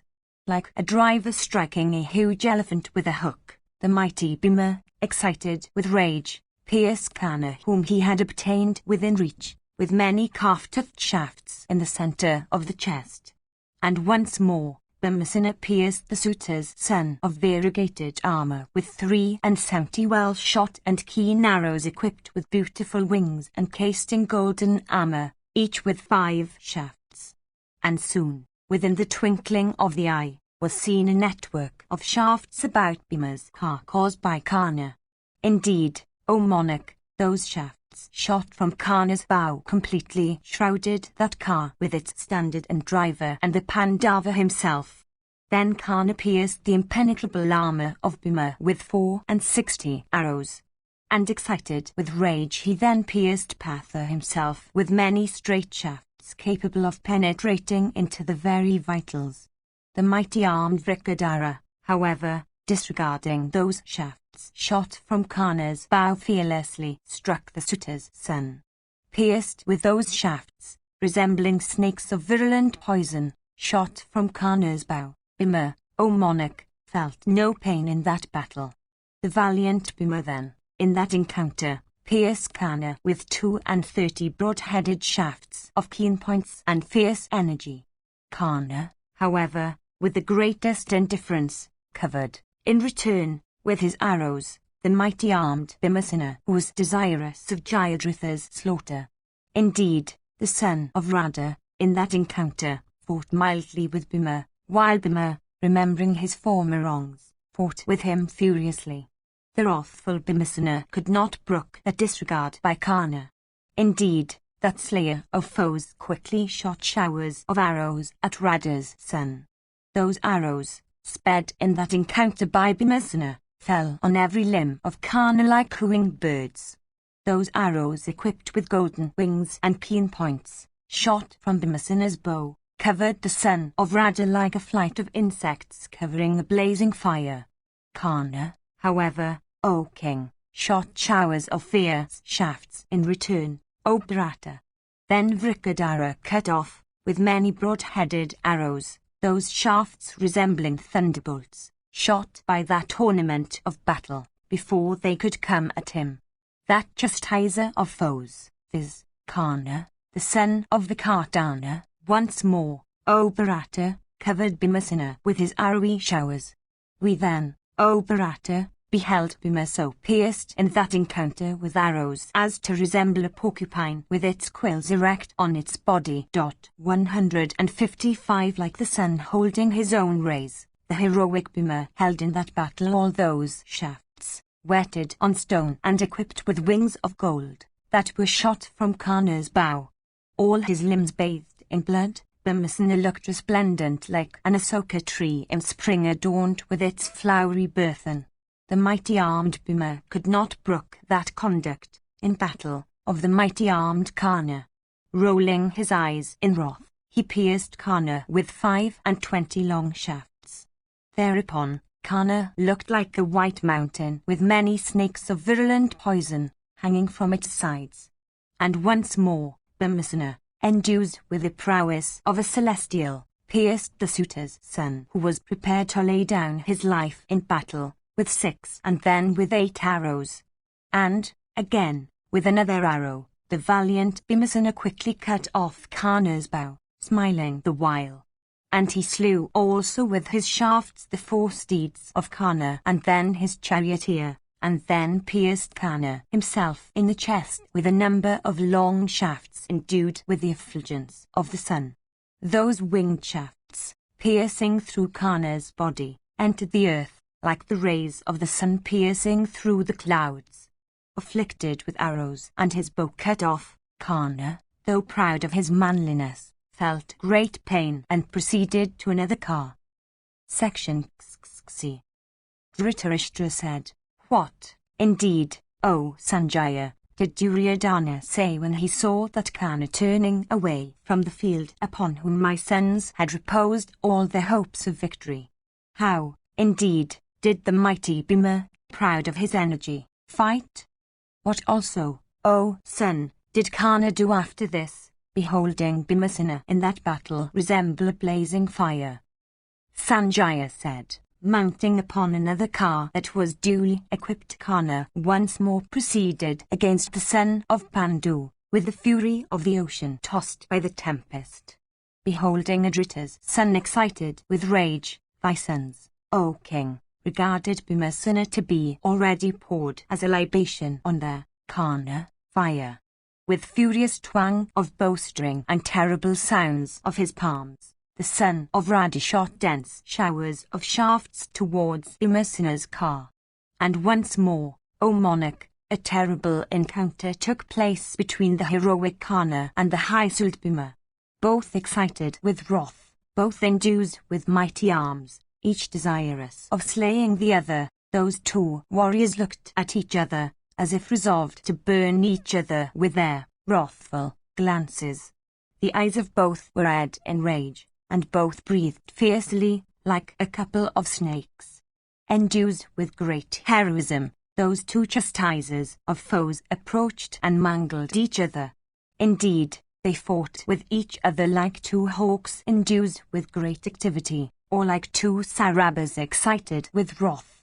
Then that chastiser of foes, viz., Bhima, recollecting all the woes suffered by him on the occasion of the match at dice, and during his exile in the woods and residence in Virata's city, and bearing in mind the robbing of their kingdom swelling with prosperity and gems by thy sons, and the numerous other wrongs inflicted on the Pandavas by thee and the suitor's son, and remembering also the fact that thou hadst conspired to burn innocent Kunti with her sons, and calling to his memory the sufferings of Krishna in the midst of the assembly at the hands of those wretches, as also the seizure of her dresses by Dusasana, and the harsh speeches uttered, O Bharata, by Karna, to the effect, take thou another husband, for all thy husbands are dead, the sons of Pritha have sunk into hell and are like sesamum seeds without kernel, remembering also those other words, O son of Kuru, that the Kauravas uttered in thy presence, add the fact also that thy sons had been desirous of enjoying Krishna as a slave, and those harsh words that Karna spoke to the sons of Pandu when the latter, attired in deer skins, were about to be banished to the woods, and the joy in which thy wrathful and foolish son, himself in prosperity, indulged, thinking the distressed sons of Pritha as veritable straw, the virtuous Bhima, the slayer of foes, remembering these and all the woes he had suffered since his childhood, became reckless of his very life. Stretching his invincible and formidable bow, the back of whose staff was decked with gold, Vrikadara, the tiger of Bharata's race, utterly reckless of his life, rushed against Karna. Shooting dense showers of bright arrows whetted on stone, Bhima shrouded the very light of the sun. Adrita's son, however, smiling the while, quickly baffled, by means of his own winged arrows whetted on stone, that arrowy downpour of Bhimsena. Endues with great strength and mighty arms, that mighty Ka warrior, the son of Adrata, then pierced Bhima with 9 keen arrows. Struck with those arrows, like an elephant struck with the hook, Vrikadara fearlessly rushed against the suitor's son. Karna, however, rushed against that bull among the Pandavas who was thus rushing towards him with great impetuosity and might, like an infuriated elephant against an infuriated compeer. Blowing his conch then, whose blast resembled the sound of 100 trumpets, Karna cheerfully agitated the force that supported Bhima, like the raging sea. Beholding that force of his consisting of elephants and steeds and cars and foot soldiers, thus agitated by Karna, Bhima, approaching the former, covered him with arrows. Then Karna caused his own steeds of the hue of swans to be mingled with those of Bhimasena's of the hue of bears, and shrouded the son of Pandu with his shafts. Beholding those steeds of the hue of bears and fleet as the wind, mingled with those of the hue of swans, cries of "Oh" and "Alas" arose from among the troops of thy sons. Those steeds, fleet as the wind, thus mingled together, looked exceedingly beautiful like white and black clouds, O monarch, mingled together in the firmament. Beholding Karna and Vrikadara to be both excited with wrath, great Ka warriors of thy army began to tremble with fear.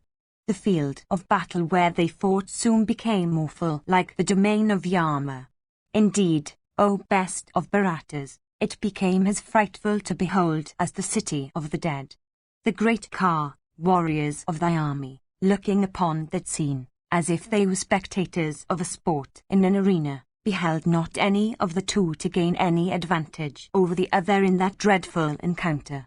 They only beheld, O king, that mingling and clash of the mighty weapons of those two warriors, as a result, O monarch, of the evil policy of thyself and thy son. Those two slayers of foes continued to cover each other with their keen shafts. Both endued with wonderful prowess, they filled the welkin with their arrowy downpours. Those two mighty Ka warriors shooting at each other keen shafts from desire of taking each other's life, became exceedingly beautiful to behold like 2 clouds pouring torrents of rain. Those two chastisers of foes, shooting gold-decked arrows, made the welkin look bright, O king, as if with blazing meteors. Shafts equipped with vulturine feathers, shot by those two heroes, looked like crows of excited cranes in the autumn sky. Meanwhile, Krishna and Dhananjaya, those chastisers of foes, engaged in battle with the suitor's son, thought the burthen too great for Bhima to bear. As Karna and Bhima, for baffling each other's shafts, shot these arrows at each other, many elephants and steeds and men deeply struck therewith, fell down deprived of life. And in consequence of those falling and fallen creatures deprived of life counting by thousands, a great carnage, O king, took place in the army of thy sons. And soon, O bull of Bharata's race, the field of battle became covered with the bodies of men and steeds and elephants deprived of life. Section XXI. Dhritarashtra said, I regard Bhimasena's prowess to be exceedingly wonderful, inasmuch as he succeeded in battling with Karna of singular activity and energy. Indeed, O Sanjaya, tell me why that Karna, who is capable of resisting in battle the very celestials with the Yakshas and Asuras and men, armed with all kinds of weapons, could not vanquish in battle Pandu's son Bhima blazing with resplendence.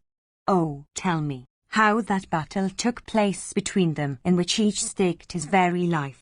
I think that in an encounter between the two, success is within reach of both as, indeed, both are liable to defeat. 156 So Sutta, obtaining Karna in battle, my son Sayadana always ventures to vanquish the sons of Pritha with Govinda and the Satwatas. Hearing, however, of the repeated defeat in battle of Karna by Bhimasena of terrible deeds, a swoon seems to come upon me. I think the Kauravas to be already slain, in consequence of evil policy of my son. Karna will never succeed, O Sanjaya, in vanquishing those mighty bowmen, viz., the sons of Pritha. In all the battles that Karna has fought with the sons of Pandu, the latter have invariably defeated him on the field. Indeed, O son, the Pandavas are incapable of being vanquished by the very gods with Vasava at their head. Alas, my wicked son Duryodhana knoweth it not. Having robbed Pritha's son, who is like the lord of the treasures himself, of his wealth, my son of little intelligence seeth not the fall like a searcher of honey in the mountains. Conversant with deceit, he regardeth it to be irrevocably his and always insulteth the Pandavas. Myself also, of unrefined soul, overcome with affection for my children, scrupled not to despise the high-souled sons of Pandu that are observant of morality. Yudhishthira, the son of Pritha, of great foresight, always showed himself desirous of peace. My sons, however, regarding him incapable, despised him. Bearing in mind all those woes and all the wrongs sustained by the Pandavas, the mighty armed Bhimasena battled with the suitor's son. Tell me, therefore, O Sanjaya, how Bhima and Karna, those two foremost of warriors, fought with each other, desirous of taking each other's life. Sanjaya said, Hear, O king, how the battle took place between Karna and Bhima, which resembled an encounter between two elephants in the forest, desirous of slaying each other. The son of the Kardana, O king, excited with rage and putting forth his prowess, pierced that chastiser of foes, viz., the angry Bhima of great prowess with 30 shafts. Indeed, O chief of Bharata's race, the Kardana's son struck Bhima with many arrows of keen points, decked with gold, and endued with great impetuosity. Bhima, however, with 3 sharp shafts cut off the bow of Karna, as the latter was engaged in striking him. And with a board-headed arrow, the son of Bandu then felled on the earth Karna's charioteer from his niche in the car. The son of the Kardana, then desirous of slaying Bhimasena, seized a dart whose shaft was adorned with golden stones of lapis lazuli. Grasping that fierce dart, which resembled a second dart of death, and uplifting and aiming it, the mighty son of Radha hurled it at Bhimasena with a force sufficient to take away Bhima's life. Hurling that dart, like Purandara hurling the thunderbolt, Radha's son of great strength uttered a loud roar. Hearing that roar, my sons became filled with delight. Bhima, however, with 7 swift arrows, cut off in the welkin that dart endued with the effulgence of the sun or fire, hurled from the hands of Karna. Cutting off that dart, resembling a snake just freed from its slough, Bhima, O sire, as if on the lookout for taking the life-breath of the suitor's son, sped, in great wrath, many shafts in that battle that were equipped with peacock feathers and golden wings, and each of which, whetted on stone, resembled the rod of Yama. Karna also, of great energy, taking up another formidable bow, the back of whose staff was adorned with gold, and drawing it with force, shot many shafts. The son of Pandu, however, cut off all those arrows with 9 straight arrows of his own. Having cut off, O ruler of men, those mighty shafts shot by Vasushna, Bhima, O monarch, uttered a loud roar like that of a lion. Roaring at each other like 2 mighty bulls for the sake of the cow in season, or like 2 tigers for the sake of the same piece of meat, they endeavored to strike each other, each being desirous of finding the other's lacquers. At times they looked at each other with angry eyes, like 2 mighty bulls in a cow-pen. Then like 2 huge elephants striking each other with the points of their tusks, they encountered each other with shafts shot from their bows drawn to the fullest stretch. Scorching each other, O king, with their arrowy showers, they put forth their prowess upon each other, eyeing each other in great wrath. sometimes laughing at each other, and sometimes rebuking each other, and sometimes blowing their conchs, they continued to fight with each other. Then Bhima once more cut Karna's bow at the handle, O sire, and dispatched by means of his shafts the latter's steeds, white as conchs, to the abode of Yama, and the son of Bandu also felled his enemy's charioteer from his niche in the car. Then Karna, the son of the Kardana, made steedless and driverless, and covered in that battle with shafts, became plunged into great anxiety. Stupefied by Bhima with his arrowy showers, he knew not what to do. Beholding Karna placed in the distressful plight, King Duryodhana, trembling with wrath, commended his brother, Dajaya, saying, Go, O Dajaya! Though the son of Pandu is about to devour the son of Radha, slay that beardless Bhima soon, and infuse strength into Karna. Thus addressed the son Dajaya, saying unto Duryodhana, So be it, rushed towards Bhimasena engaged with Karna, and covered him with arrows. And Dajaya struck Bhima with 9 shafts, his steeds with 8, his driver with 6, his standard with 3, and once more Bhima himself with 7. Then Bhimasena, excited with wrath, piercing with his shafts the very vitals of Dajaya, and his steeds and driver, dispatched them of Yama's abode. Then Karna, weeping in grief, circumambulated that son of thine, who, adorned with ornaments, lay on the earth, writhing like a snake. Bhima then, having made that deadly foe of his, viz., Karna, callous, smilingly covered him with shafts and made him look like a Satagni with numberless spikes on it. The iterator Karna, however, that chastiser of foes, through thus pierced with arrows, did not yet avoid the enraged Bhima in battle. Section XXI. Sanjaya said, Then the careless Karna, thus once more completely defeated by Bhima, mounted another car and speedily began to pierce the son of Pandu. Like 2 huge elephants encountering each other with the points of their tusks, they struck each other with shafts, shot from their bows drawn to the fullest stretch. Then Karna, striking Bhimasena with showers of shafts, uttered a loud roar, and once more pierced him in the chest. Bhima, however, in return, pierced Karna with 10 straight arrows and once more with 20 straight arrows. Then Karna, piercing Bhima, O king, with 9 arrows in the centre of the chest, struck the latter's standard with a sharp shaft. The son of Pritha then pierced Karna in return with 63 arrows, like a driver striking a mighty elephant with a hook, or a rider striking a steed with a whip.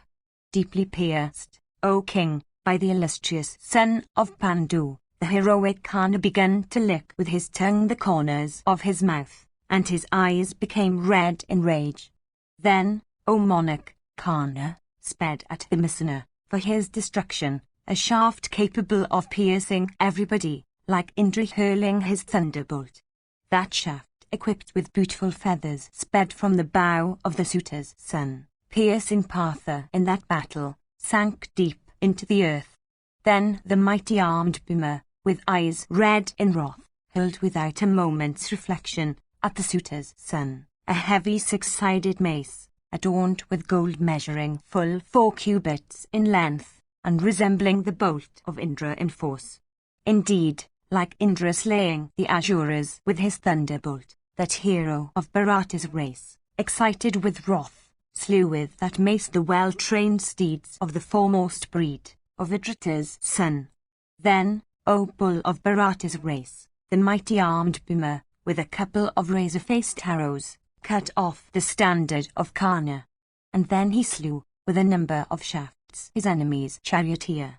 Abandoning that steedless and driverless and standardless car, Karna, O Bharata, cheerlessly stood on the earth, drawing his bow.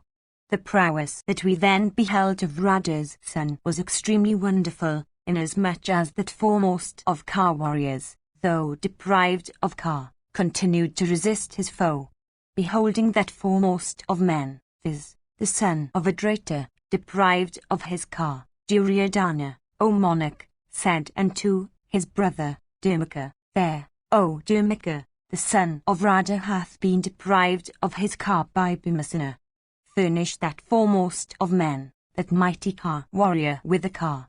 Hearing these words of Duryodhana, thy son Dharmaka, O Bharata, quickly proceeded towards Karna and covered Bhima with his shafts. Beholding Dharmaka desirous of supporting the suitor's son in that battle, the son of the wind god was filled with delight and began to lick the corners of his mouth.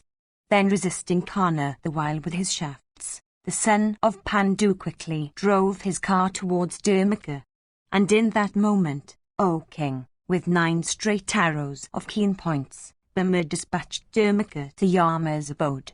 Upon Dharmaka's slaughter, the son of Adrita mounted upon the car of that prince and looked resplendent, O king, like the blazing sun. Beholding Dharmaka lying prostrate on the field, his very vital pierced with shafts, and his body bathed in blood, Karna with tearful eyes abstained for a moment from the fight. Circumambulating the fallen prince and leaving him there, the heroic Karna began to breathe long and hot breaths and knew not what to do.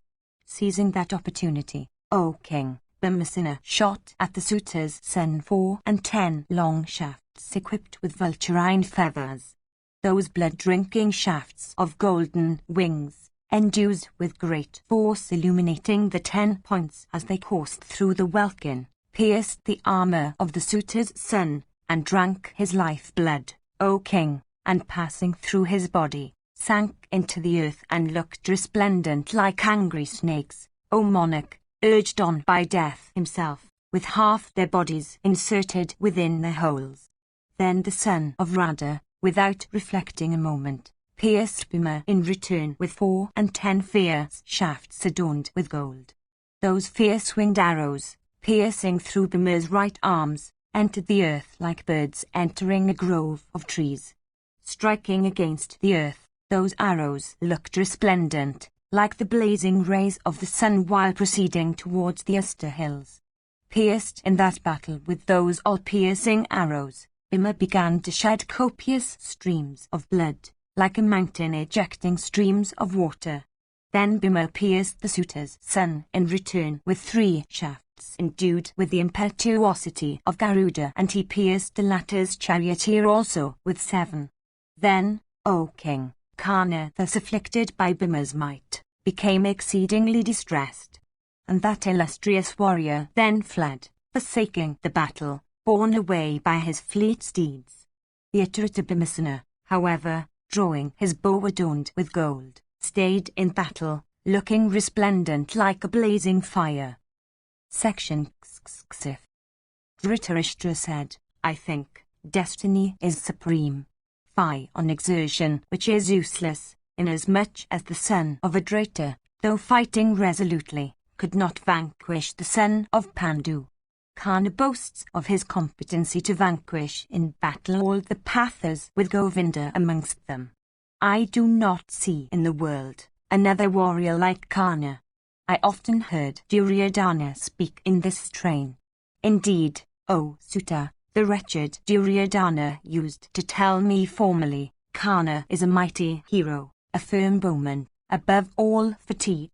If I have that Vasushana for my ally, the very gods will not be a match for me. What need be said, therefore, O monarch, of the sons of Bandu that are weak and heartless?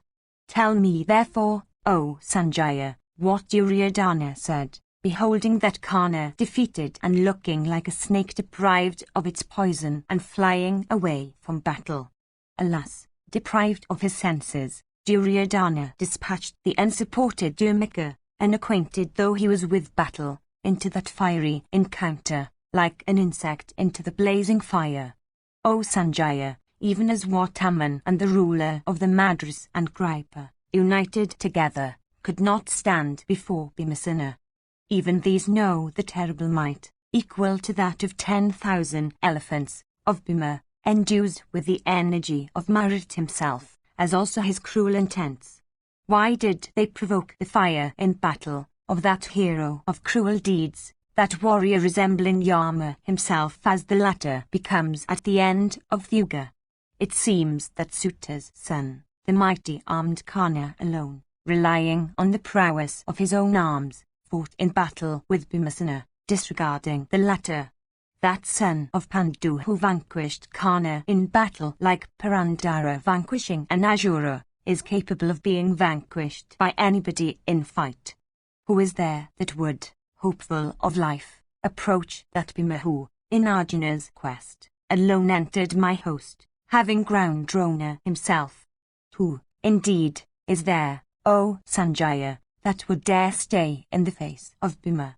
Who is there among the Asuras that would venture to stay before the great Indra with the thunderbolt uplifted in his hand? 157. A man may return having entered the abode of the dead, but none, however, can return having encountered Bhimasena. Those men of weak prowess, who senselessly rushed against the angry Bhimasena, were like insects falling upon a blazing fire. Without doubt, reflecting upon what the angry and fierce Bhima had said in the assembly in the hearing of the Kuras about the slaughter of my sons, and beholding the defeat of Kana, Dussasana and his brothers ceased to encounter Bhima from fear.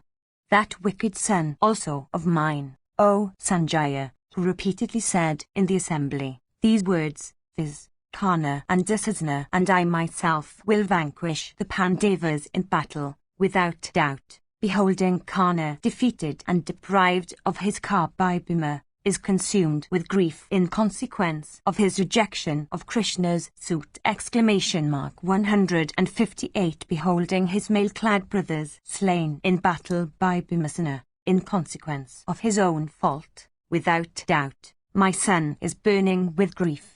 Who that is desirous of life will make a hostile advance against Pandu's son, Bhima, excited with wrath, armed with terrible weapons and standing in battle like death himself?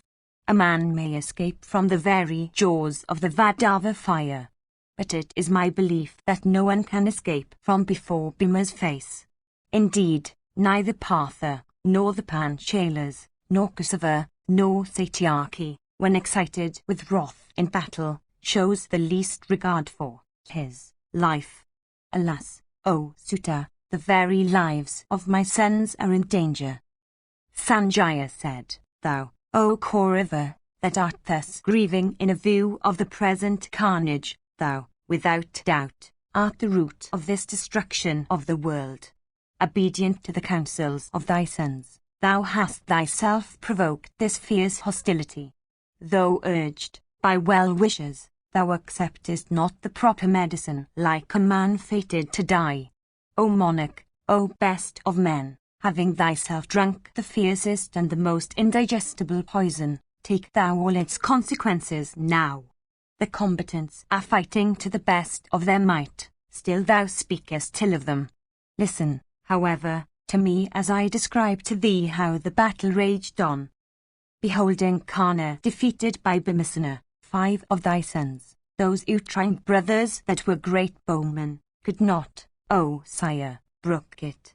They were Dharmashana and Dasaha and Dharmada and Durdhara and Jaya. Clad in beautiful mail, all of them rushed against the son of Pandu. Encompassing the mighty armed Vrikadara, on all sides, they shrouded all the points of the compass with their shafts looking like flights of locusts. Bhimasena, however, in the battle, smilingly received those princes of celestial beauty thus rushing suddenly against him. Beholding thy sons advancing against Bhimasena, Radha's son, Kana rushed against that mighty warrior, shooting arrows of keen points that were equipped with golden wings and whetted on stone. Bhima, however, quickly rushed against Kana, though resisted by thy sons. Then the Kuras, surrounding Kana, covered Bhimasena with showers of straight shafts. With 25 arrows, O king, Bhima, armed with his formidable bow, dispatched all those bulls among men to Yama's abode with their steeds and charioteers. Falling down from their cars along with their charioteers, Their lifeless forms looked like large trees with their weight of variegated flowers uprooted by the tempest. The prowess that we then beheld of Bhimsena was exceedingly wonderful, inasmuch as, resisting Adrita's son the while, he slew those sons of thine. Resisted by Bhima with whetted arrows on all sides, the suitor's son, O king, only looked at Bhima. Bhimsena also, with eyes red in wrath, began to cast angry glances on Karna, stretching his formidable bow the while. Section CXXXV. Sanjaya said, beholding thy sons lying on the field, Karna of great prowess filled with great wrath, became hopeless about his life.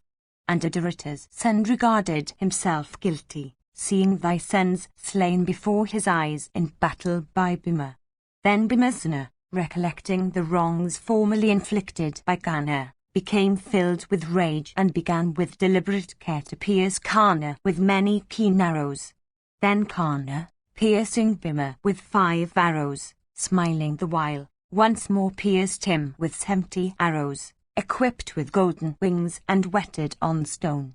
Disregarding these shafts shot by Karna, Vrikadara pierced the son of Radha in that battle with 100 straight shafts. And once more, piercing him in his vitals with 5 keen arrows, Bhima, O sire, cut off with a board-headed arrow the bow of the suitor's son. The cheerless Karna then, O Bharata, taking up another bow shrouded Bhimsena on all sides with his arrows. Then Bhima, slaying Karna's steeds and charioteer, laughed to laugh, having thus counteracted Karna's feats. Then that bull amongst men, viz. Bhima, cut off with his arrows the bow of Karna. That bow, O king, of loud twang, and the back of whose staff was decked with gold, fell down from his hand. Then the mighty car warrior Karna alighted from his car and taking up a mace in that battle wrathfully hurled it at Bhima. Beholding that mace, O king, impetuously coursing towards him, Vrikadara resisted it with his arrows in the sight of all thy troops. Then the son of Pandu, gifted with great prowess and exerting himself with great activity, shot 1,000 arrows at the suitor's son, desirous of taking the latter's life. Karna, however, in the dreadful battle, resisting all those shafts with his own, cut off Bhima's armor also with his arrows. And then he pierced Bhima with 25 small shafts in the sight of all the troops. All this seemed exceedingly wonderful. Then, O monarch, Bhima, excited with rage, sped 9 straight shafts at the suitor's son. Those keen shafts, piercing through Karna's coat of mail and right arm, entered the earth like snakes into an ant-hill.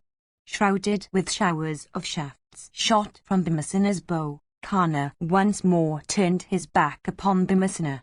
Beholding the suitor's son turn back and flying away on foot, covered all over with the arrows of Kunti's son, Duryodhana said, Go ye quickly from all sides towards the car of Radha's son. Then, O king, thy sons, hearing these words of their brother that were to them a surprise, rushed towards the son of Bandu for battle, shooting showers of shafts. They were Chitra, and Upachitra, and Charashitra, and Sarasan, and Chitrayuda, and Chitravarman. All of them were well versed in every mode of warfare. The mighty car warrior, Bhimsena, however, felled each of those sons of thine thus rushing against him, with a single arrow. Deprived of life, they fell down on the earth like trees uprooted by a tempest. Beholding those sons of thine, almighty car warriors, O king, thus slain, Karna, with tearful face, recollected the word of Vijaya. Mounting upon another car that was duly equipped, Karna, endued with great prowess, quickly proceeded against the son of Pandu in battle. Piercing each other with whetted arrows, equipped with wings of gold, the 2 warriors looked resplendent like 2 masses of clouds penetrated by the rays of the sun. Then the son of Pandu, excited with rage, cut off the armor of Suta's son with 36 broad-headed arrows of great sharpness and fierce energy. The mighty armed Suta's son also, O bull of Bharata's race, pierced the son of Kunti with 50 straight arrows. The two warriors then, smeared with red sandal paste with many a wound caused by each other's arrows, and covered also with gore, looked resplendent like the risen sun and the moon. Their coats of mail cut off by means of arrows, and their bodies covered with blood, Karna and Bhima then looked like a couple of snakes just freed from their sloughs. Indeed, those two tigers among men mangled each other with their arrows, like two tigers mangling each other with their teeth. The two heroes incessantly showered their shafts, like two masses of clouds pouring torrents of rain. Those two chastisers of foes tore each other's body with their arrows, like two elephants tearing each other with the points of their tusks. Roaring at each other and showering their arrows upon each other, causing their cars to trace beautiful circles, they resembled a couple of mighty bulls roaring at each other in the presence of a cow in her season. Indeed, those two lions among men then looked like a couple of mighty lions endued with eyes red in wrath. These two warriors endued with great energy fought on like Sakra and Virachana's son, Prahlada. Then, O king, the mighty armed Bhima, as he stretched his bow with his two hands, looked like a cloud charged with lightning. Then mighty Bhima cloud, having the twang of the bow for its thunder and incessant showers of arrows for its rainy downpour, covered, O king, the Karna mountain. And once more Pandu's son, Bhima of terrible prowess, O Bharata, shrouded Karna with 1,000 shafts shot from his bow. And as he shrouded Karna with his winged shafts, equipped with canker feathers, thy sons witnessed his extraordinary prowess. Gladdening Patha himself and the illustrious Kasava, Satyaki and the two protectors of two wheels of Arjuna's car, Bhima fought even thus with Karna, beholding the perseverance of Bhima who knew his own self. Thy sons, O monarch, all became cheerless. Section V. Sanjaya said, hearing the twang of Bhimasana's bow and the sound of his palms, the son of Radha could not brook it. Like an infuriated elephant incapable of brooking the roars of an infuriated rival. Returning for a moment from before Bhimasana, Karna cast his eyes upon those sons of thine that had been slain by Bhimasana. Beholding them, O best of men, Karna became cheerless and plunged in grief. Breathing hot and long sighs, he, once more, proceeded against the son of Pandu. With eyes red as copper, and sighing in wrath like a mighty snake, Karna then, as he shot his arrows, looked resplendent like the sun scattering his rays. 159 Indeed, O bull of Bharata's race, Vrikadara was then covered with the arrows, resembling the spreading rays of the sun that were shot from Karna's bow. The beautiful shafts, equipped with peacock feathers, shot from Karna's bow, penetrated into every part of Bhima's body, like birds into a tree for roosting there. Indeed, the arrows, equipped with wings of gold, shot from Karna's bow falling incessantly, resembled continuous rows of grains. So numerous were the shafts shot by Adharata's son that these seemed to issue not from his bow alone but from his standard, his umbrella, and the shaft and yoke and bottom of his car also. Indeed, Adharata's son shot his sky-ranging shafts of impetuous energy, decked with gold and equipped with vulturine feathers, in such a way as to fill the entire welkin with them. Beholding him, thus, excited with fury and rushing towards him like the destroyer himself, Vrikadara, becoming utterly reckless of his life and prevailing over his foe, pierced him with 9 shafts. 160 Beholding the irresistible impetuosity of Karna as also that dense shower of arrows, Bhima, endued as he was with great prowess, quailed not in fear. The son of Pandu then counteracting that arrowy downpour of Adharata's son, pierced Karna himself with 20 other sharp shafts. Indeed, as Pritha's son himself had before been shrouded by the suitor's son, even so was the latter now shrouded by the former in that battle. Beholding the prowess of Bhimasena in battle, thy warriors, as also the Gandhras, filled with joy, applauded him. Berisravas, and Kripa, and Drona's son, and the ruler of the Madras, and Utamorjas, and Yadamanyu, and Kusava, and Arjuna, these great car warriors, O king, among both the Kuras and the Bandavas, loudly cheered Bhima, saying, Excellent, excellent, and uttered leonine roars. When that fierce uproar, making the hair stand on end rose, thy son Duryodhana, O king, quickly said unto all the kings and princes, and particularly his uterine brothers, these words, Blessed be ye, proceed towards Karna for rescuing him from Vrikadara, else the shafts shot from Bhima's bow will slay their son of Radha. Ye mighty bowmen, strive ye to protect the suitor's son. Thus commanded by Duryodhana, 7 of his uterine brothers, O sire, rushing in wrath towards Bhimasena, encompassed him on all sides. Approaching the son of Kunti, they covered him with showers of arrows, like clouds pouring torrents of rain on the mountain breast in the season of rains. Excited with wrath, those 7 great car warriors began to afflict Bhimasena, O king, like the 7 planets afflicting the moon at the hour of the universal dissolution. The son of Kunti, then, O monarch, drawing his beautiful bow with great force and firm grasp, and knowing that his foes were but men, aimed 7 shafts. And Lord Bhima in great rage sped at them those shafts, effulgent as solar rays. Indeed, Bhimasena, recollecting his former wrongs, shot those shafts as if for extracting the life from out of the bodies of those sons of thine.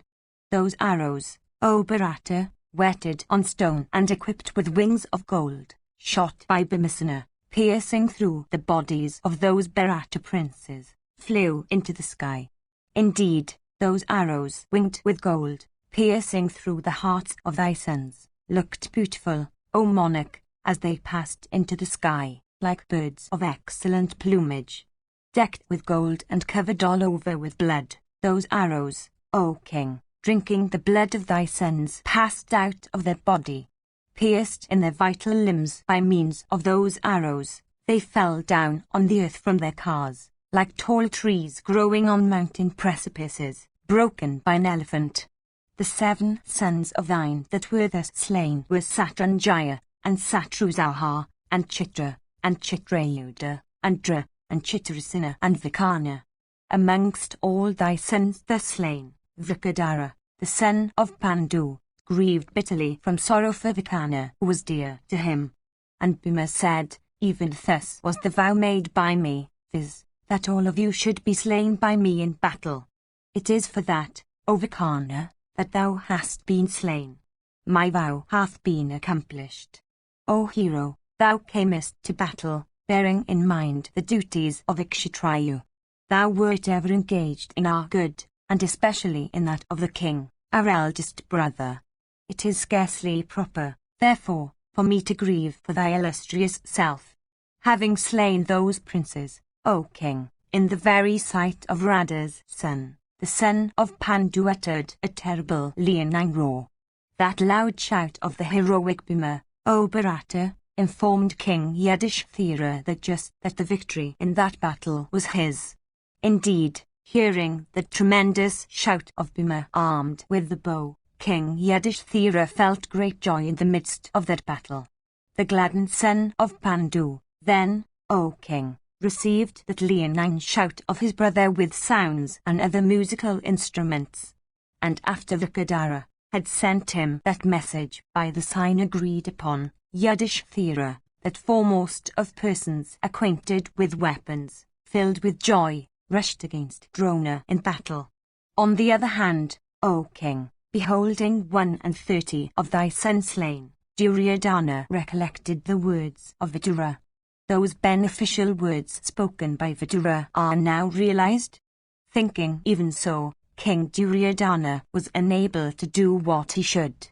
All that, during the match at dice, thy foolish and wicked son, with Karna, on his side, said unto the princes of Panchala, causing her to be brought into the assembly, all the harsh words, again, that Karna said unto Krishna, in the same place, before thyself, O king, and the sons of Pandu, in thy hearing, and that of all the Kuras, viz., O Krishna, the Pandavas are lost and have sunk into eternal hell, therefore, choose thou other husbands, alas, the fruit of all that is now manifesting itself.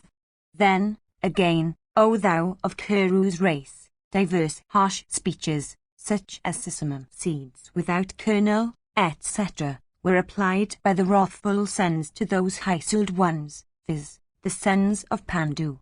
Bhimasena, vomiting forth the fire of wrath, which these enraged, and which he had restrained for 13 years, is now compassing the destruction of thy sons. Indulging in copious lamentations, Vidura failed to persuade thee towards peace. O chief of the Bharatas, suffer the fruit of all that with thy sons. Thou art old, patient, and capable of foreseeing the consequences of all acts. Being so, when thou didst yet refuse to follow the counsels of thy well-wishers, it seems that all this is the result of destiny. Do not grieve, O tiger among men. All this is thy great fault. In my opinion, thou art thyself the cause of the destruction of thy sons. O monarch, Vikarna hath fallen, and Chitrasen also of great prowess. Many other mighty Ka warriors and foremost ones among thy sons have also fallen. Others, again, among thy sons whom Bhima saw come within the range of his vision, O mighty armed one, he slew in a race. It is for thee only that I had to see a race scorched in thousands by means of the arrows shot by Pandu's son, Bhima and Vrisha, Karna. Section XXVI. Dhritarashtra said, O Sutta, O Sanjaya, this grievous result that has now overtaken us is, I think, certainly due to my evil policy. I had hitherto thought that what is past. But, O Sanjaya, what measures should I now adopt? I am now once more calm, O Sanjaya, therefore, tell me how this slaughter of heroes is going on, having my evil policy for its cause. Sanjaya said, Indeed, O king, Karna and Bhima, both endued with great prowess, continued in that battle to pour their arrowy showers like two rain-charged clouds. The arrows, winged with gold and wetted on stone and marked with Bhima's name, approaching Karna, penetrated into his body, as if piercing into his very life. Similarly, Bhima also, in that battle, was shrouded with the shafts of Karna in hundreds and thousands, resembling snakes of virulent poison. With their arrows, O king, falling on all sides, an agitation was produced among the troops resembling that of the very ocean. Many were the combatants, O chastiser of foes, in thy host that were deprived of life by arrows, resembling snakes of virulent poison shot from Bhima's bow. Strewn with fallen elephants and steeds mixed with the bodies of men, the field of battle looked like one covered with trees broken by a tempest. Slaughtered in battle with the arrows from Bhima's bow, thy warriors fled away, saying, What is this? Indeed, that host of the Sindhas, the Sauviras, and the Kauravas, afflicted with the impetuous shafts of both Karna and Bhima, was removed to a great distance. The remnant of those brave soldiers, with their steeds and elephants killed, leaving the vicinity of both Karna and Bhima, fled away in all directions. And they cried out, Verily, for the sake of the Pathas, the gods are stupefying us, since those arrows shot by both Bhima and Karna are slaying our forces. Saying those words, these troops of thine afflicted with fear avoiding the range of Karna's and Bhima's arrows, stood at a distance for witnessing that combat. Then, on the field of battle there began to flow a terrible river enhancing the joy of the heroes and the fears of the timid. And it was caused by the blood of elephants and steeds and men. And covered with the lifeless forms of men and elephants and steeds, with flagstaffs and the bottoms of cars, with the adornments of cars and elephants and steeds, with broken cars and wheels and ushers and guvras, with loud twanged bows decked with gold, and gold-winged arrows and shafts in thousands, shot by Kana and Bhima, resembling snakes just freed from their sloughs, with countless lances and spears and scimitars and battle-axes, with maces and clubs and axes, all adorned with gold, with standards of diverse shapes, and darts and spiked clubs, and with beautiful satagnis. The earth, O Bharata, looked resplendent, and strewn all over with earrings and necklaces of gold and bracelets loosened from wrists, and rings, and precious gems worn on diadems and crowns, and headgears, and golden ornaments of diverse kinds, O sire, and coats of mail, and leathern fences, and elephants' ropes, and umbrellas displaced from their places, and yak-tails, and fans with the pierced bodies of elephants and steeds and men, with blood-dyed arrows, and with diverse other objects, lying about and loosened from their places. The field of battle looked resplendent like the firmament bespangled with stars. Beholding the wonderful, inconceivable, and superhuman feats of those two warriors, the Charanas and the Siddhas were exceedingly amazed. As a blazing conflagration, having the wind for its ally, it courses through an extended heap of dry grass, even so, Adrata's son, engaged with Bhima, coursed fiercely in that battle. 161 Both of them felled countless standards and cars and slew steeds and men and elephants, like a pair of elephants crushing a forest of reeds while engaged in battle with other. Thy host looked like a mass of clouds, O king of men, and great was the carnage caused in that battle by Kana and Bhima. 162. Section XXVI. Sanjaya said, Then Kana, O king, piercing Bhima with 3 arrows, poured countless beautiful arrows upon him. The mighty armed Bhimasena, the son of Pandu, through thus struck by the suitor's son, showed no signs of pain but stood immovable like a hill pierced with arrows.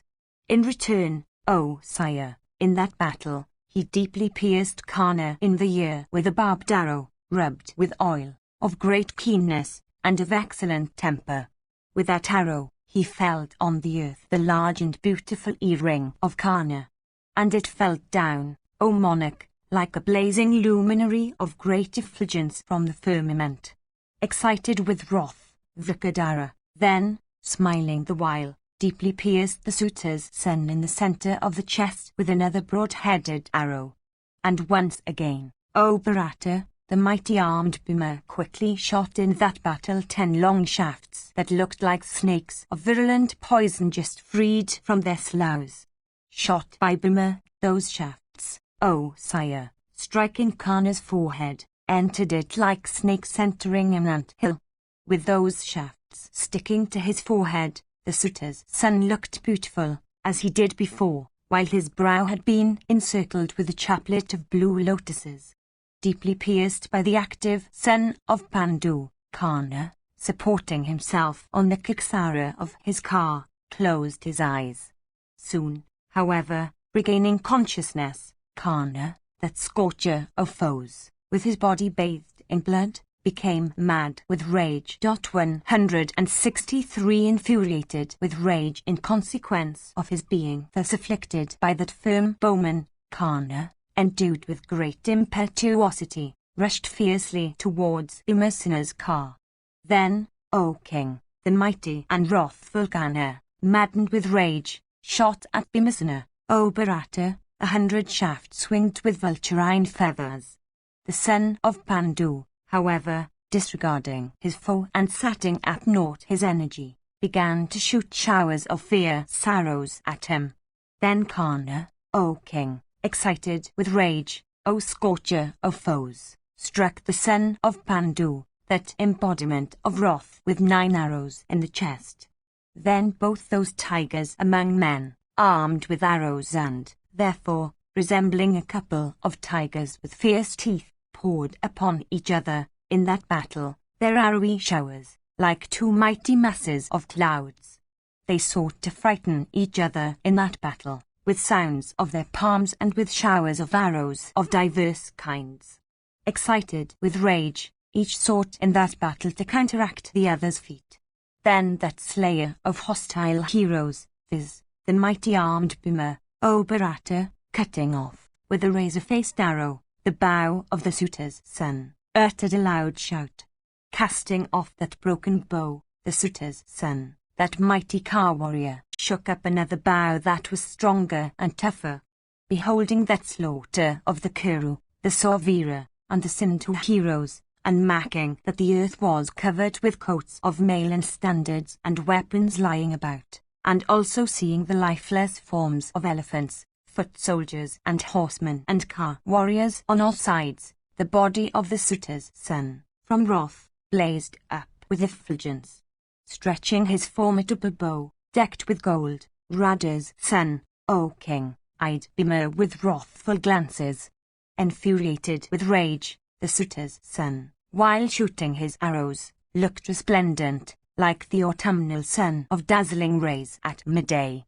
While employed with his hands in taking up an arrow, fixing it on the bowstring, stretching the string and letting it off, none could notice any interval between those acts. And while Karna was thus engaged in shooting his arrows right and left, his bow incessantly drawn to a circle, like a terrible circle of fire. The keen-pointed arrows, equipped with wings of gold, shot from Karna's bow, covered, O king, all the points of the compass, darkening the very light of the sun. Countless flights were seen, in the welkin, of those shafts equipped with wings of gold, shot from Karna's bow. Indeed, the shafts shot from the bow of Adrata's son looked like rows of cranes in the sky. The arrows that Adrata's son shot were all equipped with vulturine feathers, whetted on stone, decked with gold, endued with great impetuosity, and finished with blazing points. Impelled by the force of his bow, those arrows surged by Karna, while coursing in thousands through the welkin, looked beautiful like successive flights of locusts. The arrows shot from the bow of Adrata's son, as they coursed through the welkin, looked like one long continuously drawn arrow in the sky. Like a cloud covering a mountain with torrents of rain, Karna, in rage, covered Bhima with showers of arrows. Then thy sons, O Bharata, with their troops, beheld the might, energy, prowess and perseverance of Bhima, for the latter, disregarding that arrowy downpour, resembling the raging sea, rushed in wrath against Karna. Bhima, O monarch, was armed with a formidable bow, the back of whose staff was decked with gold. He stretched it so quickly that it seemed like a second bow of Indra, incessantly drawn to a circle. Shafts issued continuously from it seemed to fill the welkin. With those straight arrows, equipped with wings of gold, shot by Bhima, a continuous line was made in the sky that looked effulgent like a garland of gold. Then those showers of Karna's arrows spread in the welkin, struck by Bhimasena with his shafts, were scattered in portions and fell down on the earth. Then the sky was covered with those showers of gold-winged and swiftly coursing arrows, of both Karna and Bhimasena, that produced in sparks of fire as they clashed against each other. The very sun was then shrouded, and the very wind ceased to blow. Indeed, when the welkin was thus covered with those arrowy showers, nothing could be seen. Then the suitor's son, disregarding the energy of the high-souled Bhima, completely shrouded Bhima with other arrows and endeavoured to prevail over him. Then, O sire, those arrowy showers shot by both of them seemed to clash against each other like two opposite currents of wind. And in consequence of that clash of the arrowy showers of those two lions among men, a conflagration, O chief of the Bharatas, seemed to be generated in the sky. Then Karna, desirous of slaying Bhima, shot at him in rage many whetted arrows equipped with wings of gold and polished by the hands of the smith. Bhima, however, cut off with his own shafts every one of those arrows into 3 fragments, and prevailing over the suitor's son, he cried out, "Wait, wait!" And the wrathful and mighty son of Pandu, like an all-consuming conflagration, once more shot in rage showers of fierce shafts. And then, in consequence of their leathern fences striking against their bowstrings, loud sounds were generated. And loud also became the sound of their palms, and terrible their leonine shouts, and fierce the rattle of their car wheels and the twang of their bowstrings. And all the combatants, O king, ceased to fight, desirous of beholding the prowess of Karna and of the son of Pandu, each of whom was desirous of slaying the other. And the celestial rishis and siddhas and gandharvas applauded them, saying, "Excellent, excellent." And the tribes of the Deodaras rained flowery showers upon them. Then the wrathful and mighty armed Bhima of fierce prowess, baffling with his own weapons the weapons of his foe, pierced the suitor's son with many shafts. Karna also, endued with great might, baffling the shafts of Bhimasena, sped at him 9 long shafts in that battle. Bhima, however, with as many arrows, cut off those shafts of Suta's son in the welkin and addressed him, saying, "Wait, wait." Then the mighty armed and heroic Bhima, excited with rage, shot at Adrata's son an arrow resembling the rod of Yama or Death himself. Rada's son, however, smiling, cut off that arrow, O king, of Pandu's son, however, of great prowess, with 3 arrows of his, as it coursed towards him through the welkin. The son of Pandu then once more shot showers of fierce shafts. Karna, however, fearlessly received all those arrows of Bhima. Then excited with rage, the suitor's son, Karna, by the power of his weapons, with his straight arrows, cut off in that encounter the couple of quivers and the bowstring of fighting Bhima, as also the traces of his steeds. And then slaying his steeds also, Karna pierced Bhima's charioteer with 5 shafts. The charioteer, quickly running away, proceeded to Yadamanu's car. Excited with rage, the son of Radhavan, whose splendor resembled that of the Ugafire, smiling the while, cut off the flag-staff of Bhima and felt his banner. Deprived of his bow, the mighty armed Bhima then seized a dart, such as car warriors may use. Excited with wrath, he whirled it in his hand and then hurled it with great force at Karna's car. The son of Adrata then, with 10 shafts, cut off, as it coursed towards him with the effulgence of a large meteor, the gold-decked dart thus hurled by Bhima. 164 thereupon, that dart fell down, cut off into 10 fragments by those sharp shafts of the suitor's son, Karna, that warrior conversant with every mode of warfare, then battling for the sake of his friends. Then, the son of Kunti took up a shield decked with gold and a sword, desirous of obtaining either death or victory. Karna, however, O Bharata, smiling the while, cut off that bright shield of Bhima with many fierce shafts. Then, Kailas, Bhima, O king, deprived of his shield, became mad with rage.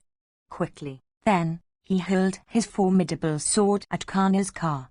That large sword, cutting off the stringed bow of the suitor's son, fell down on the earth, O king, like an angry snake from the sky. Then Adrata's son, excited with rage in that battle, smilingly took up another bow destructive of foes, having a stronger string, and tougher than the one he had lost. Desirous of slaying the son of Kunti, Karna then began to shoot thousands of arrows, O king, equipped with wings of gold and endued with great energy. Struck by those shafts shot from Karna's bow, the mighty Bhima leapt into the sky, filling Karna's heart with anguish. Beholding the conduct of Bhima, in battle desirous of victory, the son of Radha beguiled him by concealing himself in his car. Seeing Karna concealing himself with an agitated heart on the terrace of his car, Bhima, catching hold of Karna's flagstaff, waited on the earth. All the Kuras and the Churanas highly applauded that attempt of Bhima of snatching Karna away from his car, like Garuda snatching away a snake. His bow cut off, himself deprived of his car, Bhima, observant of the duties of his order, stood still for battle, keeping his broken car behind him. The son of Radha, then, from rage, in that encounter, proceeded against the son of Pandu who was waiting for battle. Then those two mighty warriors, O king, challenging as they approached each other, those two bulls among men, roared at each other, like clouds at the close of summer. And the passage at arms that then took place between those two enraged lions among men that could not brook each other in battle resembled that of old between the gods and the Danavas. The son of Kunti, however, whose stock of weapons was exhausted, was obliged to turn back, pursued by Karna. Beholding the elephants, huge as hills, that had been slain by Arjuna, lying near, unarmed Bhimasena entered into their midst, for impeding the progress of Karna's car. Approaching that multitude of elephants and getting into the midst of that fastness which was inaccessible to a car, the son of Pandu, desirous of saving his life, refrained from striking the son of Radha. Desirous of shelter, that subjugator of hostile cities, viz., the son of Pritha, uplifting an elephant that had been slain by Dhananjaya with his shafts, waited there, like Hanuman, uplifting the peak of Gandhamadana. 165 Gana, however, with his shafts, cut off that elephant held by Bhima. The son of Pandu, thereupon, hurled at Karna the fragments of that elephant's body as also car wheels and steeds. In fact, all objects that he saw lying there on the field, the son of Pandu, excited with rage, took up and hurled at Karna. Karna, however, with his sharp arrows, cut off every one of those objects thus thrown at him. Bhima also, raising his fierce fists that were endued with the force of the thunder, desired to slay their suitor's son. Soon, however, he recollected Arjuna's vow. The son of Pandu, therefore, though competent, spared the life of Karna, from desire of not falsifying the vow that Savyar Sachin had made. The suitor's son, however, with his sharp shafts, repeatedly caused the distressed Bhima to lose the sense. But Karna, recollecting the words of Kunti, took not the life of the unarmed Bhima. Approaching quickly, Karna touched him with the horn of his bow. As soon, however, as Bhimasena was touched with the bow, excited with rage and sighing like a snake, he snatched the bow from Karna and struck him with it on the head. Struck by Bhimasena, the son of Radha, with eyes red in wrath, smiling the while, said unto him repeatedly these words, viz., beardless eunuch, ignorant fool and glutton. And Karna said, without skill in weapons, do not fight with me. Thou art but a child, a laggard in battle. There, son of Pandu, where occurs a profusion of eatables and drink, there, O wretch, shouldst thou be but never in battle, subsisting on roots, flowers, and observant of vows and austerities. Thou, O Bhima, shouldst pass thy days in the woods, for thou art unskilled in battle. Great is the difference between battle and the austere mode of a Muni's life. Therefore, O Vrikadara, retire into the woods.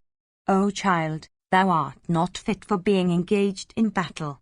Thou hast an aptitude for a life in the woods. Urging cooks and servants and slaves in the house to speed, thou art fit only for reproving them in wrath for the sake of thy dinner, O Vrikadara. O Bhima, O thou of a foolish understanding, betaking thyself to a Muni's mode of life, gather thou fruits for thy food.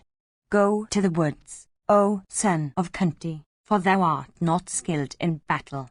Employed in cutting fruits and roots or in waiting upon guests, thou art unfit, I think, to take a part, O Vrikadara, in any passage at arms. And, O monarch, all the wrongs done to him in his younger years were also reminded by Karna in harsh words. And as he stood there in weakness, Karna once more touched him with the bow. And laughing loudly, Vrisha once more told Bhima those words, "Thou shouldst fight with others, O sire, but never with one like me. They that fight with persons like us have to undergo this and else. Go thither where the two Krishnas are. They will protect thee in battle. Or, O son of Kunti, go home. For, a child as thou art, what business hast thou with battle?"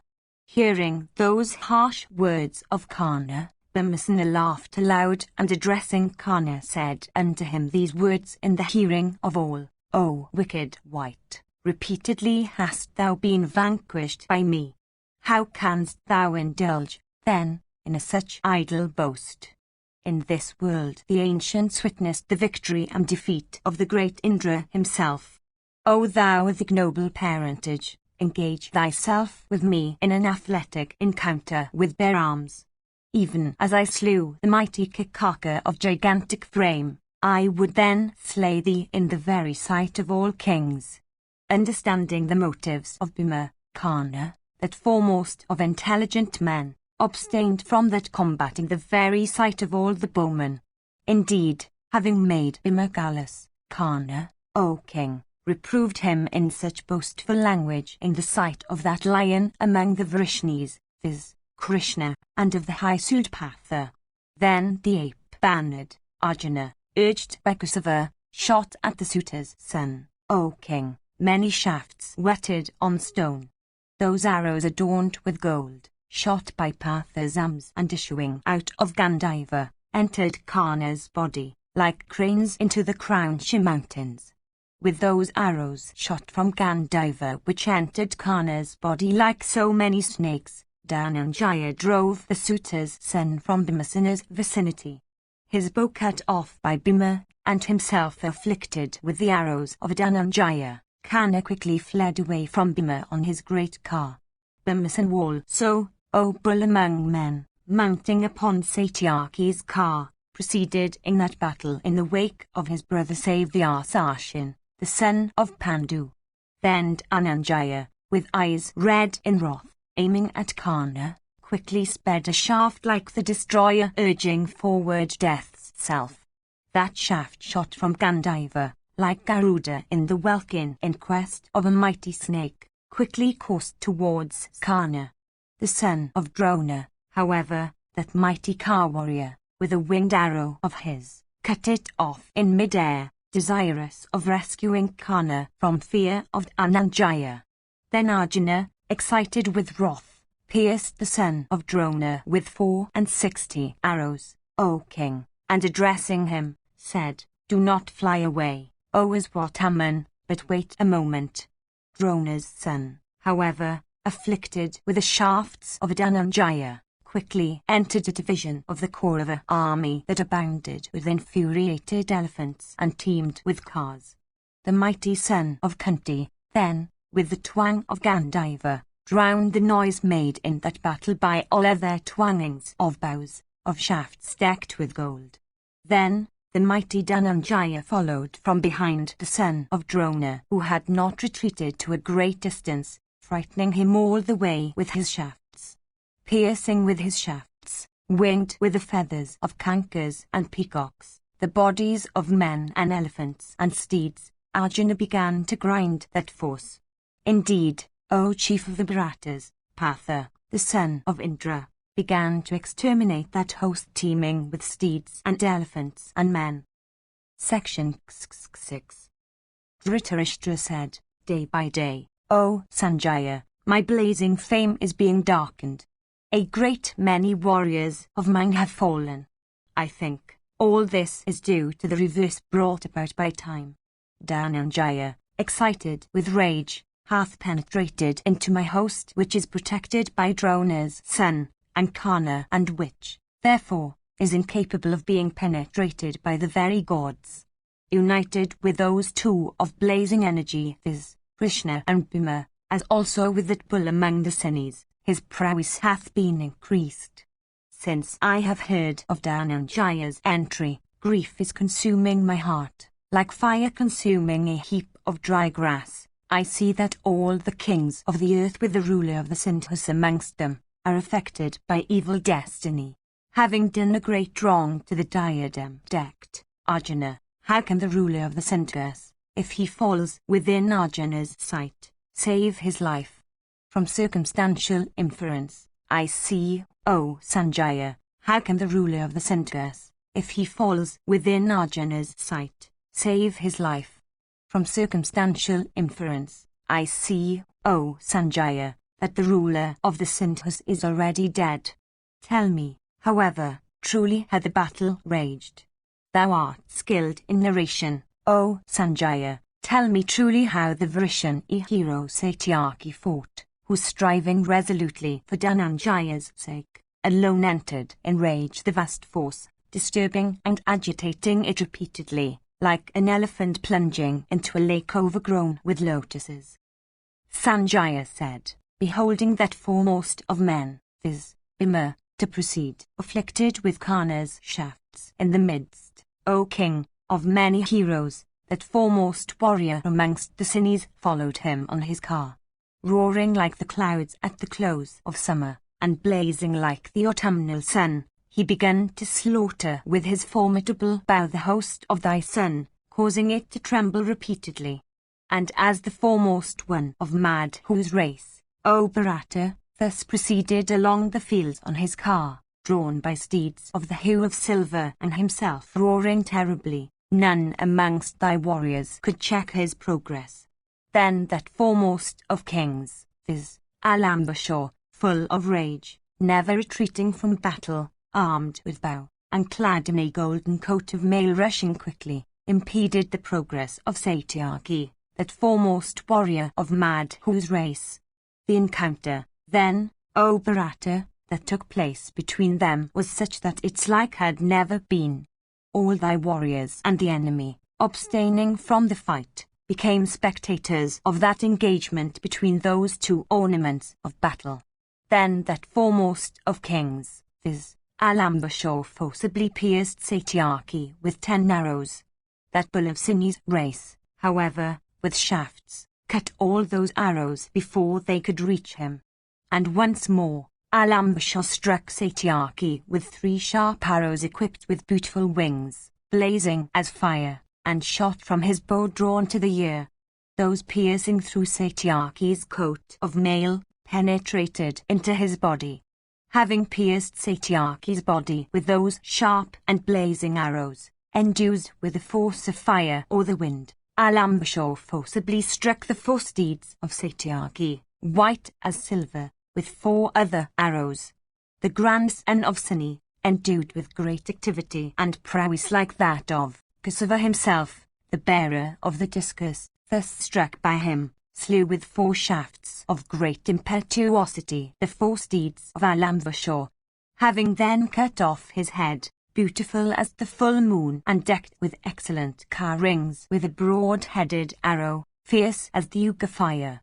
Having slain that descendant of many kings in battle, that bull among the Eddas, that hero capable of grinding hostile hosts, proceeded towards Arjuna, O king, resisting, as he went, the enemy's troops.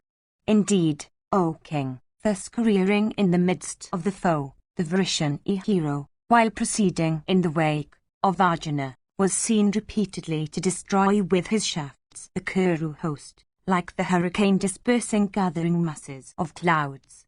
Whithersoever that lion among men desired to go, thither he was borne by those excellent steeds of his, of the Sindhu breed, well broken, docile, white as milk of the Kunda flower or the moon or snow, and adorned with trappings of warriors, viz., Dasasana, their commander.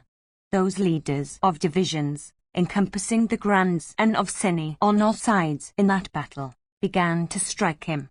That foremost one among the Satwatas, that hero, viz., Satyaki, also resisted them all with showers of arrows, quickly checking all of them by means of his fiery shafts. That slayer of foes, viz., the grandson of Sini, forcibly uplifting his bow, O Ajamida, slew the steeds of Dasasana. Then Arjuna and Krishna, beholding that foremost of men, his Satyaki, in that battle, became filled with joy. Section CXL. Sanjaya said, then the great bowman of the Trigata country, owning standards, adorned with gold, encompassed on all sides the mighty armed Satyaki, that warrior who accomplished with great activity everything that demanded accomplishment, and who, having penetrated into that host, unlimited as the sea, was rushing against Dusasna's car from desire of Dhananjaya's success. Checking his course with a large throng of cars on all sides, those great bowmen, excited with rage, covered him with showers of arrows. Having penetrated into the midst of the Bharata army, which resembled a shoreless sea, and which, filled with the sound of palms, abounded with swords and darts and maces, Satyaki, of prowess incapable of being baffled, alone vanquished his foes, those 50 Trigata princes shining brilliantly in that battle. On that occasion we saw that the conduct of Sini's grandson in battle was extremely wonderful. So great was the lightness of his movements, that having seen him on the west, we immediately saw him in the east, north, south, east, west, and in the other subsidiary directions. That hero seemed to career dancingly, as if he constituted 100 warriors in his single self. Beholding that conduct of Satyaki, endued with the sportive dread of the lion, the Trigata warriors, unable to bear his prowess, fled away towards the division of their own countrymen. Then the brave warriors of the Surasnas endeavored to check Satyaki, striking him with showers of shafts, like a driver striking an infuriated elephant with a hook. The high-souled Satyaki struggled with them for a short space of time, and then that hero of inconceivable prowess began to fight with the Kalingas. Transgressing that division of the Kalingas which was incapable of being crossed, the mighty armed Satyaki approached the presence of Dhananjaya, the son of Pritha. Like a tired swimmer in water when he reaches the land, Ayudhana became comforted on obtaining the sight of Dhananjaya, that tiger among men. Beholding him approach, Kusava, addressing Partha, said, Yonder cometh the grandson of Sini, O Partha, following in thy wake. O thou of prowess incapable of being baffled, he is thy disciple and friend. That bull among men, regarding all the warriors as straw, hath vanquished them, inflicting terrible injuries upon the core of the warriors. Satyaki, who is dear to thee as life, cometh towards thee, O Kiritan. Having with his shafts crushed Drona himself and Kritavarman of the bow race, this Satyaki cometh to thee, O Fulgana. Intent on Yudhishthira's good, having slain many foremost of warriors, the brave Satyaki, skilled in weapons, is coming to thee, O Fulgana. Having achieved the most difficult feat in the midst of the Kaurava troops, the mighty Satyaki, desirous of obtaining thy sight, cometh to thee, O son of Pandu. Having on a single car fought in battle many mighty car warriors with the preceptor, Drona, on their head, Satyaki cometh to thee, O Partha. Dispatched by Dharma's son, this Satyaki cometh to thee, O Partha, having pierced through the Kaurava army, relying on the might of his own arms. Invincible in battle, that Satyaki, who hath no warrior amongst the Kauravas equal to him, is coming to thee, O son of Kunti. Having slain countless warriors, this Satyaki cometh to thee, O Partha, freed from amid the Kaurava troops, like a lion from amid a herd of kine. Having strewn the earth with the faces, beautiful as the lotus, of thousands of kings, this Satyaki is coming to thee, O Partha. Having vanquished in battle Duryodhana himself with his brothers, and having slain Jalasundha, Satyaki is coming quickly. Having caused a river of blood for its mire, and regarding the Kauravas as straw, Satyaki cometh towards thee. The son of Kunti, without being cheerful, said these words unto Kusava, the arrival of Satyaki, O mighty armed one, is scarcely agreeable to me. I do not O Kosovo, know how King Yudhishthira the just is. Now that he is separated from Satwata, I doubt whether he is alive. O mighty armed one, this Satyaki should have protected the king. Why then, O Krishna, hath this one, leaving Yudhishthira, followed in my wake?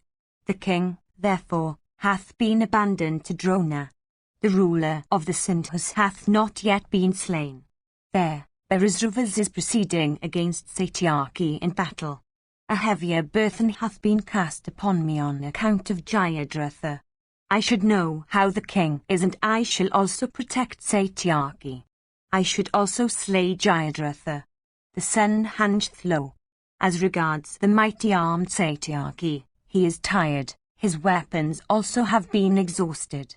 His steeds, as also their driver, are tired, O Madhava. Bharisravas, on the other hand, is not tired, he hath supporters behind him. O Kosovo, will success be Satyaki's in this encounter? Having crossed the very ocean, will Satyaki of unbaffled prowess, will that bull amongst the Sunnis, of great energy, succumb, obtaining, before him, the vestige of a cow's foot? 166. Encountering that foremost one amongst the Kuras, viz., the high-souled Bharisravas, skilled in weapons, will Satyaki have good fortune?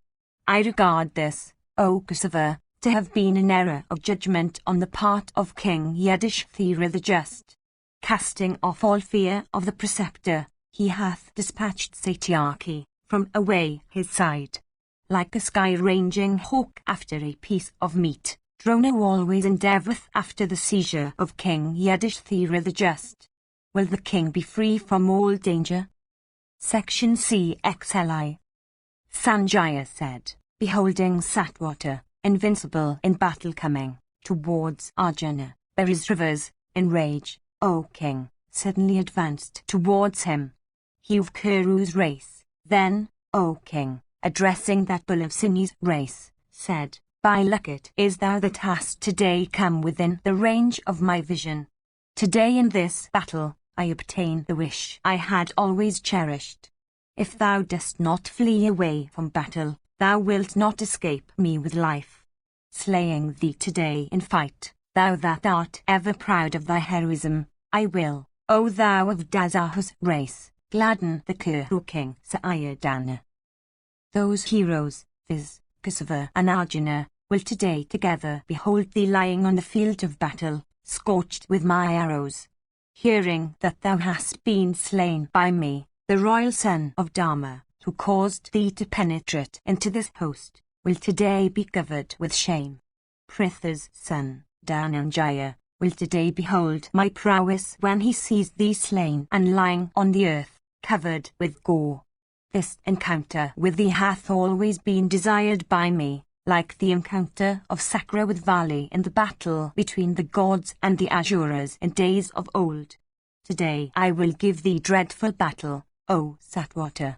Thou shalt then truly understand the measure of my energy, might, and manliness. Slain by me in battle, thou shalt today proceed to the abode of Yama, like Ravana's son, Indrajit, slain by Lakshmana, the younger brother of Rama. Today, Krishna and Partha and King Yudhishthira the just, O thou of Madhu's race, witnessing thy slaughter, will, without doubt, be overcome with despondency and will give up battle. Causing thy death today, O Madhava, with keen shafts, I will gladden the wives of all those that have been slain by thee in battle. Having come within the scope of my vision, thou shalt not escape, like a small deer from within the range of a lion's vision. Hearing these words of his, Ayudhana, O king, answered him with a laugh, saying, O thou of Kuru's race, I am never inspired with fear in battle. Thou shalt not succeed in terrifying me with thy words only. He will slay me in battle who will succeed in disarming me. He that will slay me in battle will slay foes for all time to come. 167. What is the use of such idle and long-winded boast in words? Accomplish indeed what thou sayest. thy words seem to be as fruitless as the roar of autumnal clouds. Hearing, O hero, these roars of thine, I cannot restrain my laughter. Let that encounter, O thou of Kuru's race, which has been desired by thee so long, take place today. My heart, O sire, inspired as it is with the desire of an encounter with thee, cannot brook any delay. Before slaying thee, I shall not abstain from the fight, O wretch. Rebuking each other in such words, those two bulls among men, both excited with great wrath, struck each other in battle, each being desirous of taking the other's life. Those great bowmen, both endued with great might, encountered each other in battle, each challenging the other, like two wrathful elephants en route for the sake of a she-elephant in her season. And those two chastisers of foes, viz., Berisravas and Satyaki, poured upon each other dense showers of arrows like two masses of clouds. Then Somadatta's son, having shrouded the grandson of Sini with swift coursing shafts, once more pierced the latter, O chief of the Bharatas, with many keen shafts, from desire of slaying him. Having pierced Satyaki with 10 shafts, Somadatta's son sped many other keen shafts at that bull amongst the Sinis, from a desire of compassing his destruction. Satyaki, however, O Lord, cut off, with the power of his weapons, all those keen shafts of Berisravas, O king, in the welkin, before, in fact, any of them could reach him. Those two heroes, those two warriors that enhanced the fame of the Kurus and the Vrishnis respectively, both of noble lineage, thus poured upon each other their arrowy showers. Like two tigers fighting with their claws or two huge elephants with their tusks, they mangled each other with shafts and darts, such as car warriors may use. Mangling each other's limbs, and with blood issuing out of their wounds, those two warriors engaged in a gambling match in which their lives were at the stake, checked and confounded each other. Those heroes of excellent feats, those enhancers of the fame of the Kurus and the Vrishnis, thus fought with each other, like two leaders of elephantine herds. Indeed, those warriors, both coveting the highest region, both cherishing the desire of very soon attaining the region of Brahman, thus roared at each other. Indeed, Satyaki and Somadatta's son continued to cover each other with their arrowy showers in the sight of the Dhritarashtra's filled with joy. And the people the witness that encounter between those two foremost of warriors who were fighting like two leaders of elephantine herds for the sake of a she-elephant in her season. Then each slaying the other's steeds and cutting off the other's bow, those carless combatants encountered each other with swords in a dreadful fight. Taking up two beautiful and large and bright shields made of bull's hide, and two naked swords, they careered on the field, stalking in circles and in diverse other kinds of courses duly. Those grinders of foes excited with rage, frequently struck each other. Armed with swords, clad in bright armor, decked with cuirass and angadas, those two famous warriors showed diverse kinds of motion. They wheeled about on high and made side thrusts, and ran about, and rushed forward and rushed upwards. And those chastisers of foes began to strike each other with their swords. And each of them looked eagerly for the dereliction of the other.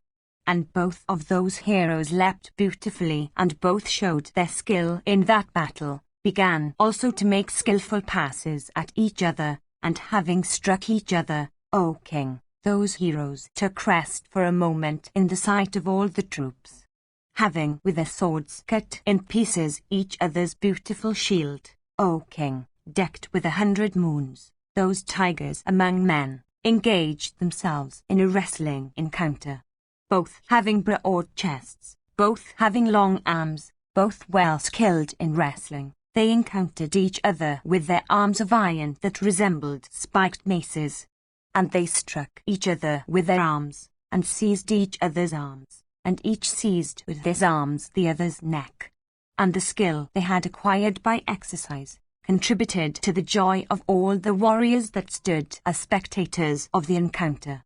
And as those heroes fought with each other, O king, in that battle, loud and terrible were the sounds produced by them, resembling the fall of the thunder upon the mountain breast. Like two elephants encountering each other with the end of their tusks, or like two bulls with their horns, those two illustrious and foremost warriors of the Kuru and the Satwata races fought with each other, sometimes binding each other with their arms, sometimes striking each other with their heads, sometimes intertwining each other's legs, sometimes slapping their armpits, sometimes pinching each other with their nails, sometimes clasping each other tightly, sometimes twining their legs round each other's loins, sometimes rolling on the ground, sometimes advancing, sometimes receding, sometimes rising up, and sometimes leaping up. Indeed, those 32 kinds of separate maneuvers that characterize encounters of that kind. When Satwata's weapons were exhausted during his engagement with Bharisravas, Vasudeva said unto Arjuna, Behold that foremost of all bowmen, viz. Satyaki, engaged in battle, deprived of car. He hath entered the Bharata host, having pierced through it, following in thy wake, O son of Pandu. He hath fought with all the Bharata warriors of great energy. The giver of large sacrificial presents, viz. Bharisravas, hath encountered that foremost of warriors while tired with fatigue. Desirous of battle, Bharisravas is about to encounter. Then that warrior invincible in battle, viz. Bharisravas, excited with wrath, vigorously struck Satyaki, O king, like an infuriated elephant striking an infuriated compeer. Those two foremost of warriors, both upon their cars, and both excited with wrath, fought on, King Kesava and Arjuna witnessing their encounter. Then the mighty armed Krishna, addressing Arjuna, said, Behold, that tiger among the Vrishnis and the Andakas has succumbed to Somadatta's son. Having achieved the most difficult feats, exhausted with exertion, he hath been deprived of his car. O Arjuna, protect Satyaki, thy heroic disciple. See that foremost of men may not, for thy sake, O tiger among men, succumb to Bharisravas, devoted to sacrifices. O puissant one, speedily do what is needed. Dhananjaya, with a cheerful heart addressing Vasudeva, said, Behold, that bull amongst the Kurus and that foremost one among the Vrishnis are sporting with each other, like a huge elephant mad with rage sporting with a mighty lion in a forest. While Dhananjaya the son of Pandu was thus speaking, loud cries of "Oh" and "Alas" arose among the troops. O bull of Bharata's race, since the mighty armed Bharisravas, exerting vigorously struck Satyaki and brought him down upon the ground. And like a lion dragging an elephant, that foremost one of Kuru's race, viz. Bharisravas, that giver of profuse presents at sacrifices, dragging that foremost one amongst the Satwatas, looked resplendent in that battle. Then Bharisravas in that encounter, drawing his sword from the scabbard, seized Satyaki by the hair of his head and struck him at the chest with his feet. Bharisravas then was about to cut off from Satyaki's trunk his head decked with earrings. For some time, the Satwata hero rapidly whirled his head with the arm of Bharisravas that held it by the hair, like a potter's wheel whirled round with the staff. Beholding Satwata thus dragged in battle by Bharisravas, Vasudeva once more, O king, addressed Arjuna and said, Behold, that tiger among the Vrishnis and the Andakas, that disciple of thine, O mighty armed one, not inferior to thee in bowmanship, hath succumbed to Somadatta's son. O Partha, since Bharisravas is thus prevailing over the Vrishni hero, Satyaki, of prowess incapable of being baffled, the very name of the latter is about to be falsified.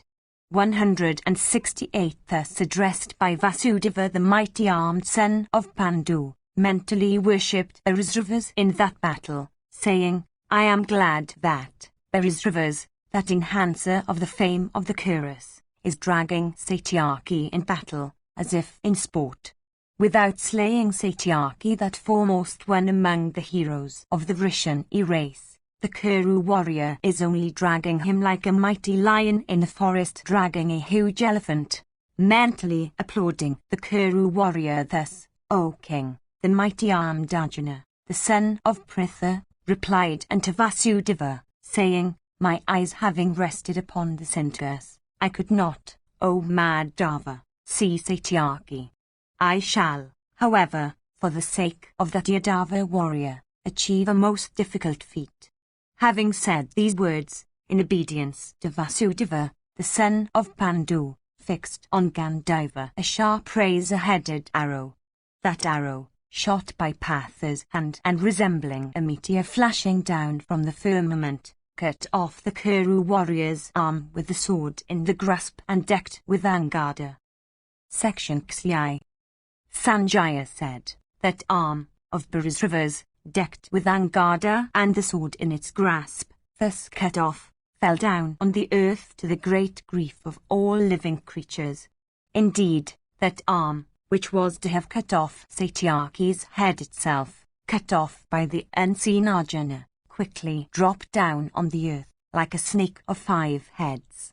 The Kuru warrior, beholding himself incapacitated by Partha, abandoned his hold on Satyaki and wrathfully reproved the son of Pandu. Bharisrava said, "Thou hast, O son of Kunti, done a cruel and heartless deed, since without being engaged with me, thou hast, unseen by me, cut off my arm. Shalt thou not have to say unto Yudhishthira, the royal son of Dharma, even this, viz., Bharisrava's, while otherwise engaged, was slain by me in battle? Wert thou taught this use of weapons by the high-souled Indra or by Rudra, O Partha, or by Drona, or by Kripa? Thou art, in this world, better acquainted with the rules about the use of weapons than all others. Why then hast thou cut off in battle the arm of a warrior who was not engaged with thee? The righteous never strike him that is heedless, or him that is terrified, or him that is made callous, or him that beggeth for life or protection, or him that hath fallen into distress. Why, then, O Partha, hast thou perpetrated such an extremely unworthy deed that is sinful, that is worthy only of a low wretch, and that is practiced by only a wicked bloke? A respectable person, O Dhananjaya, can easily accomplish a deed that is respectable. A deed, however, that is disrespectable becomes difficult of accomplishment by a person that is respectable. A man quickly catches the behavior of those with whom and amongst whom he moves. This is seen in thee, O Partha. Being of royal lineage and born, especially, in Kuru's race, how hast thou fallen off from the duties of a Kshatriya, although thou wert of good behavior and observant of excellent vows?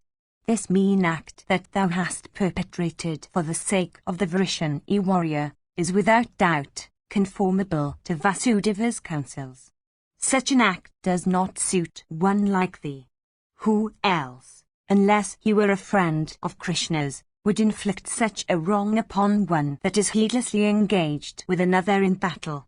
The Vrishnis and the Andakas are bad Kshatriyas, ever engaged in sinful deeds, and are, by nature, addicted to disreputable behavior. Why, O Partha, hast thou taken them as model? Thus addressed in battle, Partha replied unto Bharisrava's, saying, It is evident that with the decrepitude of the body one's intellect also becomes decrepit, since, O Lord, all those senseless words have been uttered by thee. Although thou knowest Shishikasa and myself well, how is it that thou rebukest us thus? Knowing as I do the rules of battle and conversant as I am with the meaning of all the scriptures, I would never do an act that is sinful. Knowing this well, thou rebukest me yet. The Kshatriyas fight with their foes, surrounded by their own followers, their brothers, sires, sons, relatives, kinsmen, companions, and friends. These also fight, relying on their strength of arms of those they follow. Why, then, should I not protect Satyaki, my disciple and dear kinsman, who is fighting for our sake in this battle, regardless of life itself, that is so difficult of being laid down. 169 Invincible in fight, Satyaki, O king, is my right arm in battle. One should not protect one's own self only when one goes to battle. He, O king, who is engaged in the business of another should be protected by that other. Such men being protected, the king is protected in press of battle. If I had calmly beheld Satyaki on the point of being slain in great battle, and had not interfered for saying him, sin would, then, owing to Satyaki's death, have been mine, for such negligence. Why then dost thou become angry with me for my having protected Satyaki? Thou rebukest me, O king, saying, though engaged with another, I have yet been maimed by thee. In that matter, I answer, I judged wrongly. Sometimes shaking my armor, sometimes riding on my car, sometimes drawing the bowstring, I was fighting with my enemies in the midst of a host resembling the vast deep, teeming with cars and elephants and abounding with steeds and foot soldiers and echoing with fierce leonine shouts. Amongst friends and foes engaged with one another, how could it be possible that the Satwata warrior was engaged with only one person in battle? Having fought with many and vanquished many mighty Ka warriors, Satyaki had been tired. He himself, afflicted with weapons, had become cheerless. Having, under such circumstances, vanquished the mighty Ka warrior, Satyaki, and brought him under thy control, thou soughtest to display thy superiority. Thou hadst desired to cut off, with thy sword, the head of Satyaki in battle. I could not possibly behold with indifference Satyaki reduced to that strait. 170 Thou shouldst rather rebuke thy own self, since thou didst not take care of thyself, when seeking to injure another. Indeed, O hero, how wouldst thou have behaved towards one who is thy dependent? Sanjaya continued, thus addressed, by Arjuna, the mighty armed and illustrious Barisravas, bearing the device of the sacrificial stake on his banner, abandoning Ayudhana, desired to die according to the vow of Bra. 171 Distinguished by many righteous deeds, he spread with his left hand a bed of arrows, and desirous of proceeding to the region of Brahman, committed his senses to the care of the deities presiding over them. Fixing his gaze on the sun, and setting his cleansed heart on the moon, and thinking of the mantras in the great Upanishad, Barisravas, betaking himself to yoga, ceased to speak. Then all the persons in the entire army began to speak ill of Krishna and Ananjaya and applauded Barisravas, that bull among men. Though censured, the two Krishnas, however, spoke not a word disagreeable to the dying hero. The stake-bannered Barisravas also, through thus applauded, felt no joy. Then Pandu's son Dhananjaya, called also Falguna, incapable of bearing thy sons speaking in that strain, as also of putting up with their words and the words of Barisravas, O Bharata, in grief and without an angry heart, and as if reminding them all, said these words, all the kings are acquainted with my great vow, viz., that no one shall succeed in slaying anybody that belongs to our side, as long as the latter is within the range of my shafts. Remembering this, O stake-bannered one, it behoveth thee not to censure me. Without knowing rules of morality, it is not proper for one to censure others. That I have cut off thy arm while thou, well armed in battle, wert on the point of slaying the unarmed Satyaki, is not all contrary to morality. But what righteous man is there, O sire, that would applaud the slaughter of Abhimanyu, a mere child, without arms, deprived of car, and his armor fallen off? Thus addressed by Partha, Barisravas touched the ground with his left arm, the right one, that had been lopped off. The stake-bannered Barisravas, O king of dazzling effulgence, having heard those words of Partha, remained silent, with his head hanging down. Then Arjuna said, O eldest brother of Sala, equal to what I bear to King Yudhishthira the just, O Bhima, that foremost of all mighty persons, or Nakula, or Sahadeva, is the love I bear to thee. Commanded by me as also by the illustrious Krishna, repair thou to the region of the righteous, even where Sivi, the son of Usanara, is. Vasudeva also said, Thou hast constantly performed sacrifices and Agnihotras. Go thou then, without delay, into those pure regions of mine that incessantly blaze forth with splendor and that are desired by the foremost of deities with Brahma as their head, and becoming equal to myself, be thou borne on the back to Garuda. Sanjaya continued, set free by Somadatta's son, the grandson of Suni, rising up, drew his sword and desired to cut off the head of the Haisildba Brisravas. Indeed, Satyaki desired to slay the sinless Brisravas, the eldest brother of Sala, that giver of plenty in sacrifices, who was staying with his senses withdrawn from battle, who had already been almost slain by the son of Pandu, who was sitting with his arm lopped off and who resembled on that account a trunkless elephant. All the warriors loudly censured him for his intention. But deprived of reason, and forbidden by Krishna and the high-souled Partha, Bhima, and the two protectors of the two wheels of Arjuna's car, viz., Yadamanu and Uttamaujas, and Aswathaman, and Gripa and Karna, and Vrishasana, and the ruler of the Sindhus also, and while the soldiers were yet uttering shouts of disapproval, Satyaki slew Brisravas while in the observance of his vow. Indeed, Satyaki, with his sword, cut off the head of the Kuru warrior who had been deprived of his arm by Partha and who was then sitting in prayer, freeing his soul from the body. Their warriors did not applaud Satyaki for that act of his in slaying that perpetuator of Kuru's race who had before been almost slain by Partha.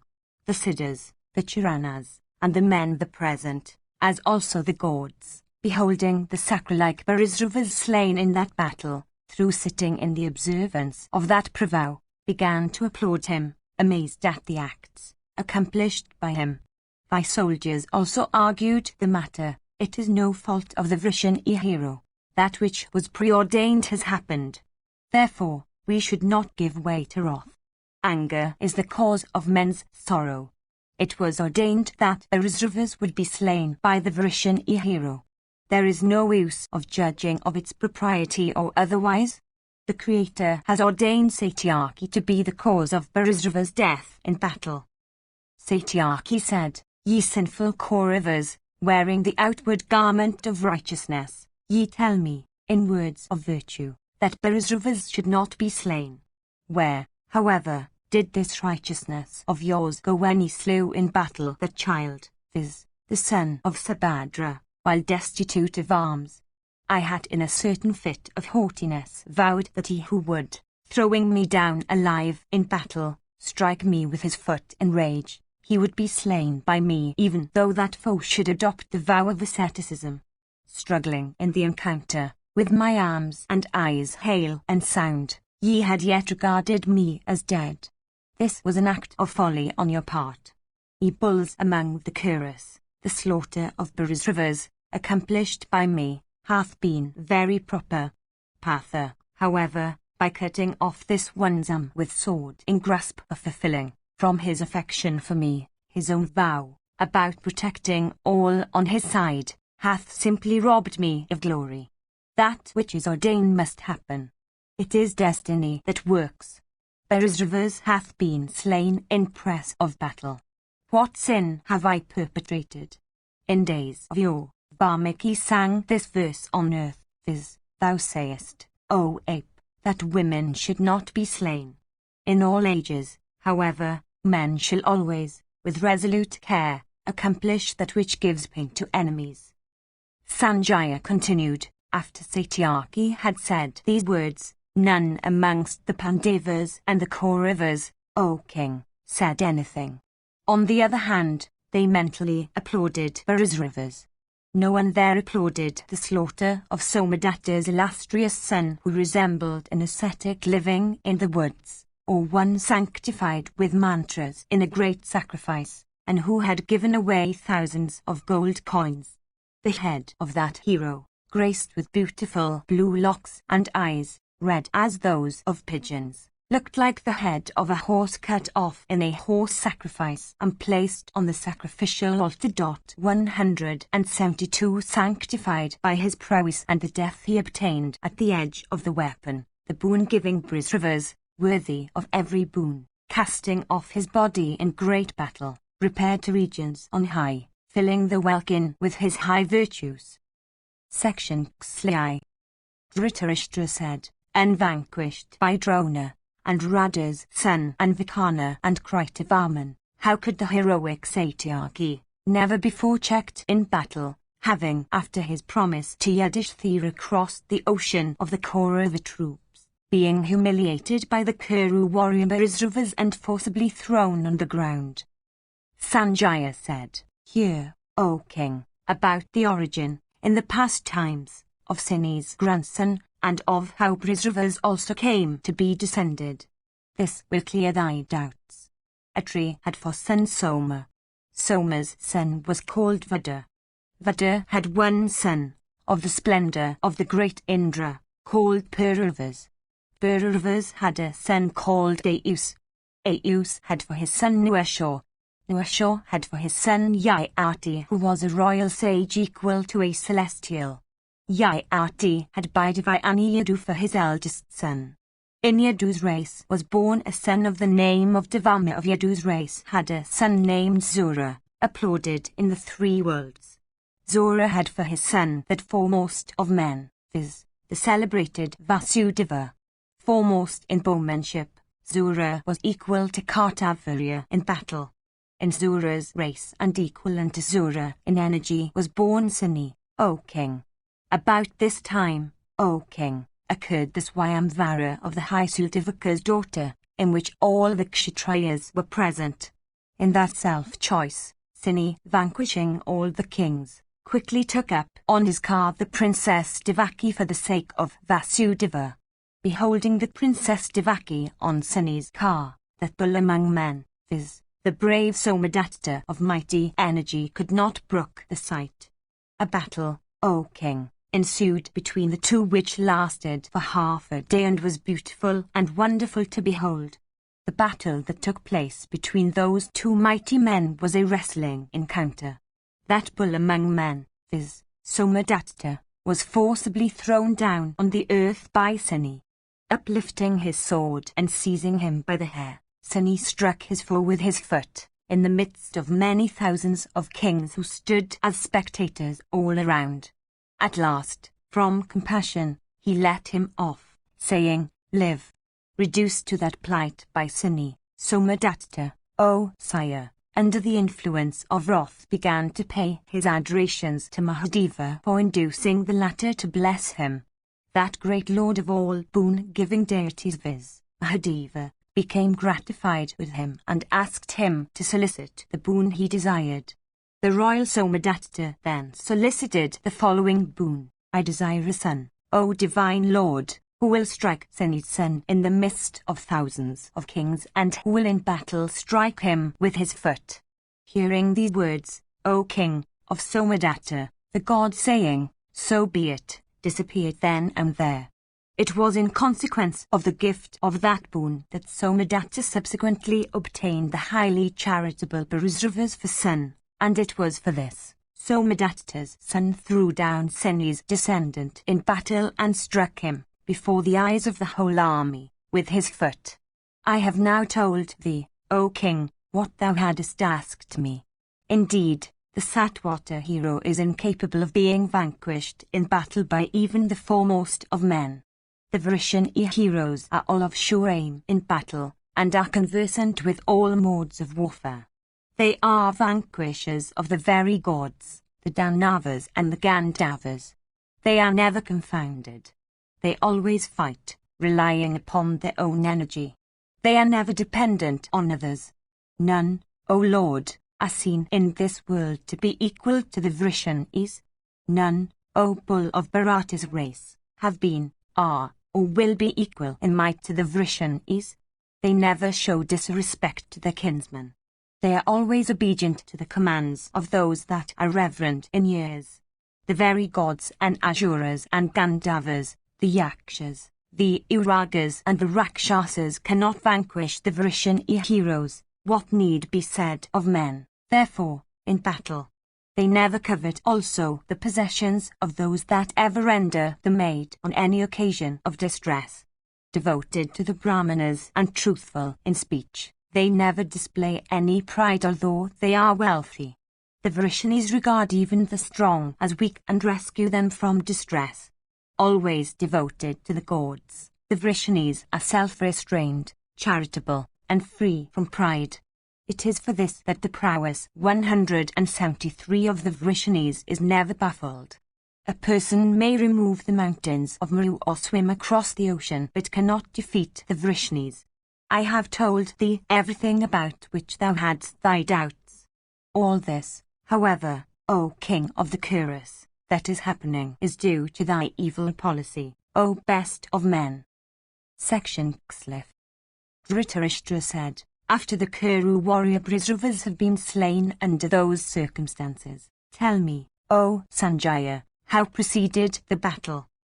Sanjaya said, after Brisravas had proceeded to the other world, O Bharata, the mighty armed Arjuna urged Vasudeva, saying, urge the steeds, O Krishna, to greater speed for taking me to the spot where King Jayadratha is.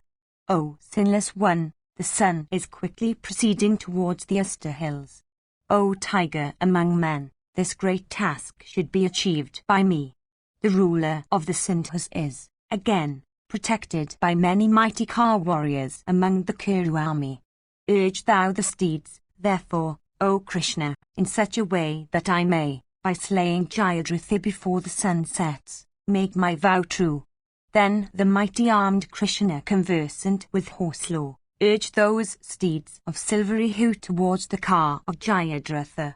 Then, O king, many leaders of the Kuru army, such as Duryodhana and Karna and Vrishasena and the ruler of the Sindhus himself, rushed with speed, O king, against Arjuna, whose shafts were never baffled and who was proceeding on his car drawn by steeds of great fleetness.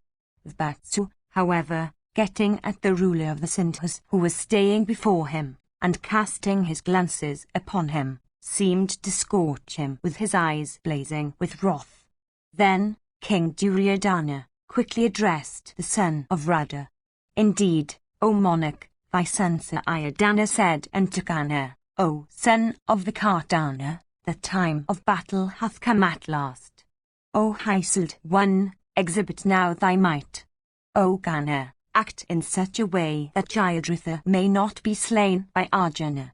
O foremost of men, the day is about to expire, strike now the foe with clouds of shafts. If the day expire, O foremost of men, victory, O Kana, will certainly be ours. If the ruler of the Sindhus can be protected till the setting of the sun, then Partha, his vow being falsified, will enter into blazing fire. O giver of honours, the brothers, then, of Arjuna, with all their followers, will not be able to live for even a moment in a world that is destitute of Arjuna.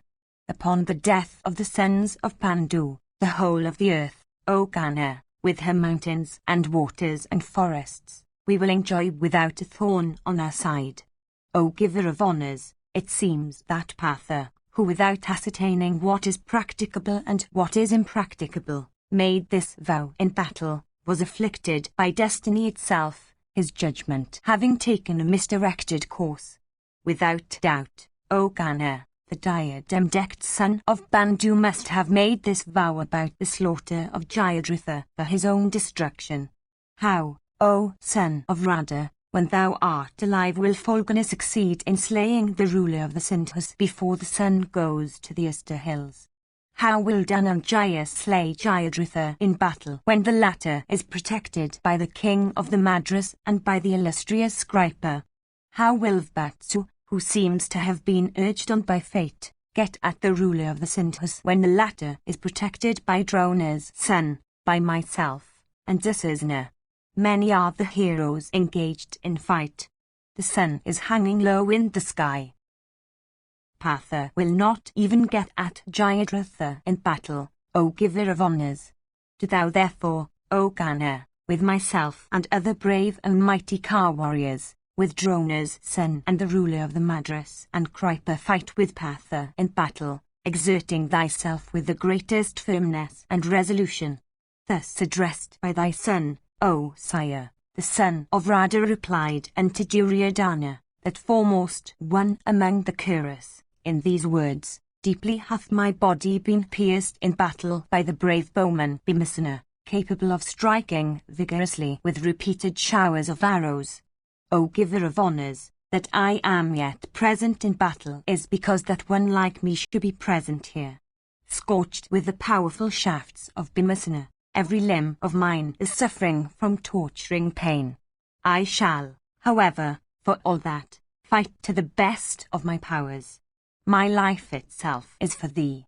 I shall strive my best so that this foremost one of the sons of Bandhu may not succeed in slaying the ruler of the Sindhus.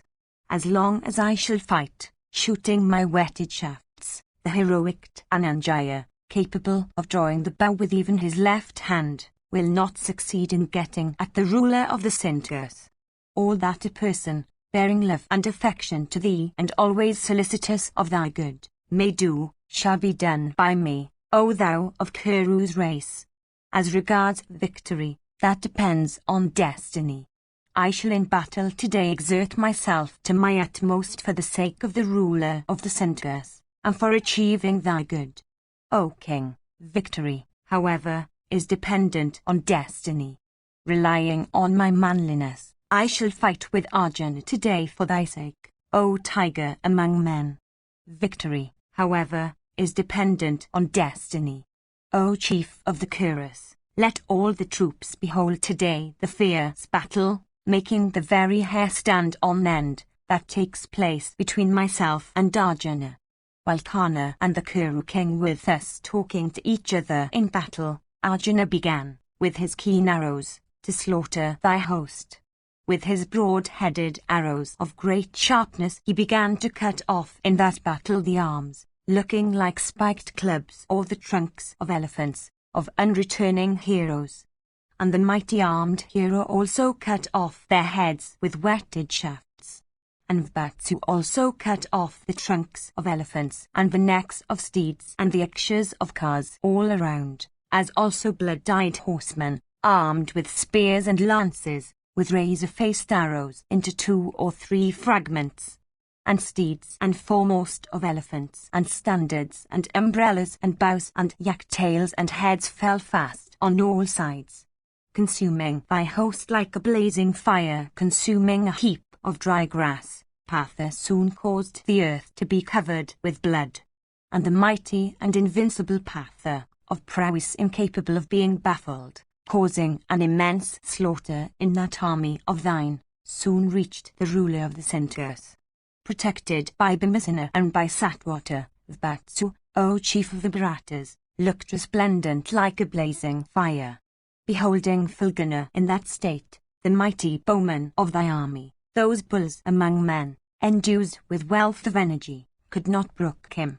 Then Duryodhana and Kana and Vrishasena and the ruler of the Madras, and Aswathaman and Kripa and the ruler of the Sindhus himself, excited with wrath and fighting for the sake of the Sindhu king, encompassed the diadem-decked Arjuna on all sides.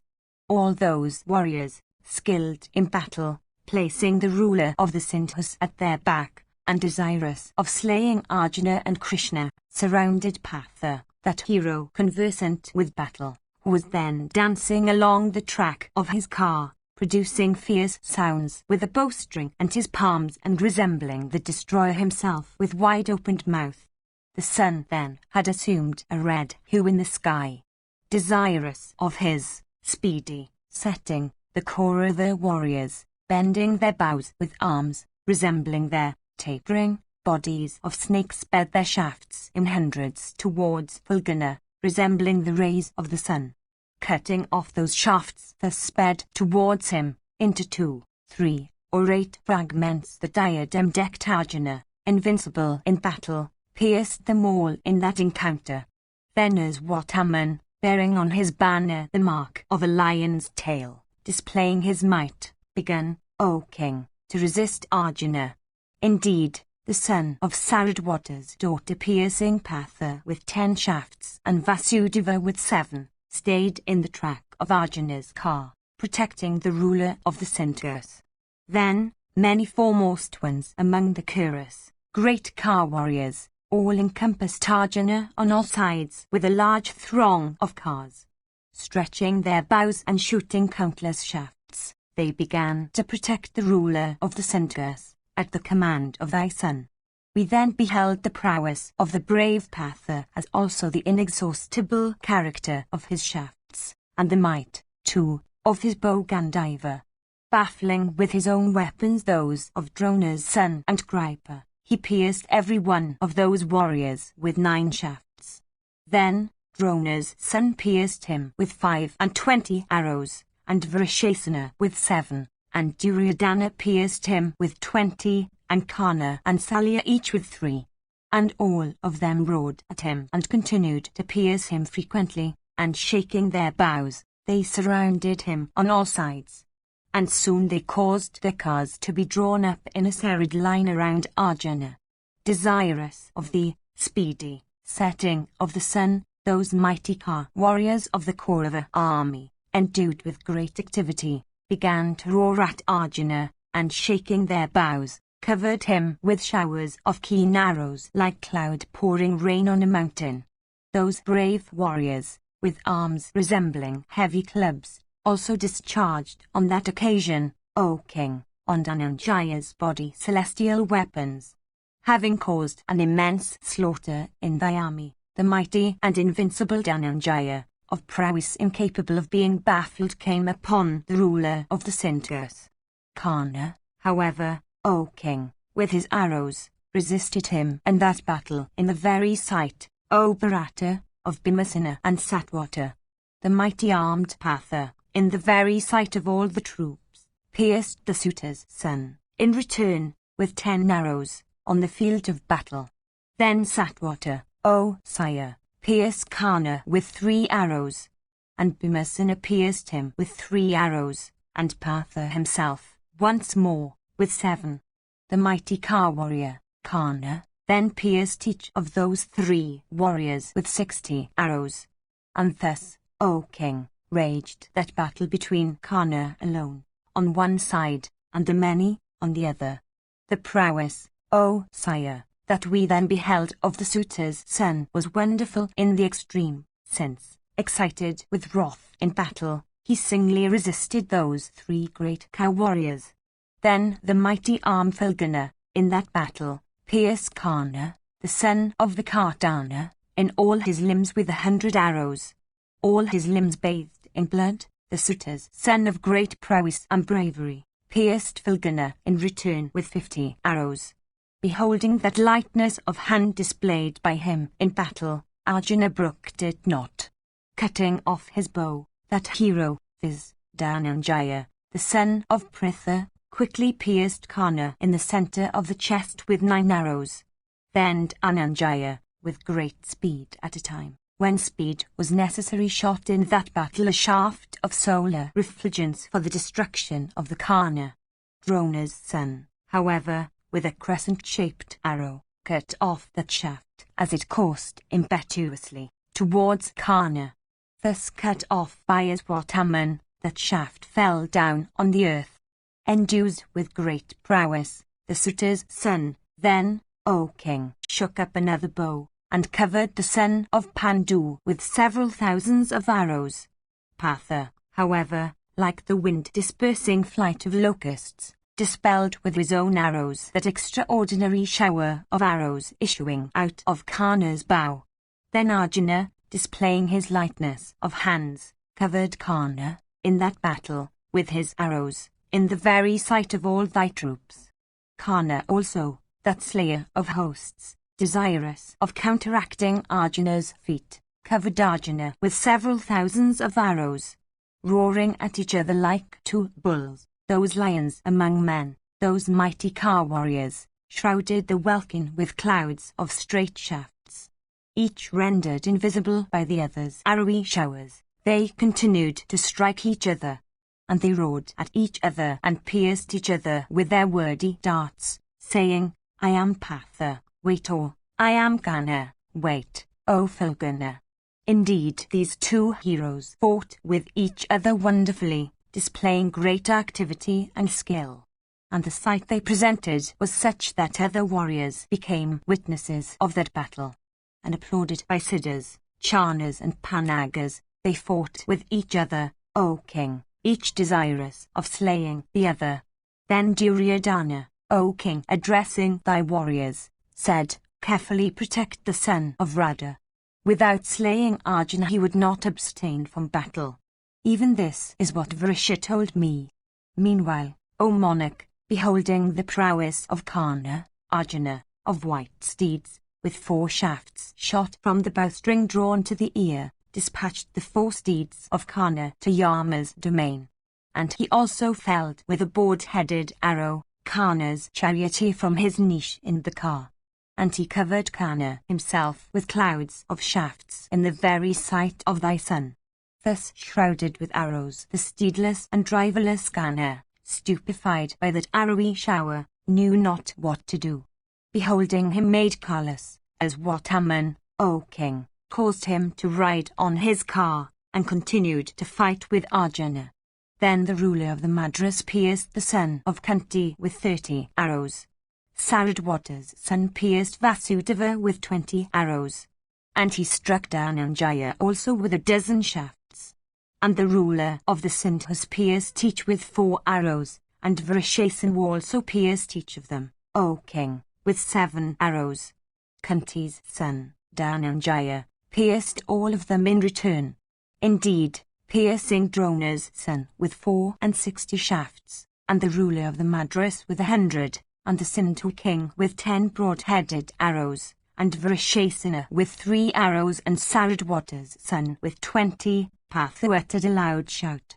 Desirous of baffling the vow of Savyasashin, thy warriors, excited with wrath, quickly rushed at Dhananjaya from all sides.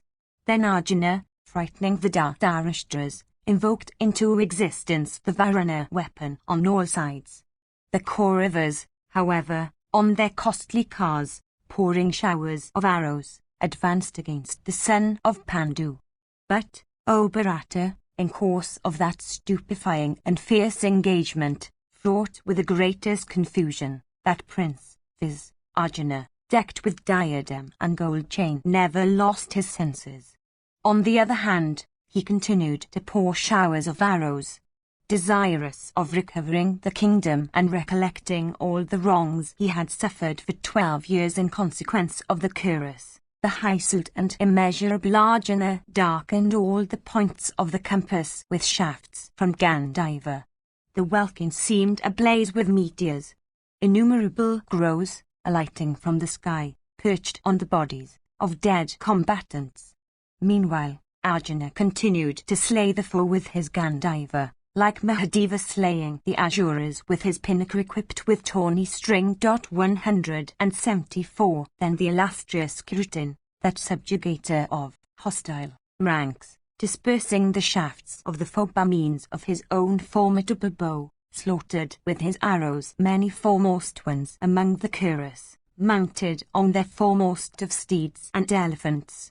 Then many kings, taking up heavy maces and clubs of iron and swords and darts and divers other kinds of powerful weapons, assuming terrible forms, rushed suddenly against Partha in that battle. Then Arjuna, bending with his arms his formidable bow Gandiva, which resembled the bow of Indra himself and whose twang was as loud as the roar of the clouds congregating at the end of the Yuga, and laughing the while, went on consuming thy troops and increasing the population of Yama's kingdom. Indeed, that hero caused those enraged warriors with their cars and elephants and with the foot soldiers and bowmen supporting them, to be deprived of their arms and lives and thus to swell the population of Yama's domain. Section C. XLV. Sanjaya said, hearing that Wang, resembling the loud call of death himself or the frightful peal of Indra's thunder, of Dhananjaya's bow, while he stretched it, that host of thine, O king, anxious with fear and exceedingly agitated, became like the waters of the sea with fishes and makkers within them, ruffled into mountain-like waves and lashed into fury by the hurricane that arises at the end of the Yuga. Then Dhananjaya, the son of Pritha, careered in battle in such a way that he was seen at the same time to be present in all directions, displaying his wonderful weapons. Indeed, so light-handed was the son of Pandu that we could not mark when he took out his shafts, O king, when he fixed them on the bowstring, when he stretched the bow, and when he let them off. Then the mighty armed one, O king, excited with wrath, invoked into existence the invincible Indra weapon, frightening all the Bharatas. Hundreds and thousands of blazing shafts of fiery mouths, inspired by mantras with the force of celestial weapons, flowed from it. With those shafts resembling fire or the rays of the sun, coursing with fierce impetuosity, the welkin became incapable of being gazed at, as if filled with flashing meteors. Then that darkness which had been caused by the Kaurava with their arrows, which was incapable of being dispersed even in imagination by others, the son of Pandu, careering around and displaying his prowess, destroyed by means of those shafts of his that were inspired by means of mantras with the force of celestial weapons, like the sun himself speedily dispersing at dawn of day the darkness of night by means of his rays. Then the puissant Arjuna, with those blazing shafts of his, sucked the lives of thy warriors like the summer sun sucking with his hot rays the waters of tanks and lakes. Indeed, showers of shafts endued with the force of celestial weapons, shot by Arjuna, covered the hostile army like the rays of the sun covering the earth. Other arrows of fierce energy, sped by Dhananjaya, quickly entered the hearts of hostile heroes, like dear friends. Indeed, those brave warriors that came in that battle before Arjuna, all perished like insects approaching a blazing fire.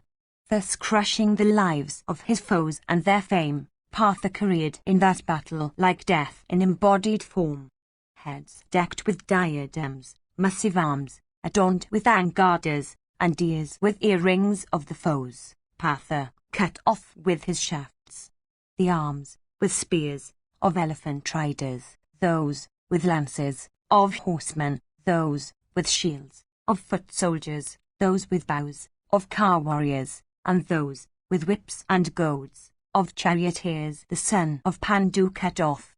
Indeed, Dhananjaya looked resplendent with his shafts of blazing points that seemed to constitute his rays, like a blazing fire with incessant sparks and rising flames. The hostile kings, mustering all their resolution, could not even gaze at Dhananjaya, that foremost of all bearers of arms, that hero equal to the chief of the gods himself, that bull among men, seen at the same time in all directions on his car, scattering his mighty weapons, dancing in the track of his car, and producing deafening sounds with his bowstring and palms, and resembling the midday sun of scorching rays in the firmament. Bearing his shafts of blazing points, the diadem-decked Arjuna looked beautiful like a mighty mass of rain-charged clouds in the season of rains decked with a rainbow. When that perfect flood of mighty weapons was set in motion by Jishu, many bulls among warriors sank in that frightful and unfordable flood. Strewn with infuriated elephants whose trunks or tusks had been cut off, with steeds deprived of hoofs or necks, with cows reduced to pieces, with warriors having their entrails drawn out and others with legs or other limbs cut off, with bodies lying in hundreds and thousands that were either perfectly still or moving unconsciously, we beheld the vast field, on which Partha battled, resembled the coveted arena of death, O king, enhancing the terrors of the timid, or like the sporting ground of Rudra when he destroyed creatures in days of old. Portions of the field, strewn with the trunks of elephants cut off with razor-headed arrows, looked as if strewn with snakes. Portions, again, covered with the cut-off heads of warriors, looked as if strewn with garlands of lotuses. Variegated with beautiful headgear and crowns, kiras and angadas and car rings, with coats of mail decked with gold, and with the trappings and other ornaments of elephants and steeds, and scattered over with hundreds of diadems, lying here and there, and the earth looked exceedingly beautiful like a new bride. Dhananjaya then caused a fierce and terrible river full of fearful objects and enhancing the fear of the timid, to flow resembling the Vaitarani itself. The marrow and fat of men and animals formed its mire. Blood formed its current. Full of limbs and bones, it was fathomless in depth. The hairs of creatures formed its moss and weeds.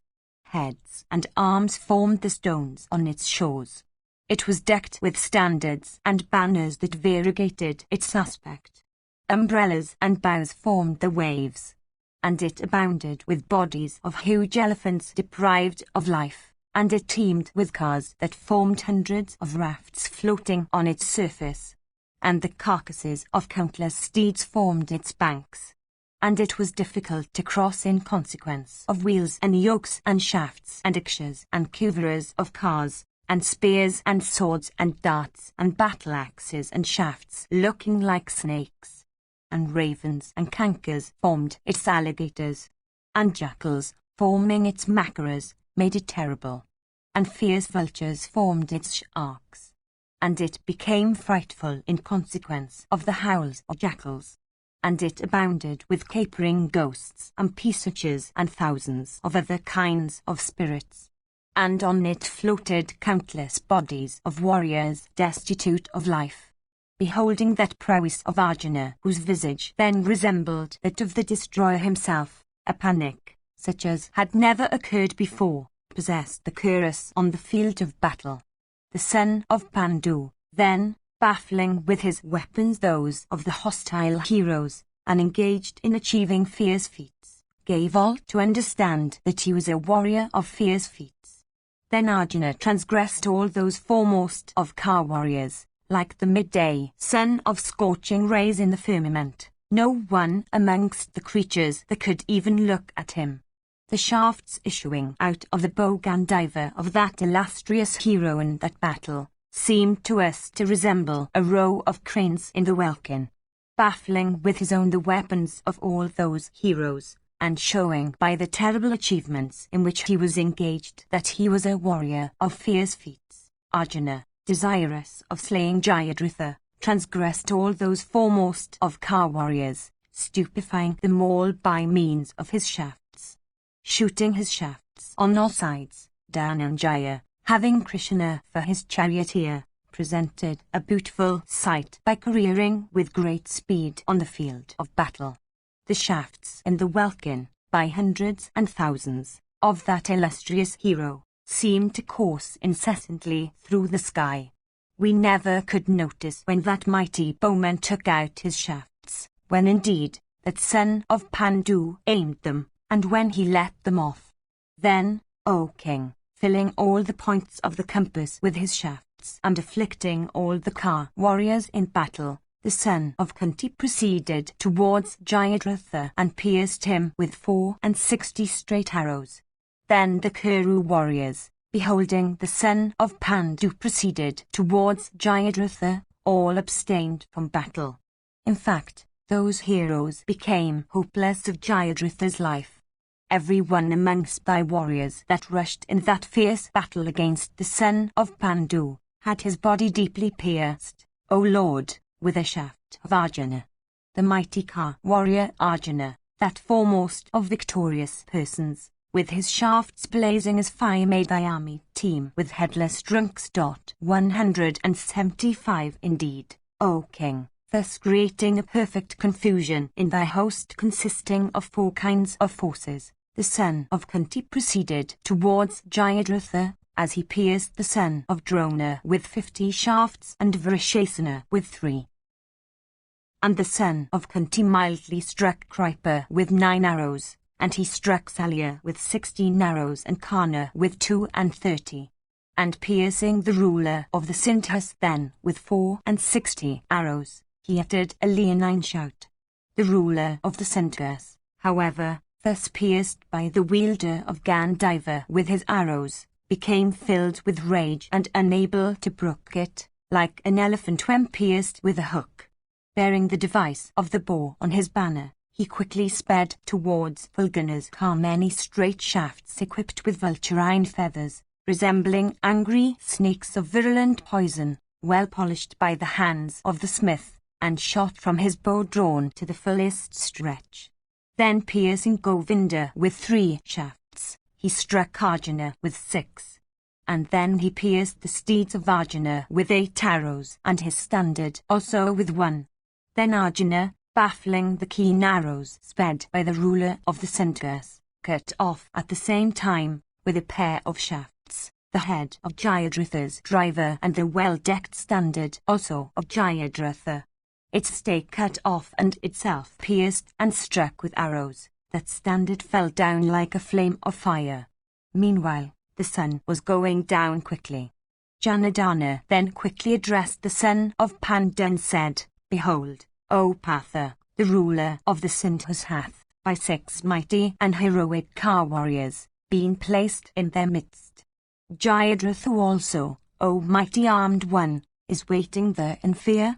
Without vanquishing those 6 car warriors in battle, O bull among men, thou wilt never be able to slay the ruler of the Sindhus even if thou exertest thyself without intermission. I shall, therefore, resort to yoga for shrouding the sun. Then the ruler of the Sindhus will, in consequence, behold the sun to have set. Desirous of life, O Lord, through joy that wicked wight will no longer, for his destruction, conceal himself.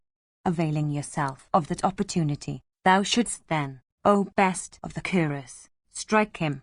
Thou shouldst not give up the enterprise, thinking the sun to have really set." Hearing these words, Vatsa replied unto Kusava, saying, "Let it be so."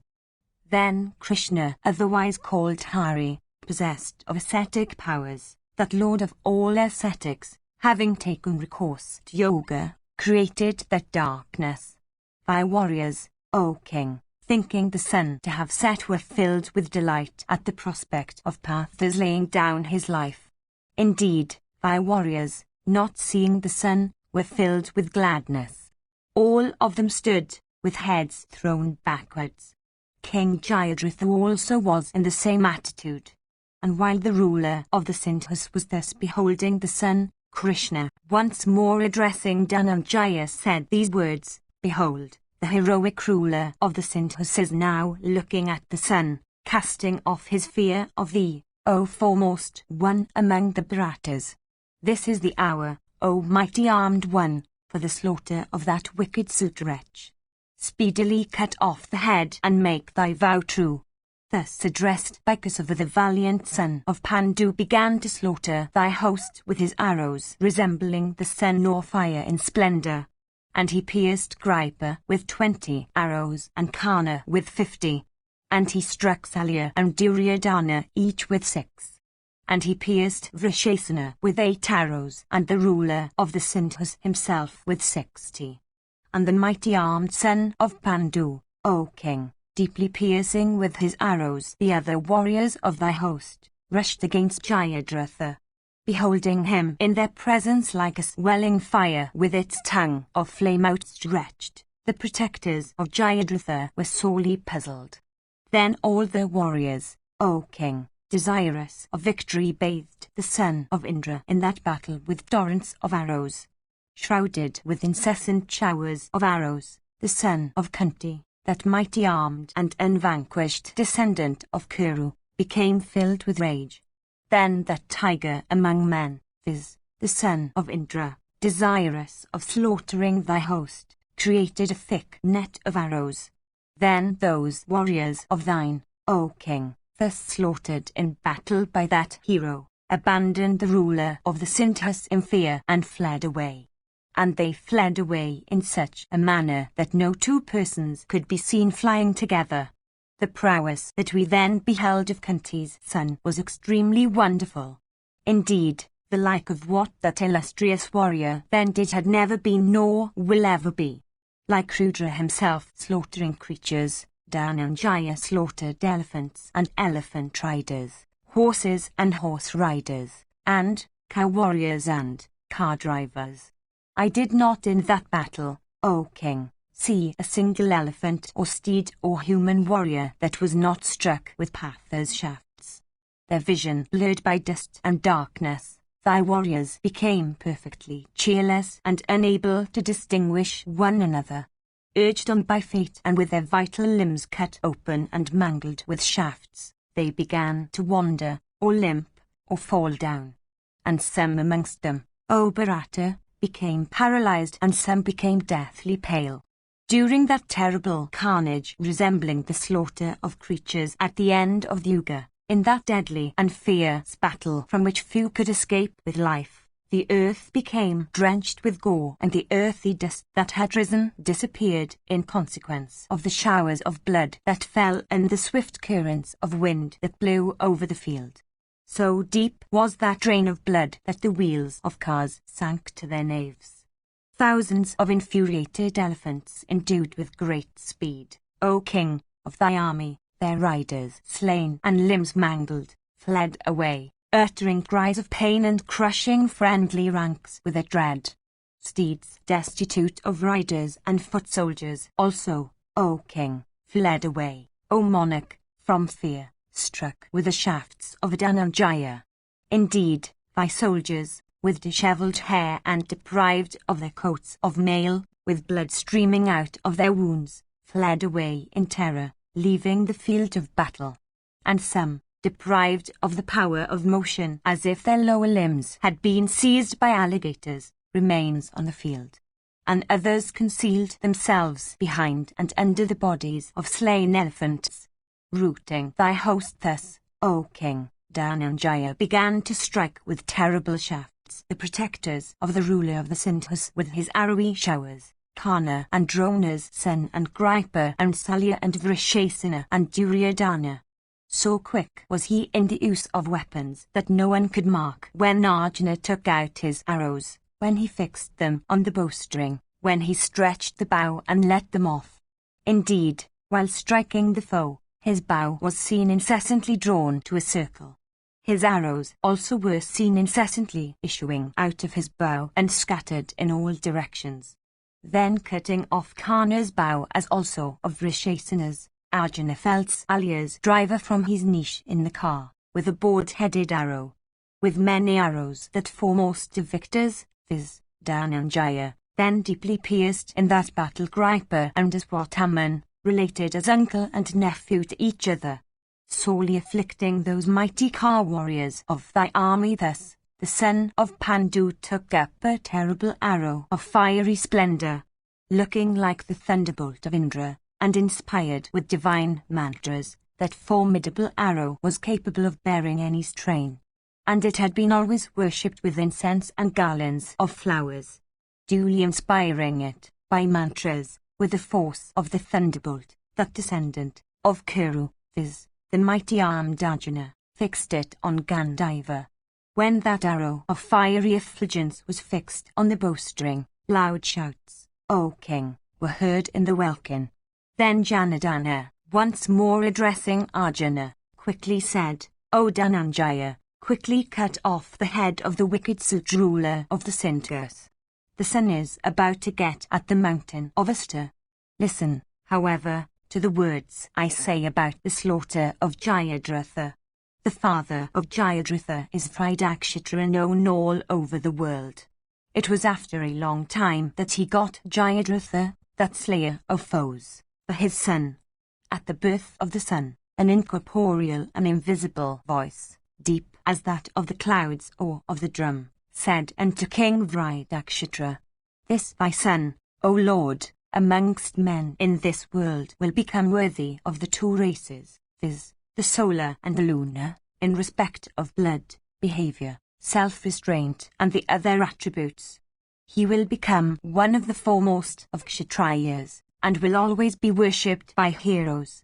But while struggling in battle, simple among the Kshatriyas, some conspicuous person in the world, excited with wrath, will cut off this one's head. That chastiser of foes, viz., the old ruler of the Centaurs, hearing these words, reflected for some time. Overwhelmed with affection for his son, he summoned all his kinsmen and said, "That man who will cause the head of my son to fall on the earth while the latter, struggling in battle, will be bearing a great burthen, I say that the head of that man will certainly crack into 100 pieces." Having spoken these words and installed Jayadratha on the throne, Dhritakshitra, repairing to the woods, devoted himself to ascetic austerities. Endued with great energy, he is still engaged in the observance of the austerest of penances outside this very same Tapanchaka, O ape-bannered one. Therefore, cutting off Jayadratha's head in this dreadful battle, thou, O slayer of foes, shouldst, O Bharata, by thy fierce celestial weapon of wonderful feats, quickly throw that head decked with car-rings upon the lap of Dhritakshitra himself, O younger brother of the son of the wind god. If thou fellest Jayadratha's head on the earth, thy own head, then, without doubt, will crack into 100 fragments. Aided by thy celestial weapon, do the deed in such a way that the Lord of Earth, viz., the old Sindhu king, may not know that it is done.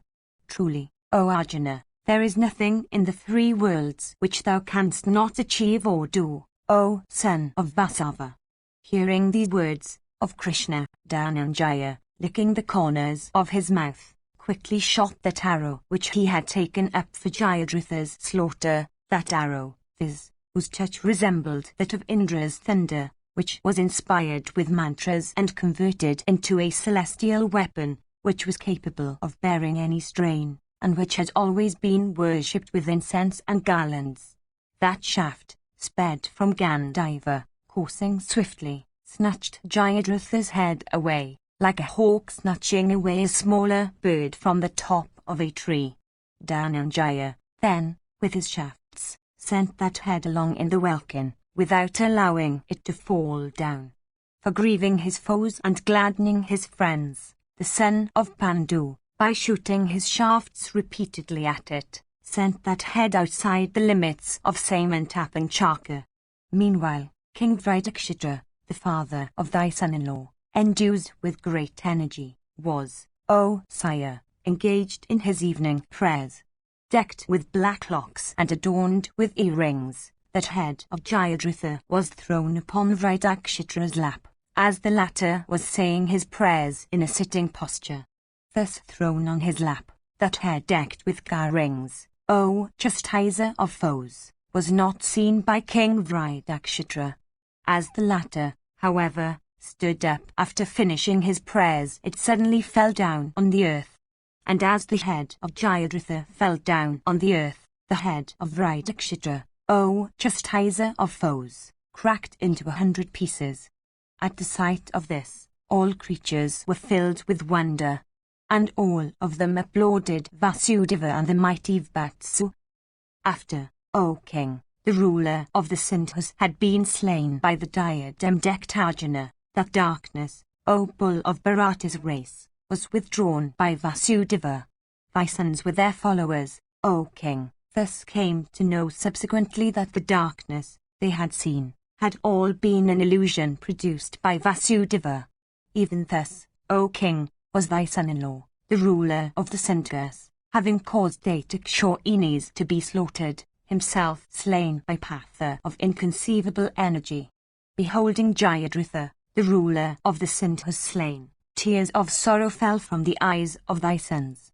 After Jayadratha, O king, had been slain by Patha, Kasava blew his conch, and that scorcher of foes, viz., the mighty armed Arjuna also blew his bimson wall. So, in that battle, as if for sending a message to Yudhishthira, filled the welkin with a tremendous leonine shout. Yudhishthira, the son of Dharma, hearing that tremendous shout, understood that the ruler of the Sindhus had been slain by the high Sultfulgana. With sounds of drums and other instruments he gladdened the warriors of his own army, and proceeded against the son of Bharadwaj from desire of battle. Then commenced, O king, after the sun had set, a fierce battle between Drona and the Somakas, that made the very hair stand on end. Desirous of slaying him, those mighty Ka warriors, after the fall of Jayadratha, fought with the son of Bharadwaj, exerting themselves to their utmost. Indeed, the Pandavas, having got the victory by slaying the ruler of the Sindhus, fought with Drona, intoxicated with success. Arjuna, also, O king, having slain King Jayadratha, fought with many mighty Ka warriors of thy army. Indeed, that hero decked with diadem and garlands, having accomplished his former vow, began to destroy his foes like the chief of the celestials destroying the Danavas, or the sun destroying darkness. Section Xlvi. Dhritarashtra said, Tell me, O Sanjaya, what did my warriors do after the heroic ruler of the Sindhus had been slain by Arjuna? Sanjaya said, Beholding the ruler of the Sindhus, O sire, slain in battle by Partha, Kripa, the son of Saradwat, under the influence of wrath, covered the son of Bandu with a dense shower of arrows. Drona's son also, on his car, rushed against Fulgana, the son of Pritha. Those two foremost of Ka warriors began from their cars to shower from opposite directions upon the son of Bandu their keen arrows. That foremost of Ka warriors, viz., the mighty armed Arjuna, afflicted by those arrowy showers of Kripa and Drona's son, felt great pain. Without desiring, however, to slay his preceptor, Kripa, as also the son of his other preceptor, Drona, Dhananjaya, the son of Kunti, began to act like a preceptor in arms. Baffling with his own weapons those of both Aswatthama and Kripa, he sped at them, without desiring to slay them, shafts that coursed mildly. Those shafts, however, though mildly shot by Jaya, struck the two with great force, and in consequence of their number, caused great pain to Kripa and his nephew. Then Saradwat's son, O king, thus afflicted with the arrows of Arjuna, lost all strength and swooned away on the terrace of his car. Understanding his master afflicted with shafts to be deprived of his senses, and believing him to be dead, the driver of Kripa's car bore Kripa away from the fight. And after Kripa, the son of Saradwat, had thus been borne away from the battle, Aswatthama also, from fear, fled away from the son of Pandu. Then the mighty bowman, Partha, beholding the son of Saradwat afflicted with shafts and in a swoon, began to indulge, on his car, in piteous lamentations. With a tearful face and in great dejection of heart, he uttered these words. Beholding all this, in his mental vision, Vidura of great wisdom had, on the birth of the wretched Sayadana, that exterminator of his race, said unto Dhritarashtra, Let this wretch of his race be soon killed. Owing to him, a great calamity will overtake the foremost ones of Kuru's race. Alas, these words of the truth-telling Vidura have come to be true. It is for him that I behold my preceptor today lying on a bed of arrows. Fie on the practices of Kshatriyu. Fie on my might and prowess. Who else like me would fight with a Brahmana that is besides his preceptor? Kripa is the son of a rishi. He is, again, my preceptor. He is also the dear friend of Drona. Alas, he lieth stretched on the terrace of his car, afflicted with my arrows. Though not wishing it, I have still been the means of crushing him with my shafts. Lying senseless on the terrace of his car, he paineth my heart exceedingly. Even though he afflicted me with shafts, I should still have only looked at that warrior of dazzling splendor, without striking him in return. Struck with numerous shafts of mine, he hath gone the way of all creatures. By that he hath pained me more than even the slaughter of my own son. Behold, O Krishna, to what plight he hath been reduced, thus lying miserably and in a senseless state on his own car. Those bulls among men that give desirable objects unto their preceptors after obtaining knowledge from them, attain to Godhead. Those lowest of mortals, on the other hand, who, after obtaining knowledge from their preceptors, strike the latter, those wicked men, go to hell. Without doubt, this act that I have done will lead me to hell. I have deeply pierced my preceptor on his car with showers of arrows. While studying the science of arms at his feet, Kripa told me in those days, do not, O thou of Kuru's race, ever strike thy preceptor. That command of my righteous and high-souled preceptor I have not obeyed, for I have struck the very Kripa himself with my shafts. I bow to that worshipful son of Gautama, to that unretreating hero. Fie on me, O thou of Vrishani's race, since I have struck even him. While Savyasashin was thus lamenting the Kripa, the son of Radha, beholding the ruler of the Sindhu slain, rushed towards him. Seeing the son of Radha thus rushing towards Arjuna, the two Panchala princes and Satyaki suddenly rushed towards him. The mighty car warrior, Partha, beholding the son of Radha advancing, smilingly addressed the son of Devaki and said, Yonder cometh the son of Adratu against the car of Satyaki. Without doubt, he is unable to bear the slaughter of Barisravas in battle. Urge my steeds, O Janardana, towards the spot where the Karna cometh. Let not Vrisha, Karna, cause the Satwata hero to follow in the wake of Barisravas. Thus addressed by Savyasashin, the mighty armed Kesava, endued with great energy, replied in these opportune words, the mighty armed Satyaki is singly a match for Karna, O son of Pandu. How much superior then will this bull among the Satwatas be when he is united with the two sons of Drupada? For the present, O Partha, it is not proper for thee to fight with Karna. The latter hath with him the blazing dart, like a fierce meteor, that Vasava gave him. O slayer of hostile heroes, he hath kept it for thy sake, worshipping it with reverence. Let Karna then freely proceed against the Satwata hero. Know, O son of Kunti, this wicked white sour, when, indeed, thou wilt, with keen shafts, throw him down from his car. Dhritarashtra said, Tell me, O Sanjaya, how the battle took place between the heroic Karna and Satyaki of the Vrishani race, after the fall of Barisravas and of the ruler of the Sindhus. Satyaki had been carless. Upon what car then was he mounted?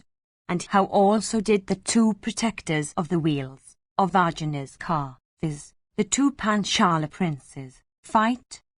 Sanjaya said, I will describe to thee all that happened in that dreadful battle. Listen patiently to the consequences of thy own evil conduct.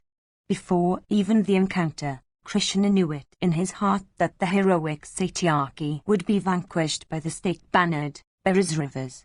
Janardana, O king, knoweth both the past and the future.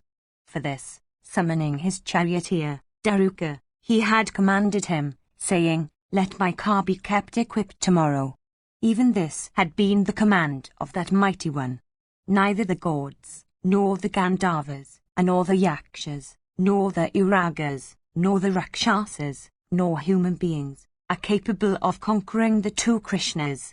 The gods with the grandsire at the head, as also the Siddhas, know the incomparable prowess of those two. Listen, however, now to the battle as it happened. Beholding Satyaki carless and Karna ready for battle, Madhava blew his conch of loud blare in the Rishabha note. 176. Daruka, hearing the blare of Kesava's conch, understood the meaning, and soon took that car, equipped with a lofty standard of gold, to where Kesava was. With Kesava's permission, upon that car guided by Daruka, and which resembled the blazing fire or the sun in effulgence, ascended the grandson of Sini. Ascending upon the car which resembled a celestial vehicle and unto which were yoked those foremost of steeds, capable of going everywhere at will, viz., Saviour and Sugriva and Megapushaya and Valahaka, and which were adorned with trappings of gold, Satyaki rushed against the son of Radha, scattering countless shafts. The two protectors of Arjuna's cow wheels, viz., Yadamanu and Uttamaujas, abandoning Dhananjaya's car, proceeded against the son of Radha. Radha's son also, O king, shooting showers of shafts, angrily rushed, in that battle, against the invincible grandson of Sini. The battle that took place between them was such that its like had never been heard to have taken place on earth or in heaven between gods, Gandharvas, Asuras, Iragas, or Rakshasas. The entire host, consisting of cars, steeds, men, and elephants, abstained from the fight, beholding, O monarch, the stunning feats of two warriors. All became silent spectators of that superhuman battle between those two human heroes, O king, and of the skill of Daruka in guiding the car. Indeed, beholding the skill of the charioteer Daruka standing on the car, as he guided the vehicle forwards, backwards, sidelong, now wheeling in circles and now stopping outright, all were amazed. The gods, the Gandharvas, and the Danavas, in the welkin, intently watched that battle between Karna and the grandson of Sini. Both of them endued with great might, each challenging the other. Those two warriors put forth their prowess for the sake of their friends. Karna, who looked like a celestial, and Ayudhana, O king, rained upon each other showers of shafts. Indeed, Karna ground the grandson of Sini with his arrowy downpours, unable to put up with the slaughter by Satyaki of the Kuru hero, Jalasundar. Filled with grief and sighing like a mighty snake, Karna, casting angry glances on the grandson of Sini in that battle, and as if burning him therewith, rushed at him furiously again and again, O chastiser of foes. Beholding him filled with rage, Satyaki pierced him in return, shooting dense showers of arrows, like an elephant piercing, with his tusks, a rival elephant. Those two tigers among men, endued with the activity of tigers and possessed of incomparable prowess, mangled each other furiously in that battle. The grandson of Sini, then, with shafts made entirely of iron, repeatedly pierced Karna, that chastiser of foes, in all his limbs. And he also felled, with a board-headed arrow, the charioteer of Karna from his niche in the car. And with his keen shafts, he slew the 4 steeds, white in hue, of Vidrata's son. And then cutting into 100 fragments the standard of Karna with 100 arrows, that bull among men made Karna carless in the very sight of thy son. Then all thy warriors, O king, became cheerless. Then Vrishasana, the son of Karna, and Saliya, the ruler of the Madras, and Drona's son, encompassed the grandson of Sini from all sides. Then a confusion set in, and nothing could be seen. Indeed, when the heroic Karna was made carless by Satyaki, cries of "Oh" and "Alas" arose among all thy troops. Karna also, O king, pierced by Satwata with his arrows and exceedingly weakened descended the car of Duryodhana, sighing deeply, remembering his friendship for thy son from his childhood and having striven to realize the promise he had made about the bestowal of sovereignty on Duryodhana. After Karna hath been made carless, thy brave sons, headed by Dusasana, O king, were not slain by the self-restrained Satyaki because the latter wished not to falsify the vow made by Bhimasena. Desirous also of not falsifying the vow formerly made by Partha about the slaughter of Karna, Satyaki simply made those warriors carless and weakened them exceedingly, but did not deprive them of life. It is Bhima that hath vowed the slaughter of thy sons, and it is Partha that, at the time of the second match at dice, vowed the slaughter of Karna. Although all those warriors headed by Karna made strong efforts for slaying Satyaki, yet those foremost of Kar warriors failed to slay him. Drona's son and Kritavarman and other mighty Ka warriors, as also hundreds of foremost Kshatriyas, were all vanquished by Satyaki with only one bow. That hero fought, desirous of benefiting King Yudhishthira the Just, and of attaining to heaven. Indeed, Satyaki, that crusher of foes, is equal to either of the two Krishnas in energy. Smiling the while, he vanquished all thy troops, O best of men. In this world, there are only three mighty bowmen, viz., Krishna, Partha, and Satyaki. There is no fourth to be seen. Dhritarashtra said, ascending on the invincible car of Vasudeva that had Daruka for its driver, Satyaki, proud of the might of his arms and equal in battle and to Vasudeva himself, made Karna callous. Did Satyaki ride any other car, after his encounter with Karna was over? I am desirous of hearing this, O Sanjaya. Thou art skilled in narration. I regard Satyaki to be endued with unbearable prowess. Tell me all, O Sanjaya. Sanjaya said, Hear, O king, how it had happened. The intelligent younger brother of Daruka soon brought unto Satyaki another car, duly equipped with all necessaries, with shafts attached to it by chains of iron and gold and bands of silk, decked with 1,000 stars, decked with banners and with the figure of a lion on his standard, with horses, fleet as their wind and adorned with trappings of gold, yoked unto it, and with rattle deep as the roar of the clouds. That car was brought unto him. Ascending upon it, the grandson of Sini rushed against thy troops. Daruka, meanwhile, went as he listed to Kesava's side. A new car was brought for Karna also, O king, unto which were yoked 4 steeds of the best breed that were decked in trappings of gold and white as conchs or milk.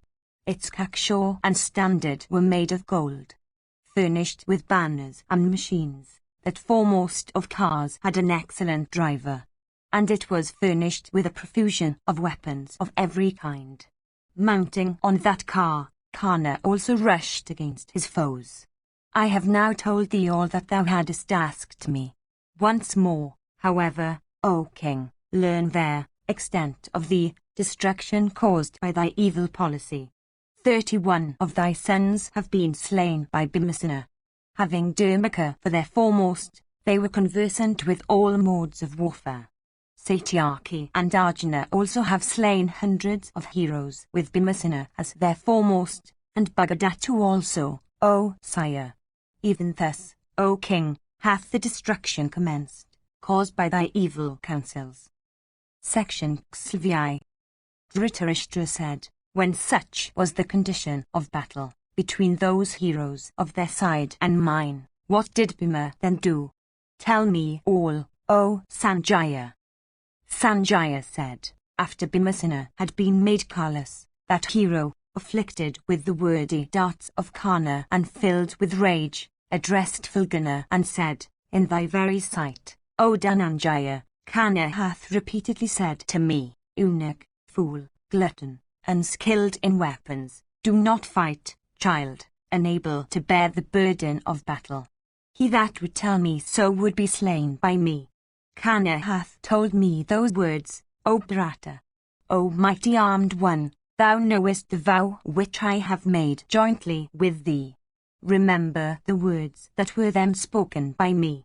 O foremost of men, act in such a way that that vow of mine, O son of Kunti, as also thy own vow, may not be falsified. O Dhananjaya, to that by which that vow of mine may be made true. Hearing these words of Bhima, Arjuna of immeasurable prowess, getting near Karna in that battle, told him, O Karna, thou art of false fight. O son of Asuta, thou applaudest thy own self. Of wicked understanding, listen now to what I tell thee. Heroes meet with either of these two things in battle, viz., victory or defeat. Both of these are uncertain, O son of Radha. The case is not otherwise when Indra himself is engaged in battle. Made careless by you Ayudhana, with thy senses no longer under thy control, thou wert almost at the point of death. Remembering, however, that I had vowed to slay thee, that hero dismissed thee without taking thy life. It is true thou hadst succeeded in depriving Bhimsena of his car. Thy abuse, however, O son of Radha, of that hero was sinful. Those bulls among men that are truly righteous and brave, having vanquished a foe, never boast, nor speak ill of anybody. Thy knowledge, however, is little.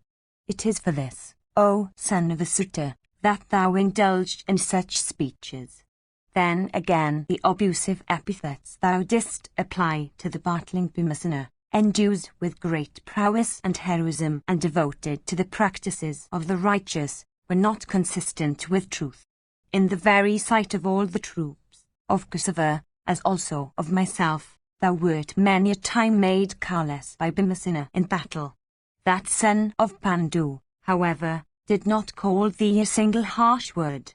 Since, however, thou hast addressed Vrikadara in many harsh speeches, and since thou with others hast slain the son of Subhadra out of my sight, therefore, this very day obtain the fruit of those offences of thine. It was for thy own destruction, O wicked wight, that thou didst then cut off Abhimanyu's bow, for that, O thou of little understanding, thou shalt be slain by me, with all thy followers, forces, and animals. Accomplish now all those acts which thou shouldst do, for a great calamity is impending over thee. I will slay Vrishasena in thy very sight in battle. All those other kings, again, that wilfully advance against me, I will dispatch unto Yama's abode. I say this truly, laying my hand on my weapon. A fool as thou art, without wisdom and full of vanity, I say that beholding thee lying on the field of battle the wicked Duryodhana will indulge in bitter lamentations. After Arjuna had vowed the slaughter of Karna's son, a loud and tremendous uproar arose amongst the Car warriors. At that frightful time when confusion was everywhere, the thousand-rayed sun, dimming his rays, entered the Asta hill. Then, O King, Rishikasa, stationed in the van of battle embracing Arjuna who had accomplished his vow, told him these words, By good luck, O Jishu, thy great vow hath been accomplished. By good luck, that Vridakshatra hath been slain along with his son. The celestial generalissimo himself, O Bharata, encountering the Dhritarashtra force, would, in battle, O Jishu, lose his senses. There is no doubt of this. Except thee, O tiger among men, I do not even in thought see the person in the three worlds that could fight with this host. Many royal warriors endued with great prowess, equal to thee or superior, have been united together at Duryodhana's command. Clad in mail, they could not approach thee, encountering thy angry self in battle. Thy energy and might are equal to that of Rudra or the destroyer himself. None else is capable of putting forth such prowess in battle as thou, O scorcher of foes, alone and unsupported, didst today put forth. Thus shall I applaud thee again after Karna of wicked soul has been slain along with his followers. Thus shall I glorify thee when that foe of thine shall have been vanquished and slain. And to him Arjuna replied, Through thy grace, O Madhava, this vow that even the gods could with difficulty accomplish, hath been accomplished by me. Their victory is not at all a matter of wonder that have thee, O Kusava, for their lord. Through thy grace, Yudhishthira will obtain the whole earth. All this is due to thy power, O thou of Vrishani's race. This is thy victory, O Lord. Our prosperity is thy victory, O Lord. Our prosperity is thy care, and we are thy servants, O slayer of Madhu. Thus addressed, Krishna smiled softly, and slowly urged the steeds. And he showed unto Partha, as they came, the field of battle abounding with cruel sights. Then Krishna said, Desirous of victory in battle or worldwide fame, many heroic kings are lying on the earth, struck with thy shafts. Their weapons and ornaments lay scattered, and their steeds, cars, and elephants are mangled and broken. With their coats of mail pierced or cut open, they have come to the greatest grief. Some of them are yet alive, and some of them are dead. Those, however, that are dead, still seem to be alive in consequence of the splendor with which they are endued. Behold the earth covered with their shafts equipped with golden wings, with their numerous other weapons of attack and defense, and with their animals, deprived of life. Indeed, the earth looks resplendent with coats of mail and necklaces of gems, with their heads decked with earrings, and headgears and diadems, and floral wreaths and jewels worn on crowns, and canthasuteras and angadas, and collars of gold, and with divers other beautiful ornaments. Strewn with anuscaras and quivers, with standards and banners, with apascaras and adishdanas, with shafts and crests of cars, with broken wheels and beautiful akshas in profusion, with yokes and trappings of steeds, with belts and bows and arrows, with elephants, housings, with spiked maces and hooks of iron, with darts and short arrows, with spears and pikes, with kundas and clubs, with satignes and bashandis, with scimitars and axes, with short and heavy clubs and mallets, with maces and canopers, with whips decked with gold, O bull of Bharata's race, with the bells and divers other ornaments of mighty elephants, with floral garlands and various kinds of decorations, and with costly robes all loosened from the bodies of men and animals. The earth shines brilliantly, like the autumnal firmament with planets and stars. The lords of the earth, slain for the sake of earth, are slumbering on the earth, clasping with their limbs the earth like a dear wife. Like mountains shedding through the caves and fissures streams of liquid chalk, these elephants, resembling Airavata himself and huge as mountains, are shedding profuse streams of blood through the openings in their bodies caused by weapons. Behold, O hero, those huge creatures afflicted with shafts lying on the ground in convulsions. Behold, those steeds also, lying on the ground, adorned with trappings of gold. Behold also, O Partha, those riderless and driverless cars that had at one time resembled celestial vehicles or the vapory forms in the evening sky, now lying on the ground, with standards and banners and akshas and yokes cut into pieces, and with broken shafts and crests, O Lord. Foot soldiers also, O hero, bearing bows and shields and slain in hundreds and thousands are lying on the ground, bathed in blood and clasping the earth with every limb and their locks smeared with dust. Behold, O mighty armed one, those warriors with bodies mangled with thy weapons. Behold the earth, strewn with yak tails and fans, and umbrellas and standards, and steeds and cars and elephants, and with divers kinds of blankets, and reins of steeds, and beautiful robes and costly viretas of cars, look, as if overspread with embroidered tapestry. Many warriors fallen from the backs of well-equipped elephants along with those creatures themselves that they had ridden, are looking like lions fallen from mountain summits struck down by thunder. Mingled with the steeds they had ridden, and the bows they had held, horsemen and foot soldiers in large numbers, are lying on the field, covered with blood. Behold, O foremost of men, the surface of the earth is frightful to look at, covered as it is with large number of slain elephants and steeds and car warriors, and miry with blood, fat, and rotten flesh in profusion, and on which dogs and wolves and peasouches and diverse wanderers of the night are cantering with joy.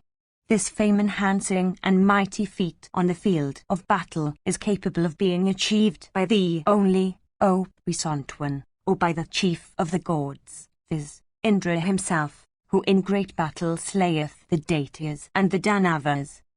Sanjaya continued, thus showing the field of battle, and to the diadem-decked Arjuna, Krishna blew his conch Panchajanya with the gleeful soldiers of the Pandava army, blowing their respective conchs.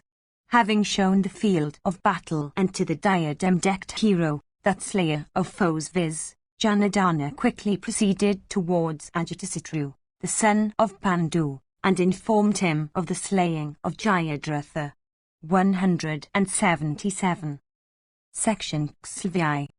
Sanjaya said, after the ruler of the Sindhus had been slain by Partha, Krishna, repairing unto the king, viz., Yudhishthira, the son of Dharma, worshipped the latter with a gladdened heart. And he said, by good luck, O King of kings, thy prosperity increaseth. O best of men, thy foe hath been slain. By good luck, thy younger brother hath accomplished his vow. Thus addressed by Krishna, that subjugator of hostile towns, viz., King Yudhishthira, filled with joy, came down from his car, O Bharata. His eyes filled with tears of joy, he embraced the two Krishnas and wiping his bright and lotus-like face, said these words unto Vasudeva and Dhananjaya, the son of Pandu, ye mighty car warriors, by good luck, I behold both of you after ye have accomplished your task. By good luck, that sinful wretch, viz., the ruler of the Sindhus, hath been slain. Ye Krishnas, by good luck, ye have done that which hath filled me with great happiness. By good luck, our foes have been plunged into an ocean of grief. Thou art the sovereign lord of all the worlds, O slayer of Madhu. In the three worlds they that have thee for their preceptor can have no object incapable of accomplishment. Through thy grace, O Govinda, we will conquer our foes, like Indra conquering the Danavas in days of old. Be it the conquest of the world, or be it the conquest of the three worlds, everything is certain, O thou of the Vrishani race, in the case with whom thou art gratified, O giver of honours. They can have no sin, nor can they meet with defeat in battle with whom thou, O Lord of the Celestials, art gratified, O giver of honours. It is through thy grace, O Hrishikesa, that Sakra hath become the chief of the Celestials. It is through thy grace, that blessed personage obtained on the field of battle the sovereignty of the three worlds. It is through thy grace, O Lord of the Celestials, that the latter obtained immortality, O Krishna, and enjoy eternal regions of bliss.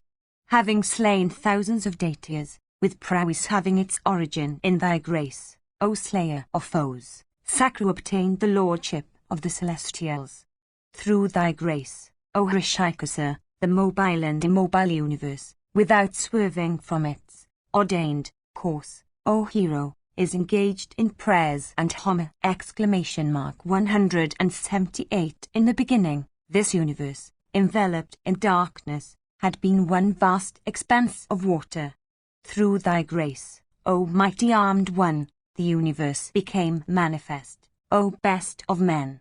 Thou art the creator of all the worlds, thou art the supreme soul, and thou art immutable. They that behold thee, O Hrishikesa,